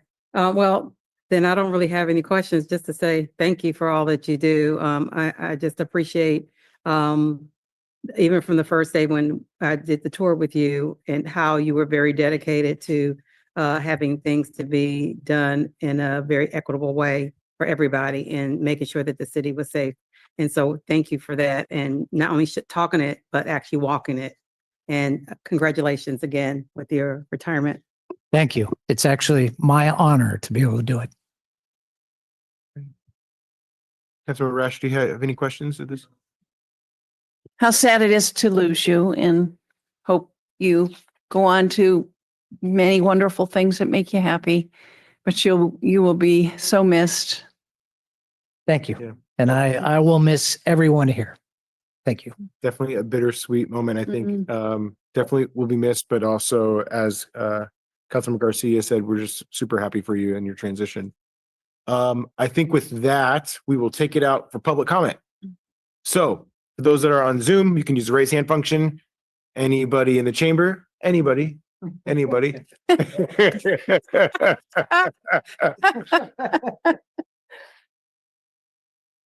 I'm really sad. Yeah. I'm sad to hear that. I really thought it was a April joke. Oh, yeah, yeah.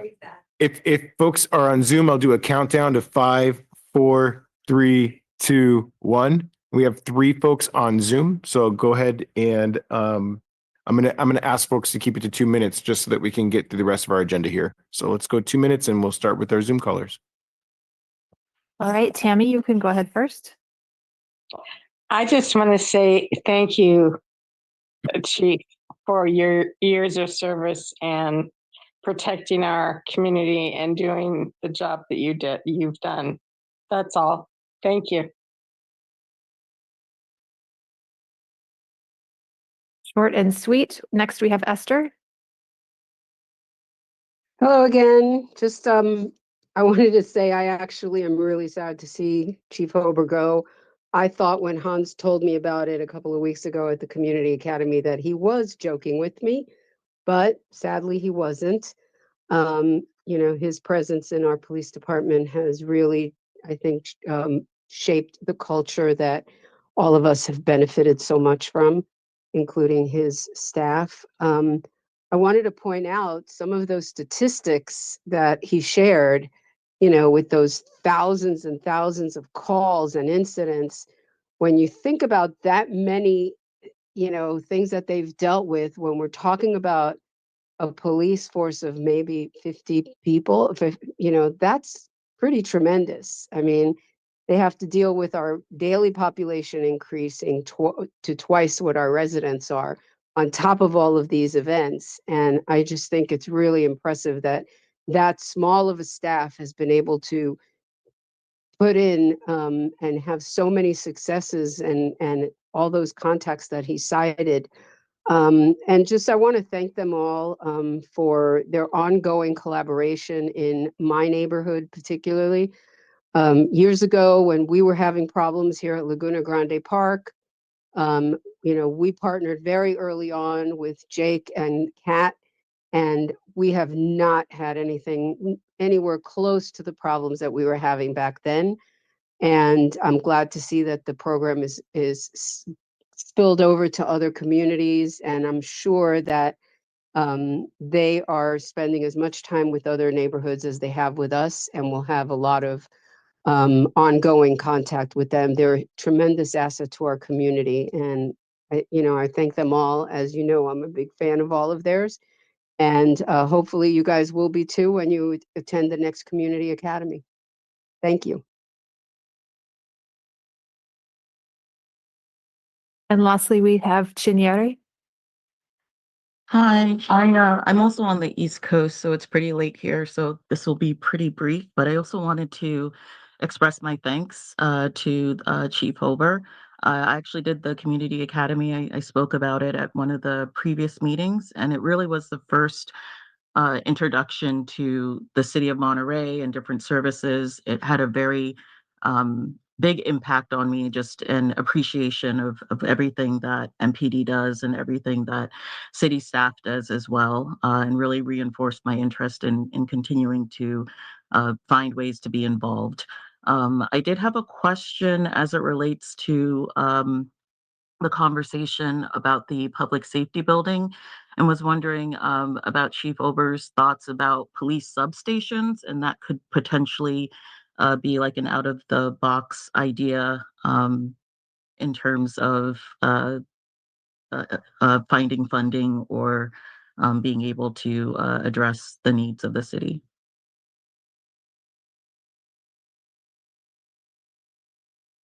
All right, with that, we'll go ahead and close public comment, and we'll have Chief Hober come up and try to answer that last question for us here. Great.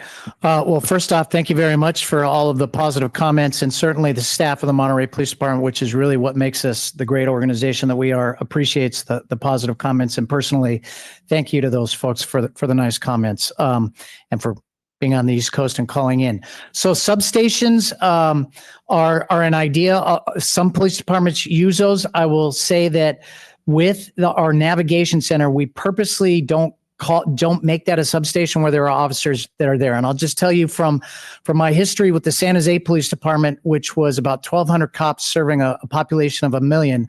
One of the strengths was that they didn't have a substation until about 5 or 7 years ago.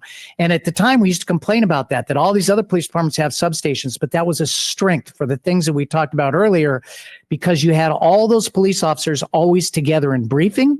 You had detectives always together. And while sometimes we thought that wasn't the contemporary way to go, it was a very positive, synergistic way, kind of like our MDOT team, of having everybody together. So my professional opinion on substations is that I would not want to separate our entities. And so having the station like the navigation center is good to go have officers write reports and that kind of thing, have somewhat of a presence there. but especially for a city our size, I think that we have to have a centrally located police department. All right.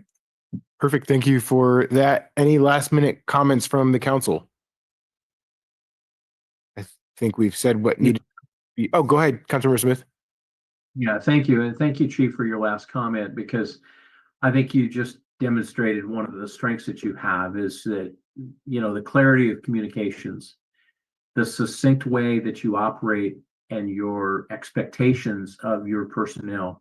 You model it and you deliver it, and you are able to influence and what appears to be so easily with your staff. And so kudos to you. And to add on to the comments, and we're going to have comments later because June is not here yet, but you're going to be missed and really appreciated the value that you brought to this community.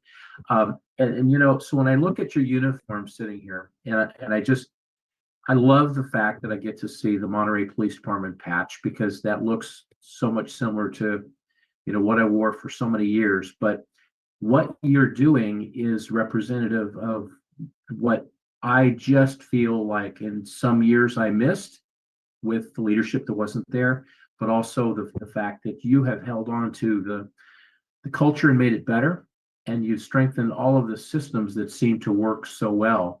And so you have also delegated appropriately, and I see it, and I see how you involve people, that you have people that are ready to step up to leadership responsibilities and capacities. So I really appreciate that about you. Just the comment I had on the report, so much appreciate all the efforts, and I know what it takes to handle all 45,000 calls, and those are interactions with the people. And I'm struck with the statistic of so few complaints with the percentage, and you compare the numbers, and it just stands out as a representative of the integrity, the professional standards that our police department demonstrates in their interactions with our community. And certainly in all those calls at the answer, there's going to be a mistake. We're human, but vastly 99.999% of those calls are successful in resolution and leaving the community with the feeling that they love this community because the service is such a high level. And so you're the reason, and you impact the organization to make sure that that is a high level. So just thank you for that. And thank you for the report and the comprehensive statements of showing how active and busy our personnel are, and much appreciated. Thank you. Thank you. Well said, Councilmember Smith. You said one thing that I'll highlight as we transition to this next item, which is it's important for us to recognize how many calls our police department handles in a given year compared to our fire department.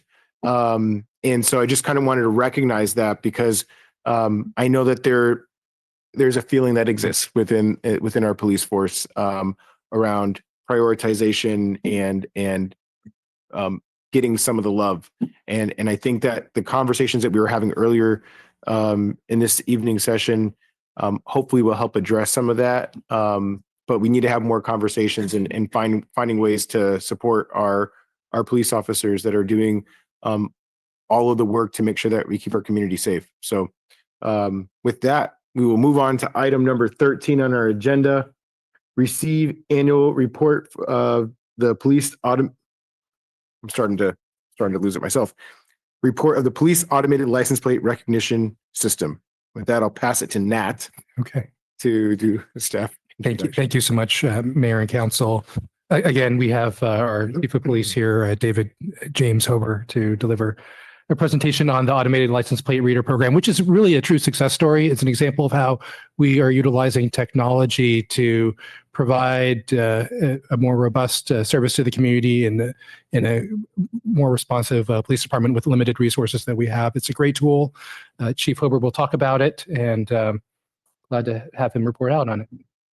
Thank you, sir. Thank you, Nat, Mr. Assistant City Manager. And I appreciate the James part. That was my father's name, so I like to recognize him that I lost about 25 years ago. So thank you for that.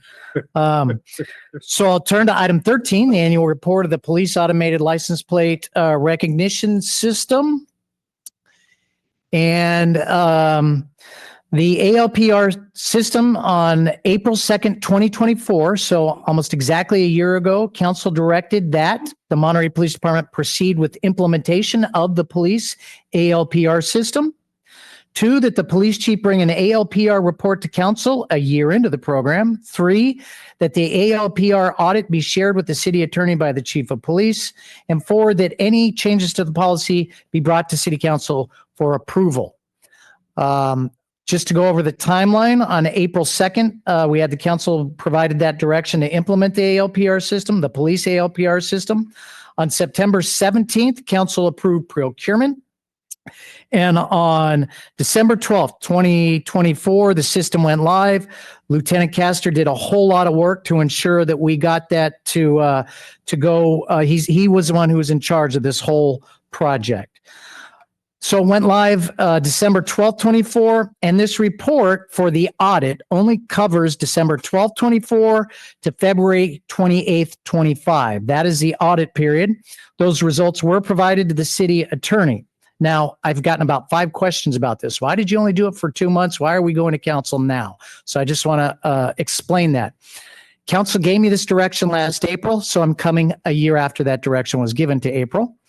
Because we went live in December, we only had 2 months, and I need time because we have to have these reports done and the stats and those kinds of things, that we only did the audit for those 2 months. Next year, the audit will be similar to our annual report and similar to our military equipment report that Mike will give after this.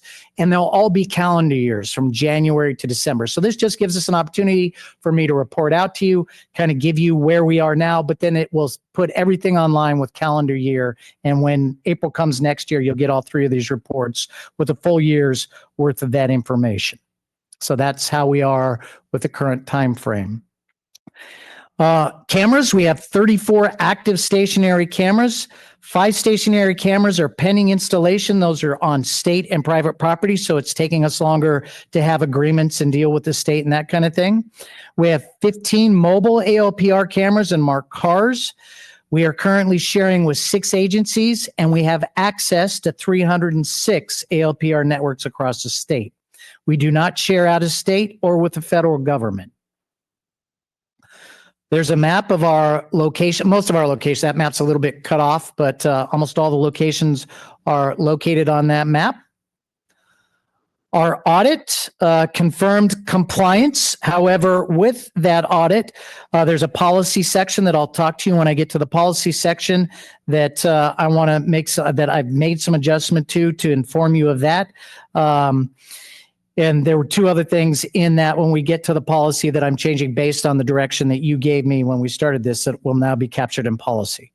So the cameras capture approximately 12,500 vehicles per day. The Monterey Police Department performed approximately 366 searches per month related to approximately 35 investigations. The investigations included robberies, burglaries, stolen vehicles, and missing persons. I want to explain this a little bit for how those numbers make sense. So the examples, we had a hit and run of 2 pedestrians right down on Del Monte, and we did 273 searches through our ALPR system. And that was not a success. We didn't identify who hit those pedestrians. And so I bring that up because that's one case that we do 273 inquiries on, because we're constantly trying to see if we can find other ways to figure out where that vehicle might have been. So when you see those numbers that we do 366 searches per month related to 35 investigations, that's because we're constantly in there trying to gain leads based on that information. I'll talk about some successes, and when I do, I'll talk about another aspect that kind of clears this up. On a robbery, we had 92 searches in the system, and a major theft, we had 85 searches. So those just examples of the numbers of searches we're doing to try to develop leads when we're doing investigations. This is our Monterey Police Department ALPR transparency portal. When I reported to you before, I showed you a picture of a transparency portal from another agency. I don't remember what it was, but there is ours. This is online. You can go to our Monterey Police Department webpage or do a simple Google search and this will pop up. It shows a lot of the information that is a part of this report, like the numbers that I just reported out on. specific to where we've had aid to investigations over that 2-month period. So on January 1st, we recovered a stolen vehicle. January 6th, it aided us in criminal threats investigations. January 14th, it aided in a physical altercation and battery on an elderly individual. February 6th, we had a stolen vehicle and subject arrested. February 18th, it aided in the arrest of 2 subjects involved in a residential burglary. February 24th, you might have seen this one on the news. It aided in the arrest of 2 subjects for business burglaries involving ATMs in both our city and the city of Pacific Grove. The other story that kind of highlights how we use this involved a case that we just did a media release on last week, where a subject pointed a gun at another subject into his throat, pulled the trigger, the weapon did not go off. And that in that case, sometimes these things kind of interrelate with other investigative techniques that we have. We had video from the hotel where that happened, but on a lot of these videos, you can't catch the plate. But what we had was a good description of the car. So then what we can do is we can look at the ALPR to see the description of the car like cars. And from that, we then can get the license plate to give us at least a lead. That doesn't mean that the registered owner was a person who did that, but it connects us to other leads. From that license plate, we developed information on who a subject might be. I can't remember one of the agencies, I think it was Seaside Police Department. It was Seaside PD, ended up in a pursuit with that vehicle. The subject got out. We had to call our SWAT team out because we knew that he had a gun. They searched for hours and hours and hours in the heavily wooded Poison Oak area, which are the kinds of things that they do on occasion. And we're not able to locate him. But then they developed another lead because they knew who the subject was from that license plate. And we ended up determining that he was in a hotel, and we're able to arrest him at the hotel and bring a very violent subject into custody. So that's just an example of how just because we're reading these license plates, it's really just a pointer and gives us other leads that then we have to do more detective work to do the other regular detective things that we do. So switching gears a little bit, turning to the policy, you have the policy attached to the agenda report. And on the policy, there are 3 updates to that policy that I have highlighted for you so that you could easily find them. The first one is section 433.4.1. And what that did was it added into the policy that we have to do an annual report, and that we have to advise you of changes to the policy. So you'll see that annual reporting within 1 year of approval of the AMPD ALPR system, and annually thereafter, the chief of police or the authorized designee will present an ALPR report to the city council related to the ALPR system to include changes to the policy. So that was the first change. Next is 433.7 sub G. This is where I was talking about when we did that audit, the way our policy read, and you can see where we've crossed out and added language here. It read that if you were searching the ALPR, you could use a case number or put the reason that you were doing this. Well, when we did the audit, Lieutenant Andrews, when he did that, he found that there weren't some case numbers in there. So he looked at the policy and said, well, why aren't they putting the case numbers in there? Well, it's because the policy kind of said either or. So my suggestion is, or what I'm changing the policy to, is that it must be documented with the associated Monterey Police Department case number or incident number. And the specific reason for the inquiry will only be entered when due to extenuating circumstance. Sometimes we might not have a case number, but that's the off chance that we don't have a case number. So what I'm doing is I'm tightening up this policy that I didn't write the right way the first time because it was kind of an either or. So that's the second change. And third, under 433.8 is that the audit would be forwarded to the city attorney. So that relates that after review by the chief of police, the memorandum will be forwarded and reviewed by the city attorney. So those were the 3 updates to the policy. And with that, discussion, direction, and questions. Thank you, Chief. Opening it up for questions, please. Oh, I love that you added the 433.8 about adding in the case number. I love that that came from you. I didn't come from any of us. It tells me that you did tighten the grip on any attempt to wander around the reports, and I like that. You hear these stories of somebody checking out their brother-in-law or whatever, kind of wandering around, and that will, to this layperson, that tightens that grip, as you said. So I really, really appreciate that. And just to clarify, and I know you're not saying this, but it was, as a boss, I learned sometimes that I don't write things right and the officers aren't doing anything. They're just, that's how they read it. And Right. so that's why we point out, oh, you know what? It's better if we have the case number. Right. So thank you. Right. Any other questions? Joe Garcia. Thank you, Chief, for the presentation. I have a few questions. I went to the portal and pulled up one of the maps that's available that shows, I think, the locations of the cameras, but the markers are a little bit large, so I can't really get a sense of where they're located. But that entire map got me wondering if you might have a breakdown of how many cameras are installed by district. I don't, but I could. I could do that for you. That would be useful.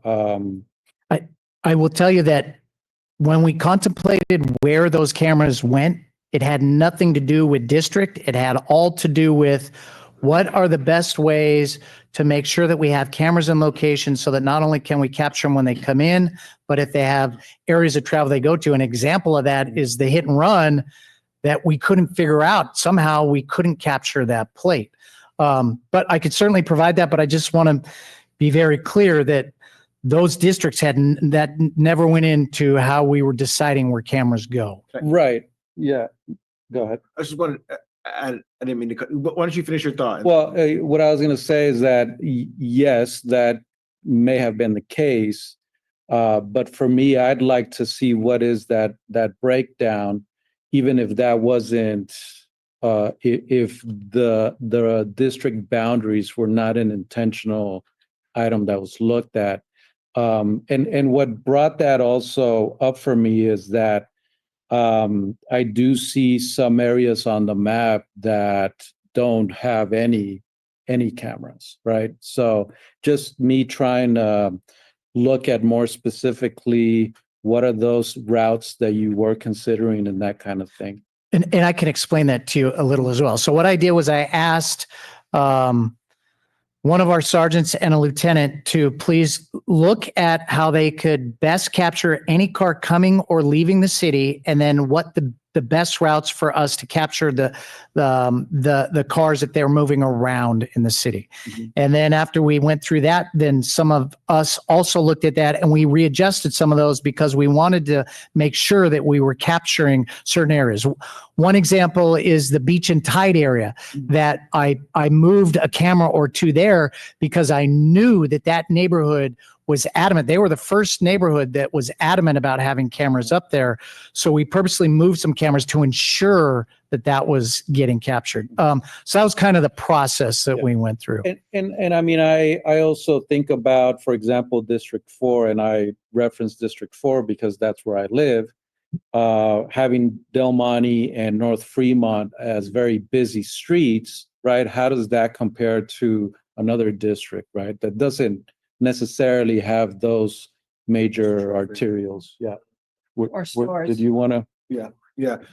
No, I was just going to add 2 points. One, it's like maybe some more residential districts like District 3.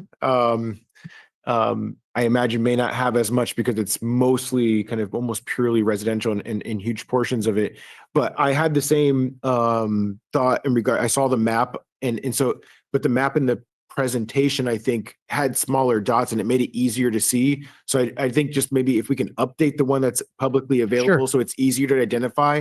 And I think what would be helpful, and maybe this kind of gets to Gino's thing, because I had an additional thought of it would be helpful to know in a maybe a written format exactly where the cameras are. So if it would identify like the cross street, and then maybe what, I don't know if it needs to be where in the cross street, but if it identified like the cross street and as a second page to the map or something, and then maybe to get to Gino's point, maybe it identifies the district somehow as well in that. I think would be helpful just for transparency and letting the public know where that they are. Okay. Great, thank you. Next question, about the various examples of when the system was used. I just wanted to clarify, and I'll use the last event as an example, because that happened recently, and I was keeping a close eye on that, where the businesses were burglarized that had ATMs. I'm curious, was that Monterey system that aided in that investigation, or were those plates captured in a different jurisdiction and then that aided? I don't know exactly for each one of those. We do interact with all of the different agencies because that's the benefit of being on the peninsula. But those two cases, one was in Monterey, one was in Pacific Grove.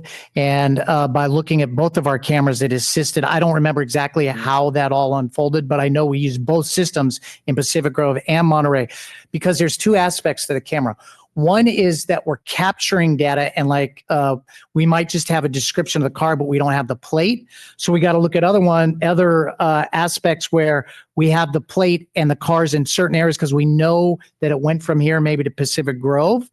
So one is capturing those, and the other then is alerting us that this car is now in this area, so officers can go to that area to see if they can find the vehicle. And so I don't know specifically on that case. Okay. I know that both systems, PG and Monterey, were used, but I don't know the specifics of that. Got it. And I'm just, I guess in my mind, trying to understand to what extent the cameras in Monterey are aiding, right, these investigations.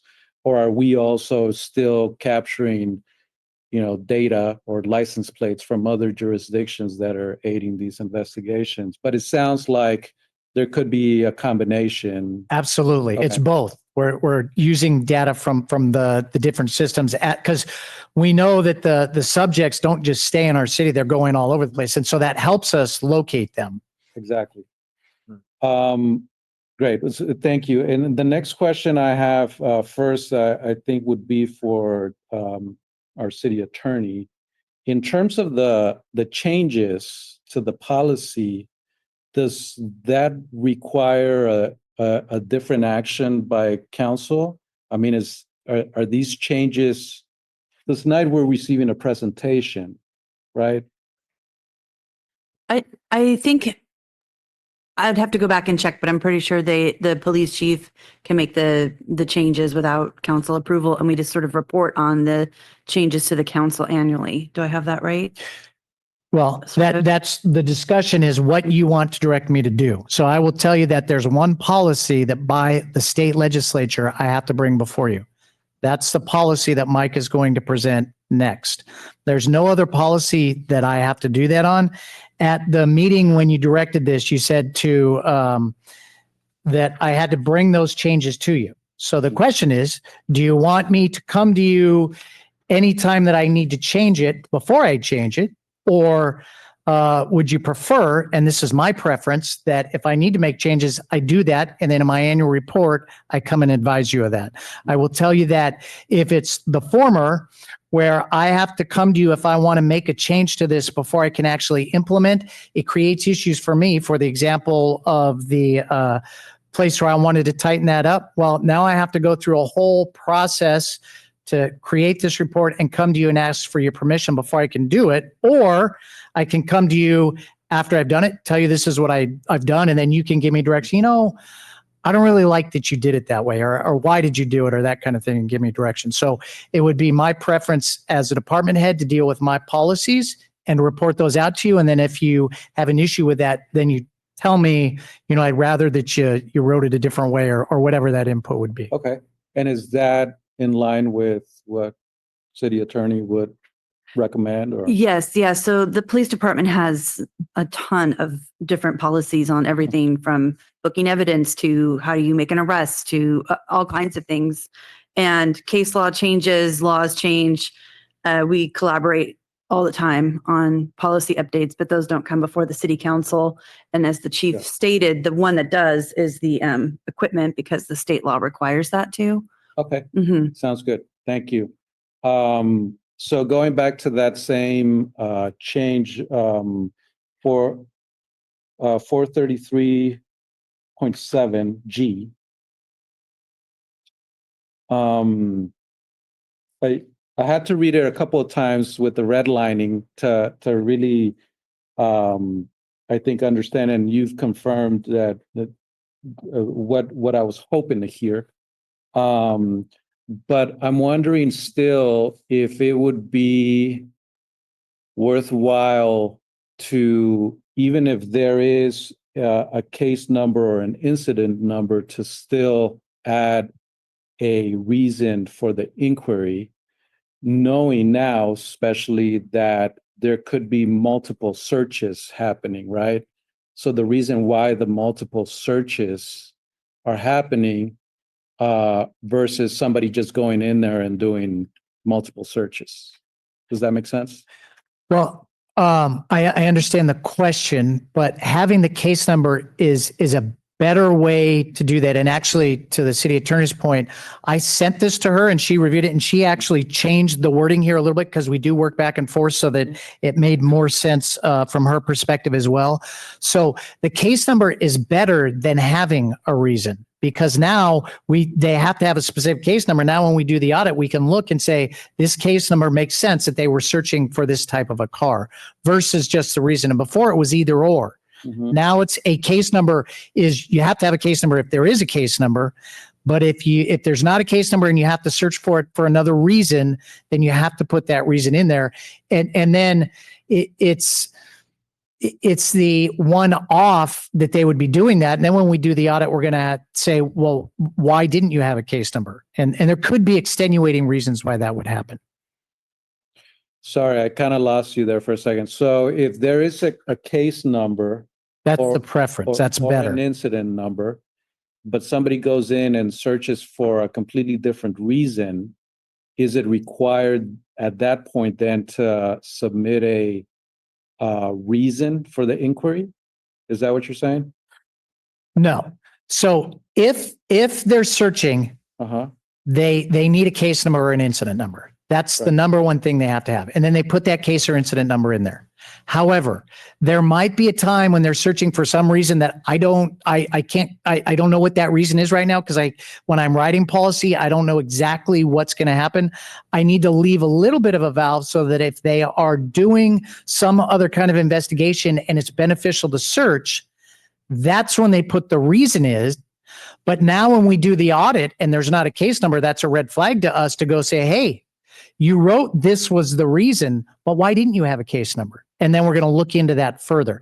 With a case number, it's easy for us to confirm. Now we can go to the case number. We can pull up the case. We can read there was a red Datsun that was involved, Nissan that was involved in that. And if they're searching it and they're searching for some black truck, that's an issue because the case number doesn't back that up. So the case number has better backing, better documentation. It's a better way for us to capture that. Yeah, I'll probably wrap this point up soon, but what I'm saying is if a case number is used, but it's used to run a search for a different reason.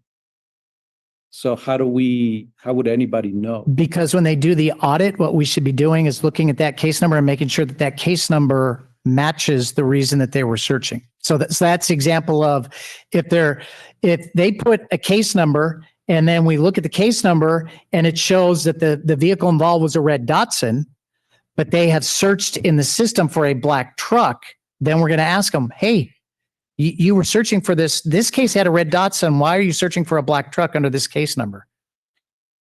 Okay. I'm not quite there yet, but I'll move on to my next question. Trying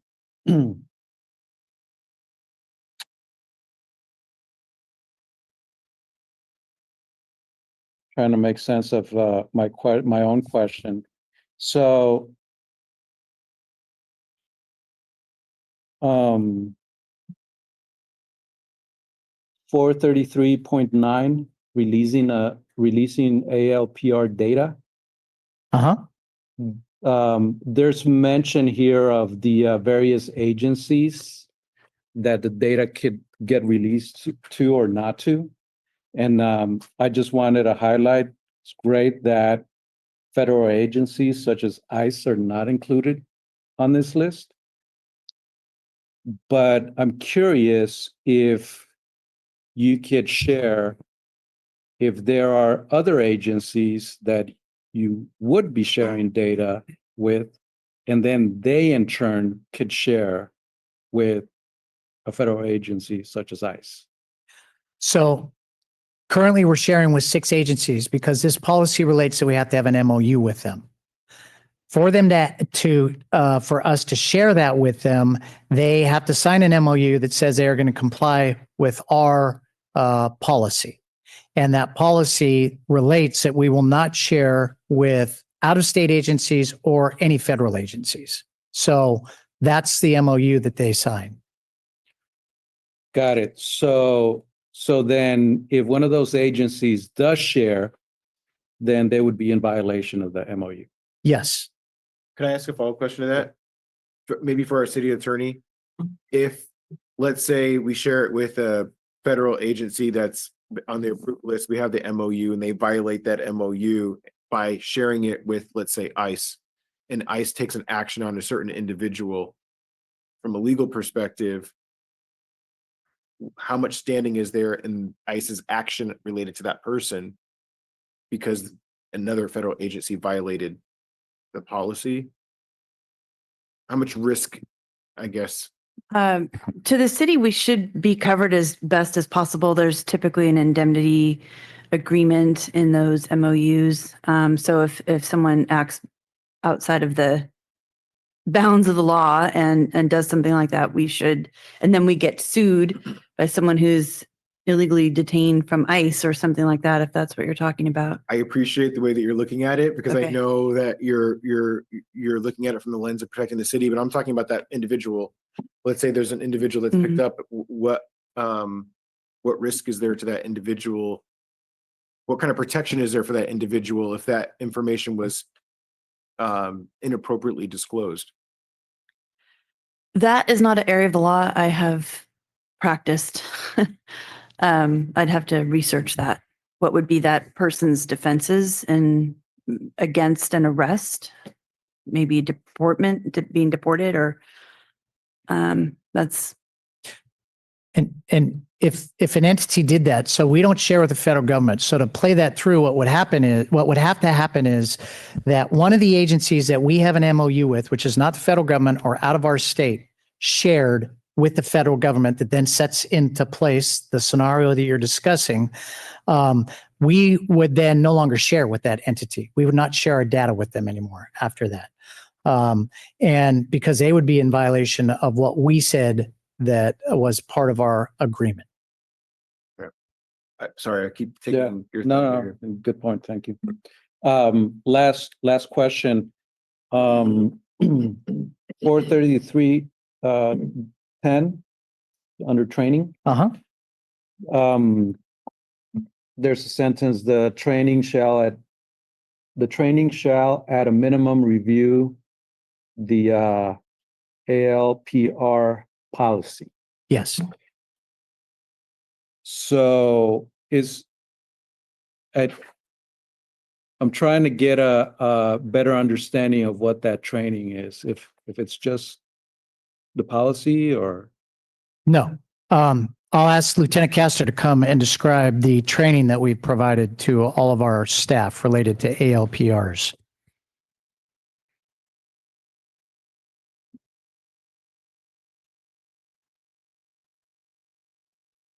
Good evening, Mr. Mayor, council members.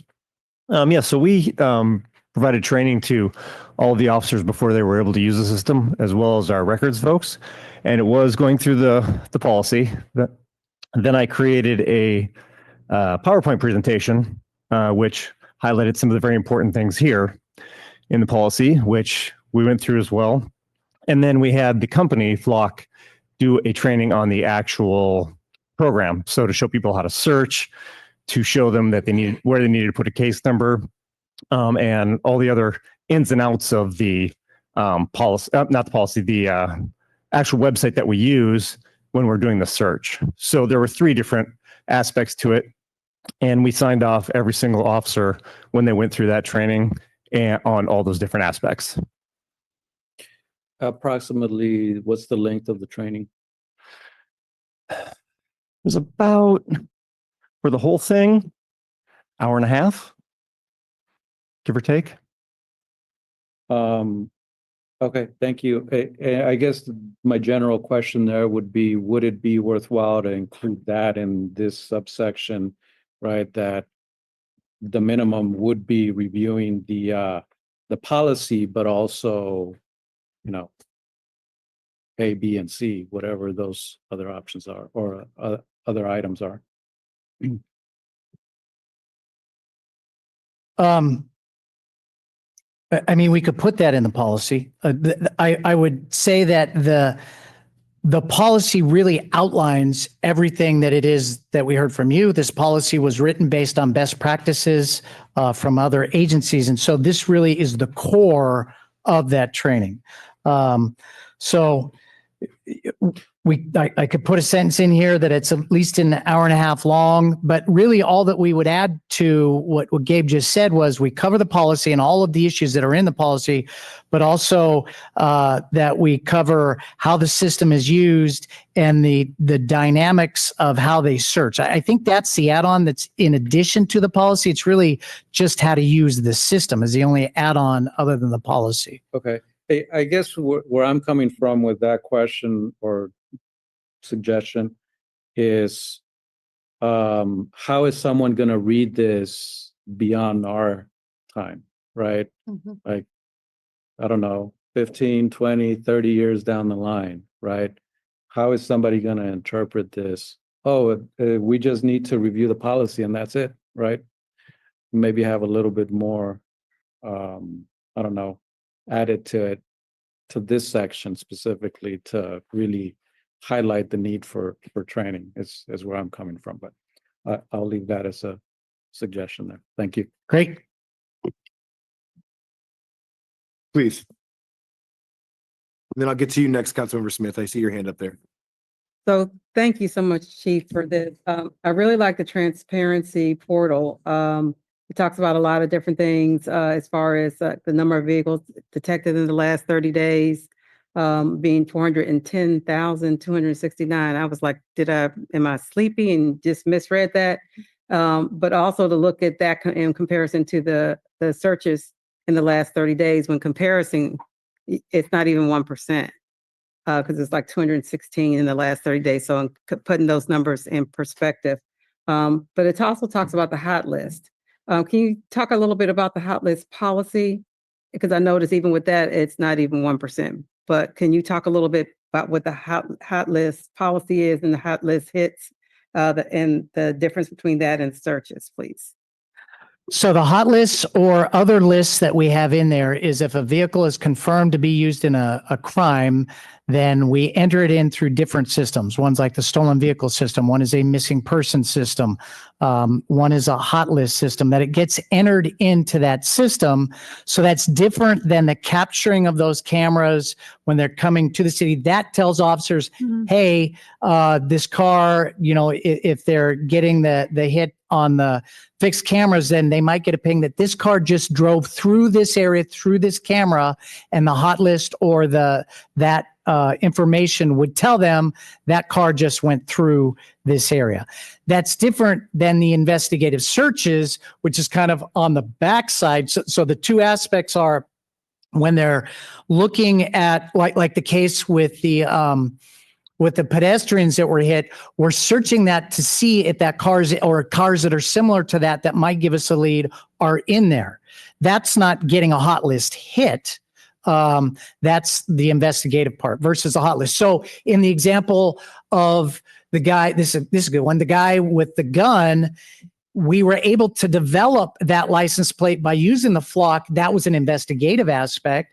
But then it's in the system now that this person was involved in this violent crime, and that's how Seaside hit on it. So now it's hitting on us, telling us, hey, that car is over here now, so that then we could go try to locate that violent suspect. Councilmember Smith? Thank you. Yeah, thank you. Chief, I want to highlight a couple things that, I know that the training we just discussed with council and about an hour and a half training, and I would imagine that that will become part of the onboarding for field training. It'll probably become part of the checkoff where the field training officers are going through, what is the FTO program now, about 16? Well, no, it's probably about 20 weeks. So after the academy, probably about 20 weeks of FTO. So I've got a high level of confidence that the training is not just something that is done in 5 minutes, but it's obviously much more of a higher level commitment there. I wanted to ask you, in terms of this short period of time of operation, has your audit showed you, or your investigation results showed you, that we are still missing significant portions of the city, that you would come back to us at some point and say, if 4 more cameras were put here, we could really make sure we didn't miss that hit and run? Because I'm sure that there's investigations where the circumstances of the surrounding lighting, direction of traffic, things that get in the way to obstruct full view of a long enough period of time for a car to reveal its front license plate or its back license plate. So are there any standout locations where you have a sense that we probably should be looking at expanding? I don't think we have enough information at this time because it's really only been operational for almost 3 months. But I think that would be a good thing to look at next year. And, do we need to add cameras, or should we adjust some cameras and move them to some other choke points? That was a word I couldn't think of earlier, Councilmember Garcia, of where we were looking at. Choke points is what we're really interested in. So at this point, we haven't identified any of those, but that's certainly something that we will be cognizant of when we are looking at this over the next year. Yeah, thank you. And I think with the number of pass-throughs of the data that's captured and the relevant investigations that you revealed, that success in a short period of time reveals to me that we're on a good thing, and we're on an enhanced tool that is giving us results that we would likely not have the same results without the cameras.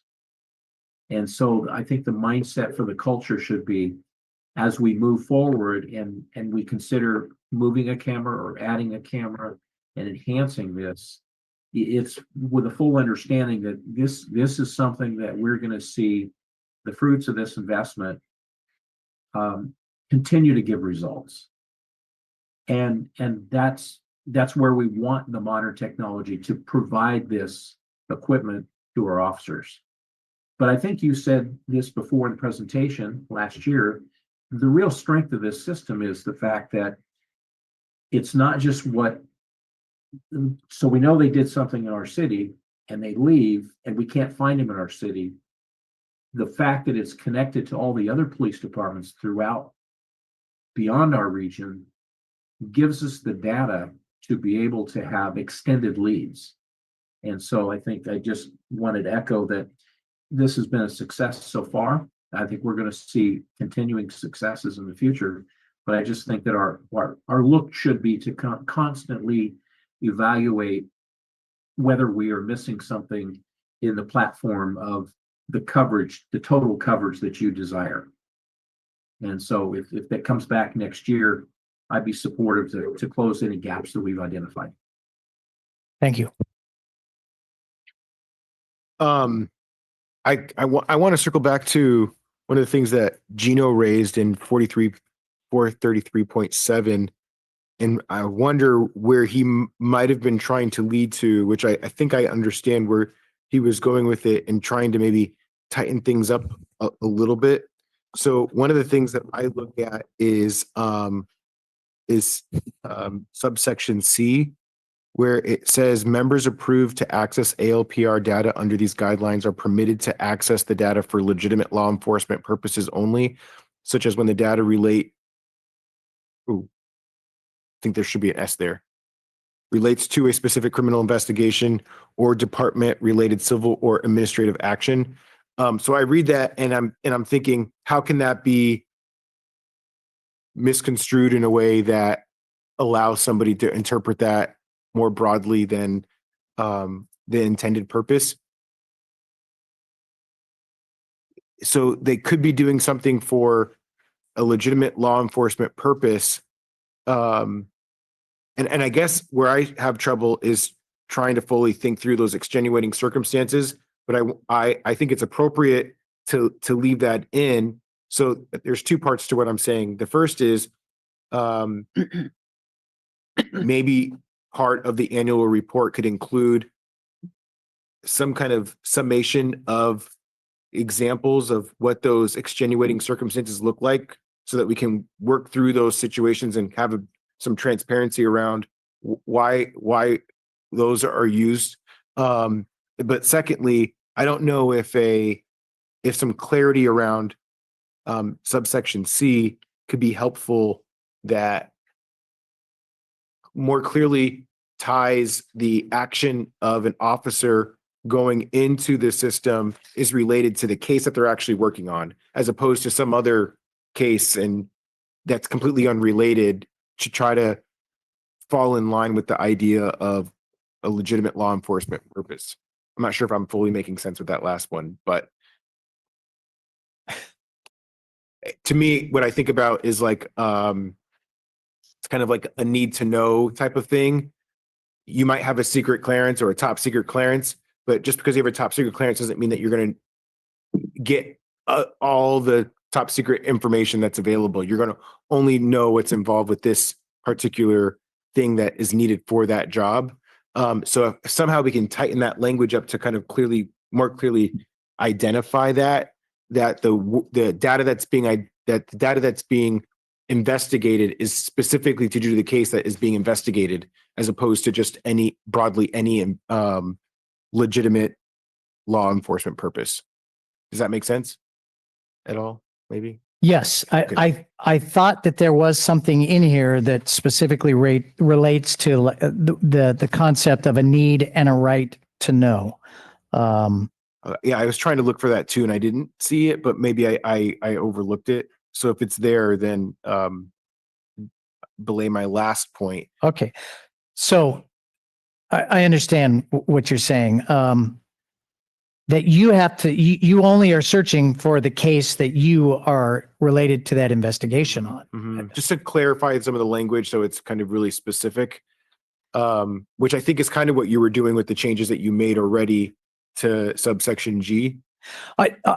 You know what? I'll review the whole thing again. I mean, I think it's very clear to them, to the officers, and I'll just say this: that there's all kinds of policies that I have for our officers, and in creating those policies and everything that we talk to them about ethics and the things that they're doing, they understand that they can only do things where there's a need and a right to know. So Alma's in charge of all of our criminal history information, and it's very clear that you don't just go searching because you want to look at something else. So I think that there's no question that the reason you're putting this case number in here is because you are searching this system for something that you are investigating or somehow are associated to that investigation. I'll look and see if there's another area or in this area that we can tighten it up. But I want to push back a little bit and tell you that there's no doubt amongst my people. And with policies, we can look at all these what's and ifs and all these other things. I can't write it for every single thing, but it's very clear to our folks how important this is and that they're complying with this policy and that they're not doing things, which is what you're both getting at, to make sure they're not doing things they're not supposed to be doing. So then I'll get to this point. If they are, they shouldn't be doing the job that they're doing. And so I would say that while we want to have these policies dialed in, we're never going to get it exactly perfect. And we have to have a trust in these people that they understand and they're doing the right thing. And I think that that's very clear in this policy. And I think that they're doing that. And so I can look at this and we could, I'll look to see if there's a way to tighten that up, but I'm never going to get it exact. Sure. No, and nothing that I said, what was I alluding to the lack of trust in our current police force? I think it was just making sure. I think you answered my question perfectly. I think doing a scrub, making sure if there's something there, great. If not, maybe we can do some refinement. But I think that the first piece that I was getting to, I think would be helpful in the annual report. So somehow if we can build that in to do the extenuating circumstances, just so that as a public, we can better understand where do those situations come up. And because that was, I didn't write that policy right before, what we could do is we could say in 99% of the times they had associated case number. Yeah. In 1%, they did not have it. They had extenuating circumstances. We looked into 3 of those or however many we looked into and verified that there were extenuating circumstances as to the reason that they didn't put the case number. Absolutely. And it could be like 0.2, it could be, so, but, okay. Thank you, Chief. I appreciate the presentation on this. At this point, we're going to go, oh, Ed, I'm sorry. Do you have your hand up again? No, I just never took it down because I just never know when I want to use it again. Oh my God. Just leave it up, Ed. Just don't take it down. Yeah. All right, we're going to open up for public comment. Folks on Zoom, use the raise hand function. Anybody in the chamber? Anybody? Okay. All right.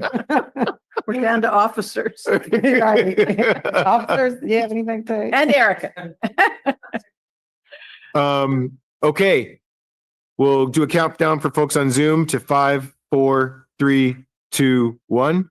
We have 4 folks on Zoom. I'm going to ask you to keep it to 2 minutes. We'll go ahead and start for folks on Zoom.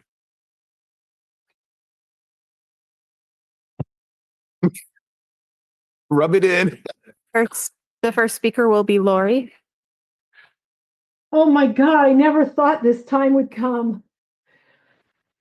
So, Chief Hober, first of all, because I did not get my hand up in time the last time, I just want to say also, as everyone else did, thank you so much for your service and significant contribution to the city. Very, very much appreciated. And I echo the sadness and same expressed by all the others in your departure. And I wish you a happy retirement. And after tonight, I'm sure June can't get here soon enough. But just a couple of quick questions. And you alluded a little bit to, I'm one of those in Del Monte Beach. We've been waiting a really long time for those cameras. So grateful to have them. I know that we've got one here. I know we had wanted an in and an out and didn't quite get it, but I think we've got one in a central location that catches both the in and the out. My question was, so many cars don't have front plates anymore, even though I think legally they're supposed to, they do not. So I'm wondering if in that case, you just hopefully catch them going out. And also, I noticed that the folks at the Harbor House, was talking to them the other day, the condos down here, they installed one. I don't believe it's a MPD purchased one. I think they did it on their own. And I just wondered if you have awareness and PD has connected all of those, kind of like you have all of the individual residents' Ring cameras, you kind of know where they are in the system. And let's see, what was my other question? The icon in the map, there's one icon that has 7 dots and all the others on your map have cameras. So I just was curious what that 7 dot one is. And then my last question real quick is there's a camera by Monterey Regional Airport. I'm wondering, is that on Garden Road or 68? And I would think that would be a good place to have a camera on both. All All right, thank you. And our next speaker is Esther. Hi, I wasn't going to comment tonight, but I wanted to just point out something. About 12 years ago in my neighborhood, we had a series of break-ins that were going on in homes even during the day. And come to find out, it was when Prevent was working on the peninsula. And come to find out, there was a ring of, I don't know, gang people or whatever that were coming over from Seaside and were doing these break-ins. And so, I mean, it stands to reason that we, in my neighborhood, are on the border with Seaside. So more cameras would be over here because they would be crossing over to Seaside as opposed to, say, Old Town or New Monterey would have the same going on because they're adjacent to PG. Seaside on the other side of Seaside with Marina. So it stands to reason that there would be a concentration of more cameras along the borders of the city, I think. But had we had the cameras back then, I would imagine we would have been able to stop that sooner. And who knows what kind of technology is going to be available in another 10 years. I think it's unrealistic for us to think that we're going to be using this without significant changes in the technology by then. But anyway, I don't want to belabor this council meeting anymore. So thanks.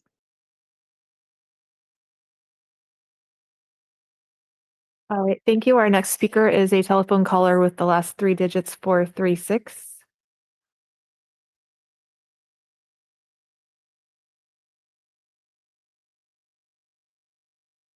Okay, so this is Eloise Shem calling, and I just wanted to say that, I used to kind of be very suspicious about privacy issues with the license plate readers, but now I see that, they are helpful in catching bad guys, so I'm glad that we have that technology.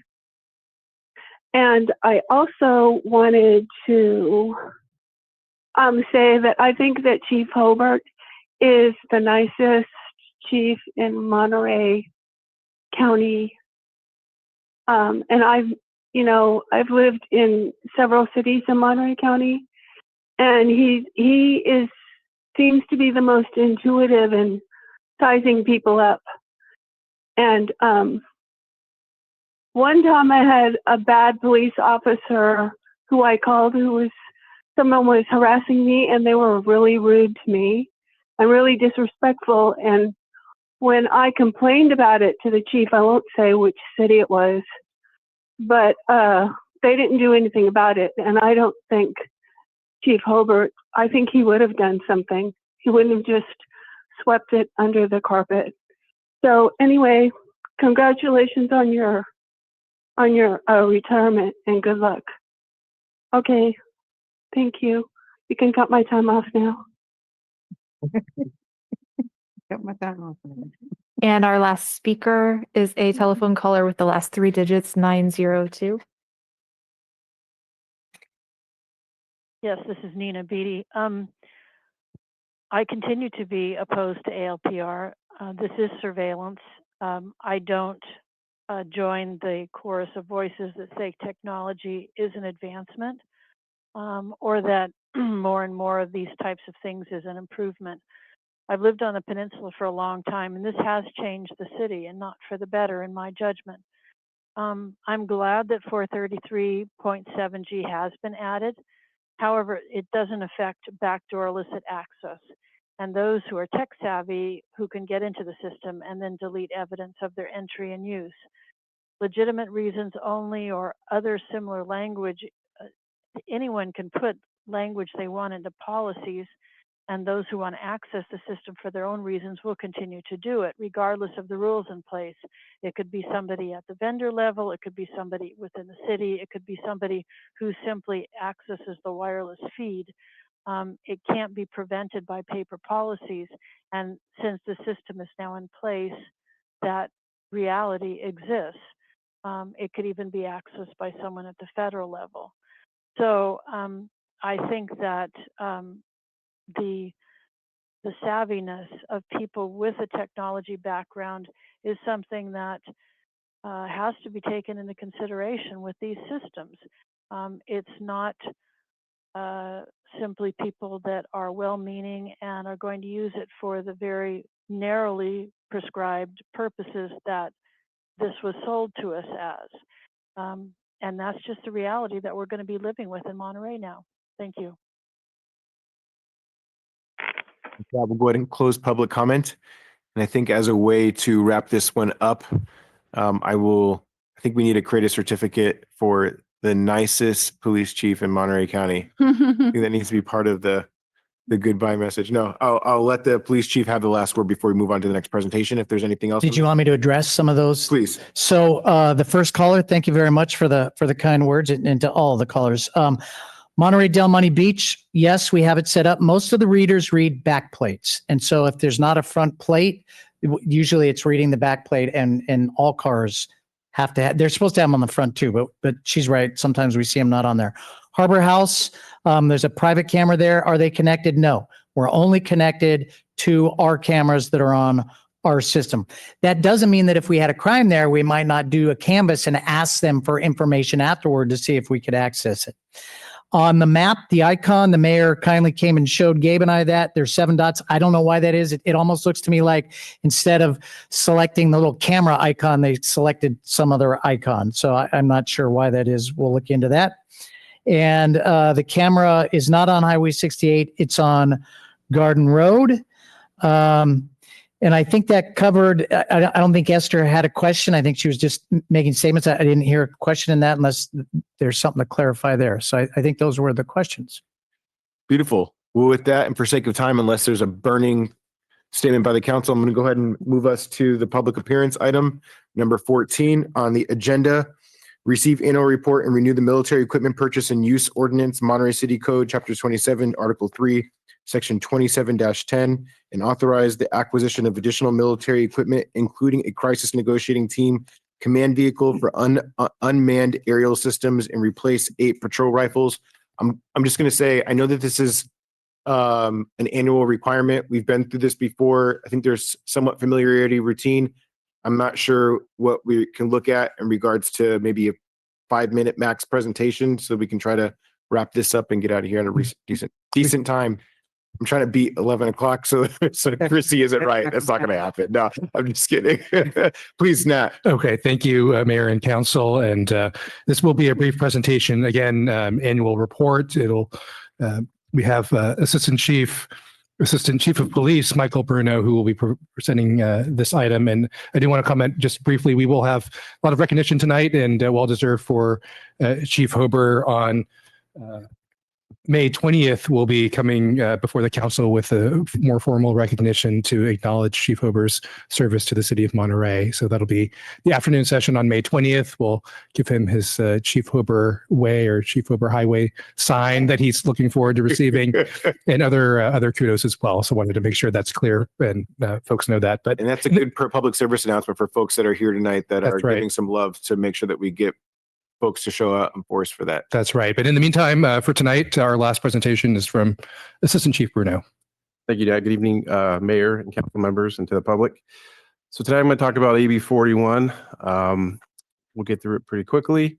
So the background of it is it was passed in September 30th, 2021. It was signed by the governor. And the purpose was to increase transparency, accountability, and oversight for the acquisition and use of military equipment. So what is military equipment? There's quite a few definitions of what they identified as military equipment. Doesn't necessarily mean that it was from the military or purchased by the military. So I'll just quickly go through them. There's drones, an MRAP, which is a large armored vehicle, Humvees, tracked armored vehicles, command and control vehicles, weaponized aircraft, battering rams, slugs, breaching apparatus that are explosive in nature, firearms and ammunition that are 50 caliber or greater. However, it doesn't include shotguns. Any type of specialized firearms and ammunition of less than 50 caliber. These also include assault weapons. firearms accessories that are designed to launch explosive projectiles, flashbangs, tear gas, pepper balls, the taser shockwave, microwave weapons, water cannons, and long-range acoustic device. It also includes 40 millimeter projectile launchers, beanbag, rubber bullet, and other specialty munitions, and any other equipment determined by the governing body or by the state agency that requires additional oversight. So the City Council approved our military use equipment policy. That's MPD Policy 706. That was by way of ordinance, and that was on April 2022.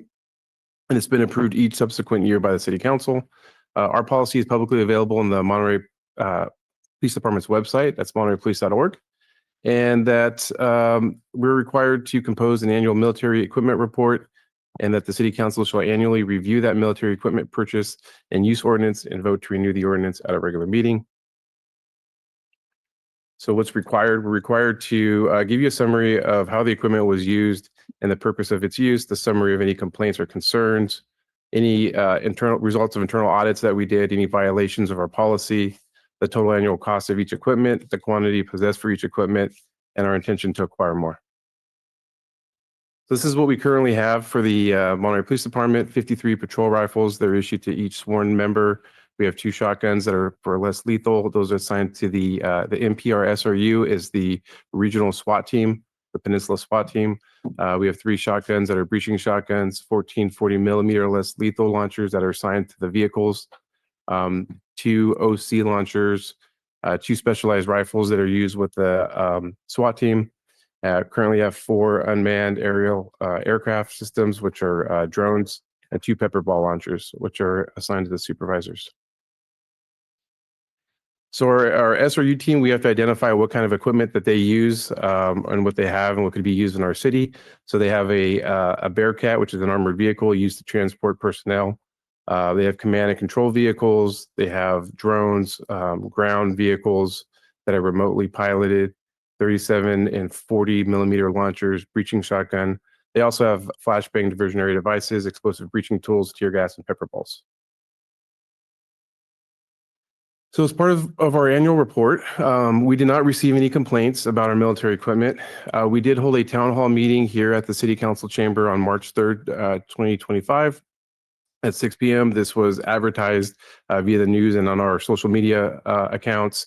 We had 1 person attend in person and only 2 attended online through Zoom. So it was also through Zoom. We only had 1 comment, and that person was in favor of the equipment. All military equipment that we have is accounted for, and we had no violations of our use policy for the military equipment. And all of our funding for the military equipment comes from our existing Monterey Police Department budget. So as far as our use goes, so this is for the drone use. So in July of 2024, we had a stabbing on the rec trail. There was a lot of blood everywhere. We were trying to look for the suspect. We called for the Marina Police Department. They had a drone that they could use at night, and they assisted us with trying to locate the suspect, which we were unable to find. We did arrest him later, though. On August 2024, we used a drone during a SWAT call out in Marina. In December of 2024, our team used a drone in King City during a SWAT call out. And in December, again, we used the drone on for about 5 minutes on first night just to verify that our traffic control pattern was set up and that there were no safety risks or anything like that in surrounding buildings. So 40 millimeter and 37 millimeter less lethal munitions. So on August 10th, our officers were with the SRU. They served a high-risk search warrant in the city of Marina. So they used 2 40 millimeter munitions to break a house window. And then they delivered 6 37 millimeter liquid CS ferret rounds into the residence.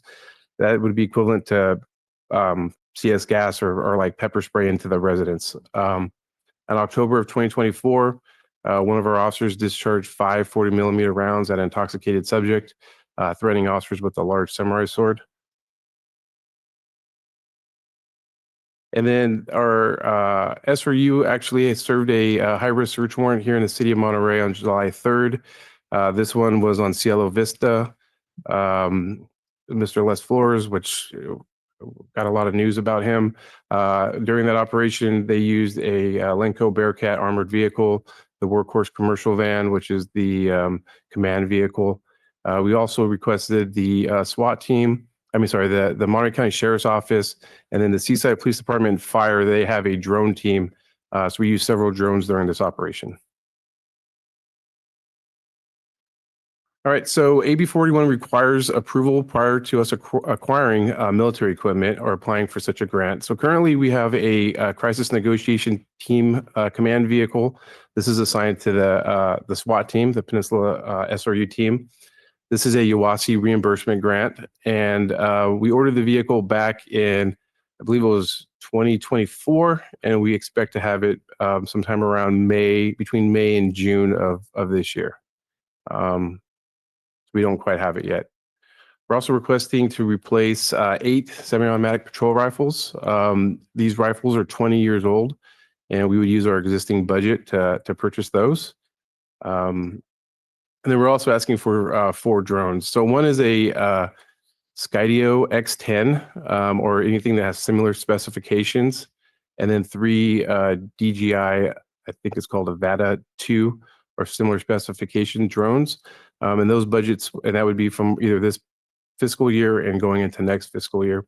And the need for those is that the Skydio drone is more advanced than the ones that we have now. So the ones we have now are DJI.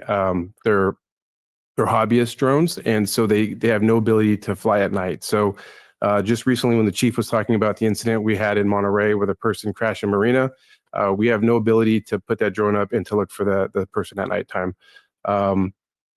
It also has other advantages. It can link up with our Axon system, so it can record the flight log, and we have more ability to see, what the drone was doing as far as recording the flight log. It has a better camera system. We can add more attachments to it. You can add a light. You can add speakers to it. So there's definitely a lot more that you can do with that drone. You can also fly it during rain and those type of conditions. The other 3 drones that we're asking for, those are more for indoor drones. And so I don't know if you guys have ever flown drones, but when I try to fly a drone in my house, even though I know the layout of my house, I crash it into a wall pretty quickly. And unfortunately, when you don't know the layout of a house and you have some of these houses that are very cluttered, drones hit walls, they hit curtains, and they do things like that. So having the ability to send a drone in instead of running into a house and trying to clear a house is more safer for us. It gives us the ability to use more than one drone if a drone were to fall down or we have an issue with it losing connection or those type of things. So the benefit of the DJI Avata 2 is that it kind of detects when a wall is there and it prevents. No, not necessarily. So I'm not part of the drone team, but I did talk to the drone team about why they wanted this particular drone. It's made more for, they call it first person view. So it's apparently better to fly first person view when you're flying in enclosed areas. It comes in with self-built guards around the propellers. And so if you hit the wall curtains, you're not going to break your propeller. So it's supposed to be a little bit stronger, and if it collides with something indoors, it's not going to break. So the recommendation is that the city council find that the military equipment identified in the Monterey Police Department annual equipment report has complied with the standards for approval set forth in the military equipment use policy. That's policy 706, military equipment, and the military equipment inventory, and renew the military equipment purchase and use ordinance, Monterey City Code, Chapter 27, Article 3, Section 27-10. Also to authorize the purchase of additional military equipment, including a crisis negotiating team command vehicle, replace 8 patrol rifles and 4 unmanned air systems. And with that, I'm open to questions. All right, so Chief, appreciate you in the presentation. Any questions from the council? No, I just want to say how much I appreciated the drones up on Ciela Vista, and I watched the whole thing. And I'm so glad that it's safer for you guys. And in the hilly terrain, to be able to actually see where he was going through the tunnels and finally catch him where it's so treacherous. So I just want to give you a shout out for that. Thank you. I appreciate that. Yeah, I think we all echo that. I Don't see any other questions from the council, so, oh, You asked me 10 million questions, now you're gonna ask.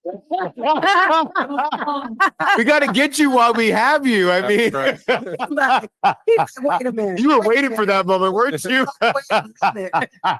Oh, man. All right, let's open it up for public comment. For those on Zoom, you can use the raise hand function. I'll do a quick check in the chamber. Anybody? Anybody? I'm just kidding. Going once. Going once, going twice. All right, we'll do a countdown for folks on Zoom to 5, 4, 3, 2, 1. We have one. All right, so we'll go ahead and give that commenter 2 minutes. So I'll call on Ms. Beatty. Thank you. This is Nina Beatty. I guess I'm the last one that survived in the public. I was very concerned when I saw this come up last year, the request for 4 drones, and I thought, what's going on in Monterey? We go from nothing to 4, and now 4 more. So a total of 8 drones by the city, or for a city of 30,000. And it makes me wonder what we're preparing for, as far as, it's like we're preparing for an invasion or something. Again, I've lived in the city for a long time, and I'm mystified at the weaponization, the militarization of the police department. I hear the explanation for the need for a few pieces of this equipment, 1 outdoor drone, 1 indoor drone. But let's be reasonable about this and not have such an arsenal that we've got to make excuses to use it. I don't see the need for this to the extent that's being asked for.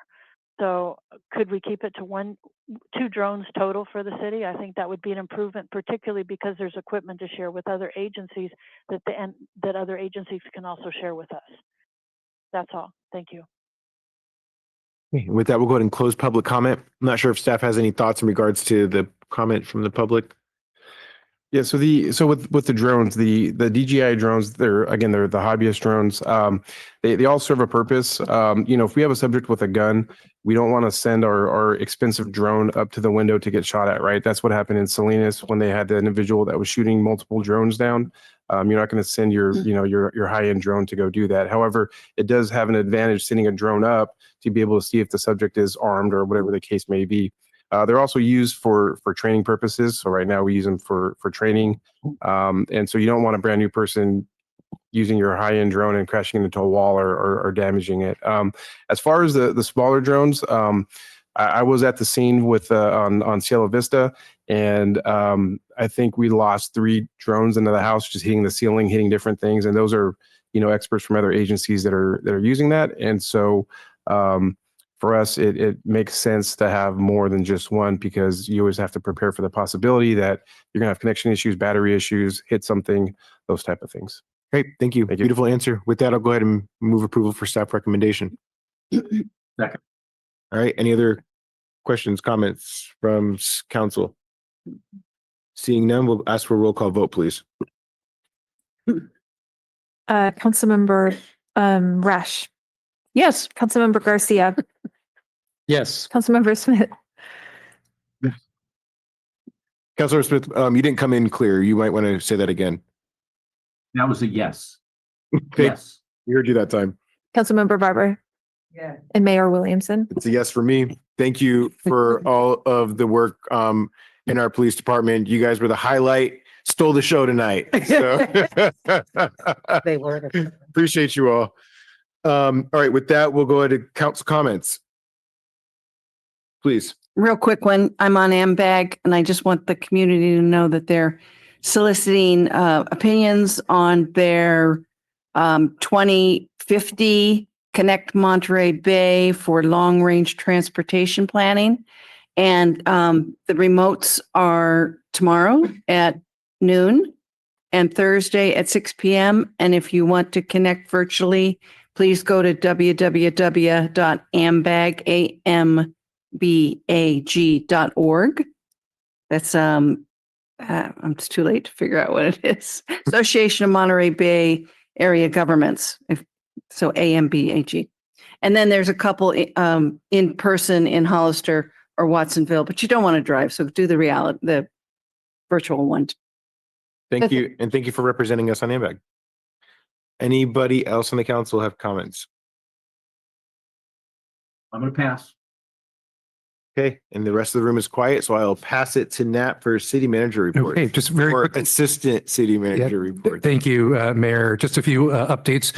Last week on Thursday, we had the resident parking program town hall, and it went very well. We have the recording on YouTube for those who weren't able to attend and watch that. We also have an online survey on Have Your Say Monterey as well for the program.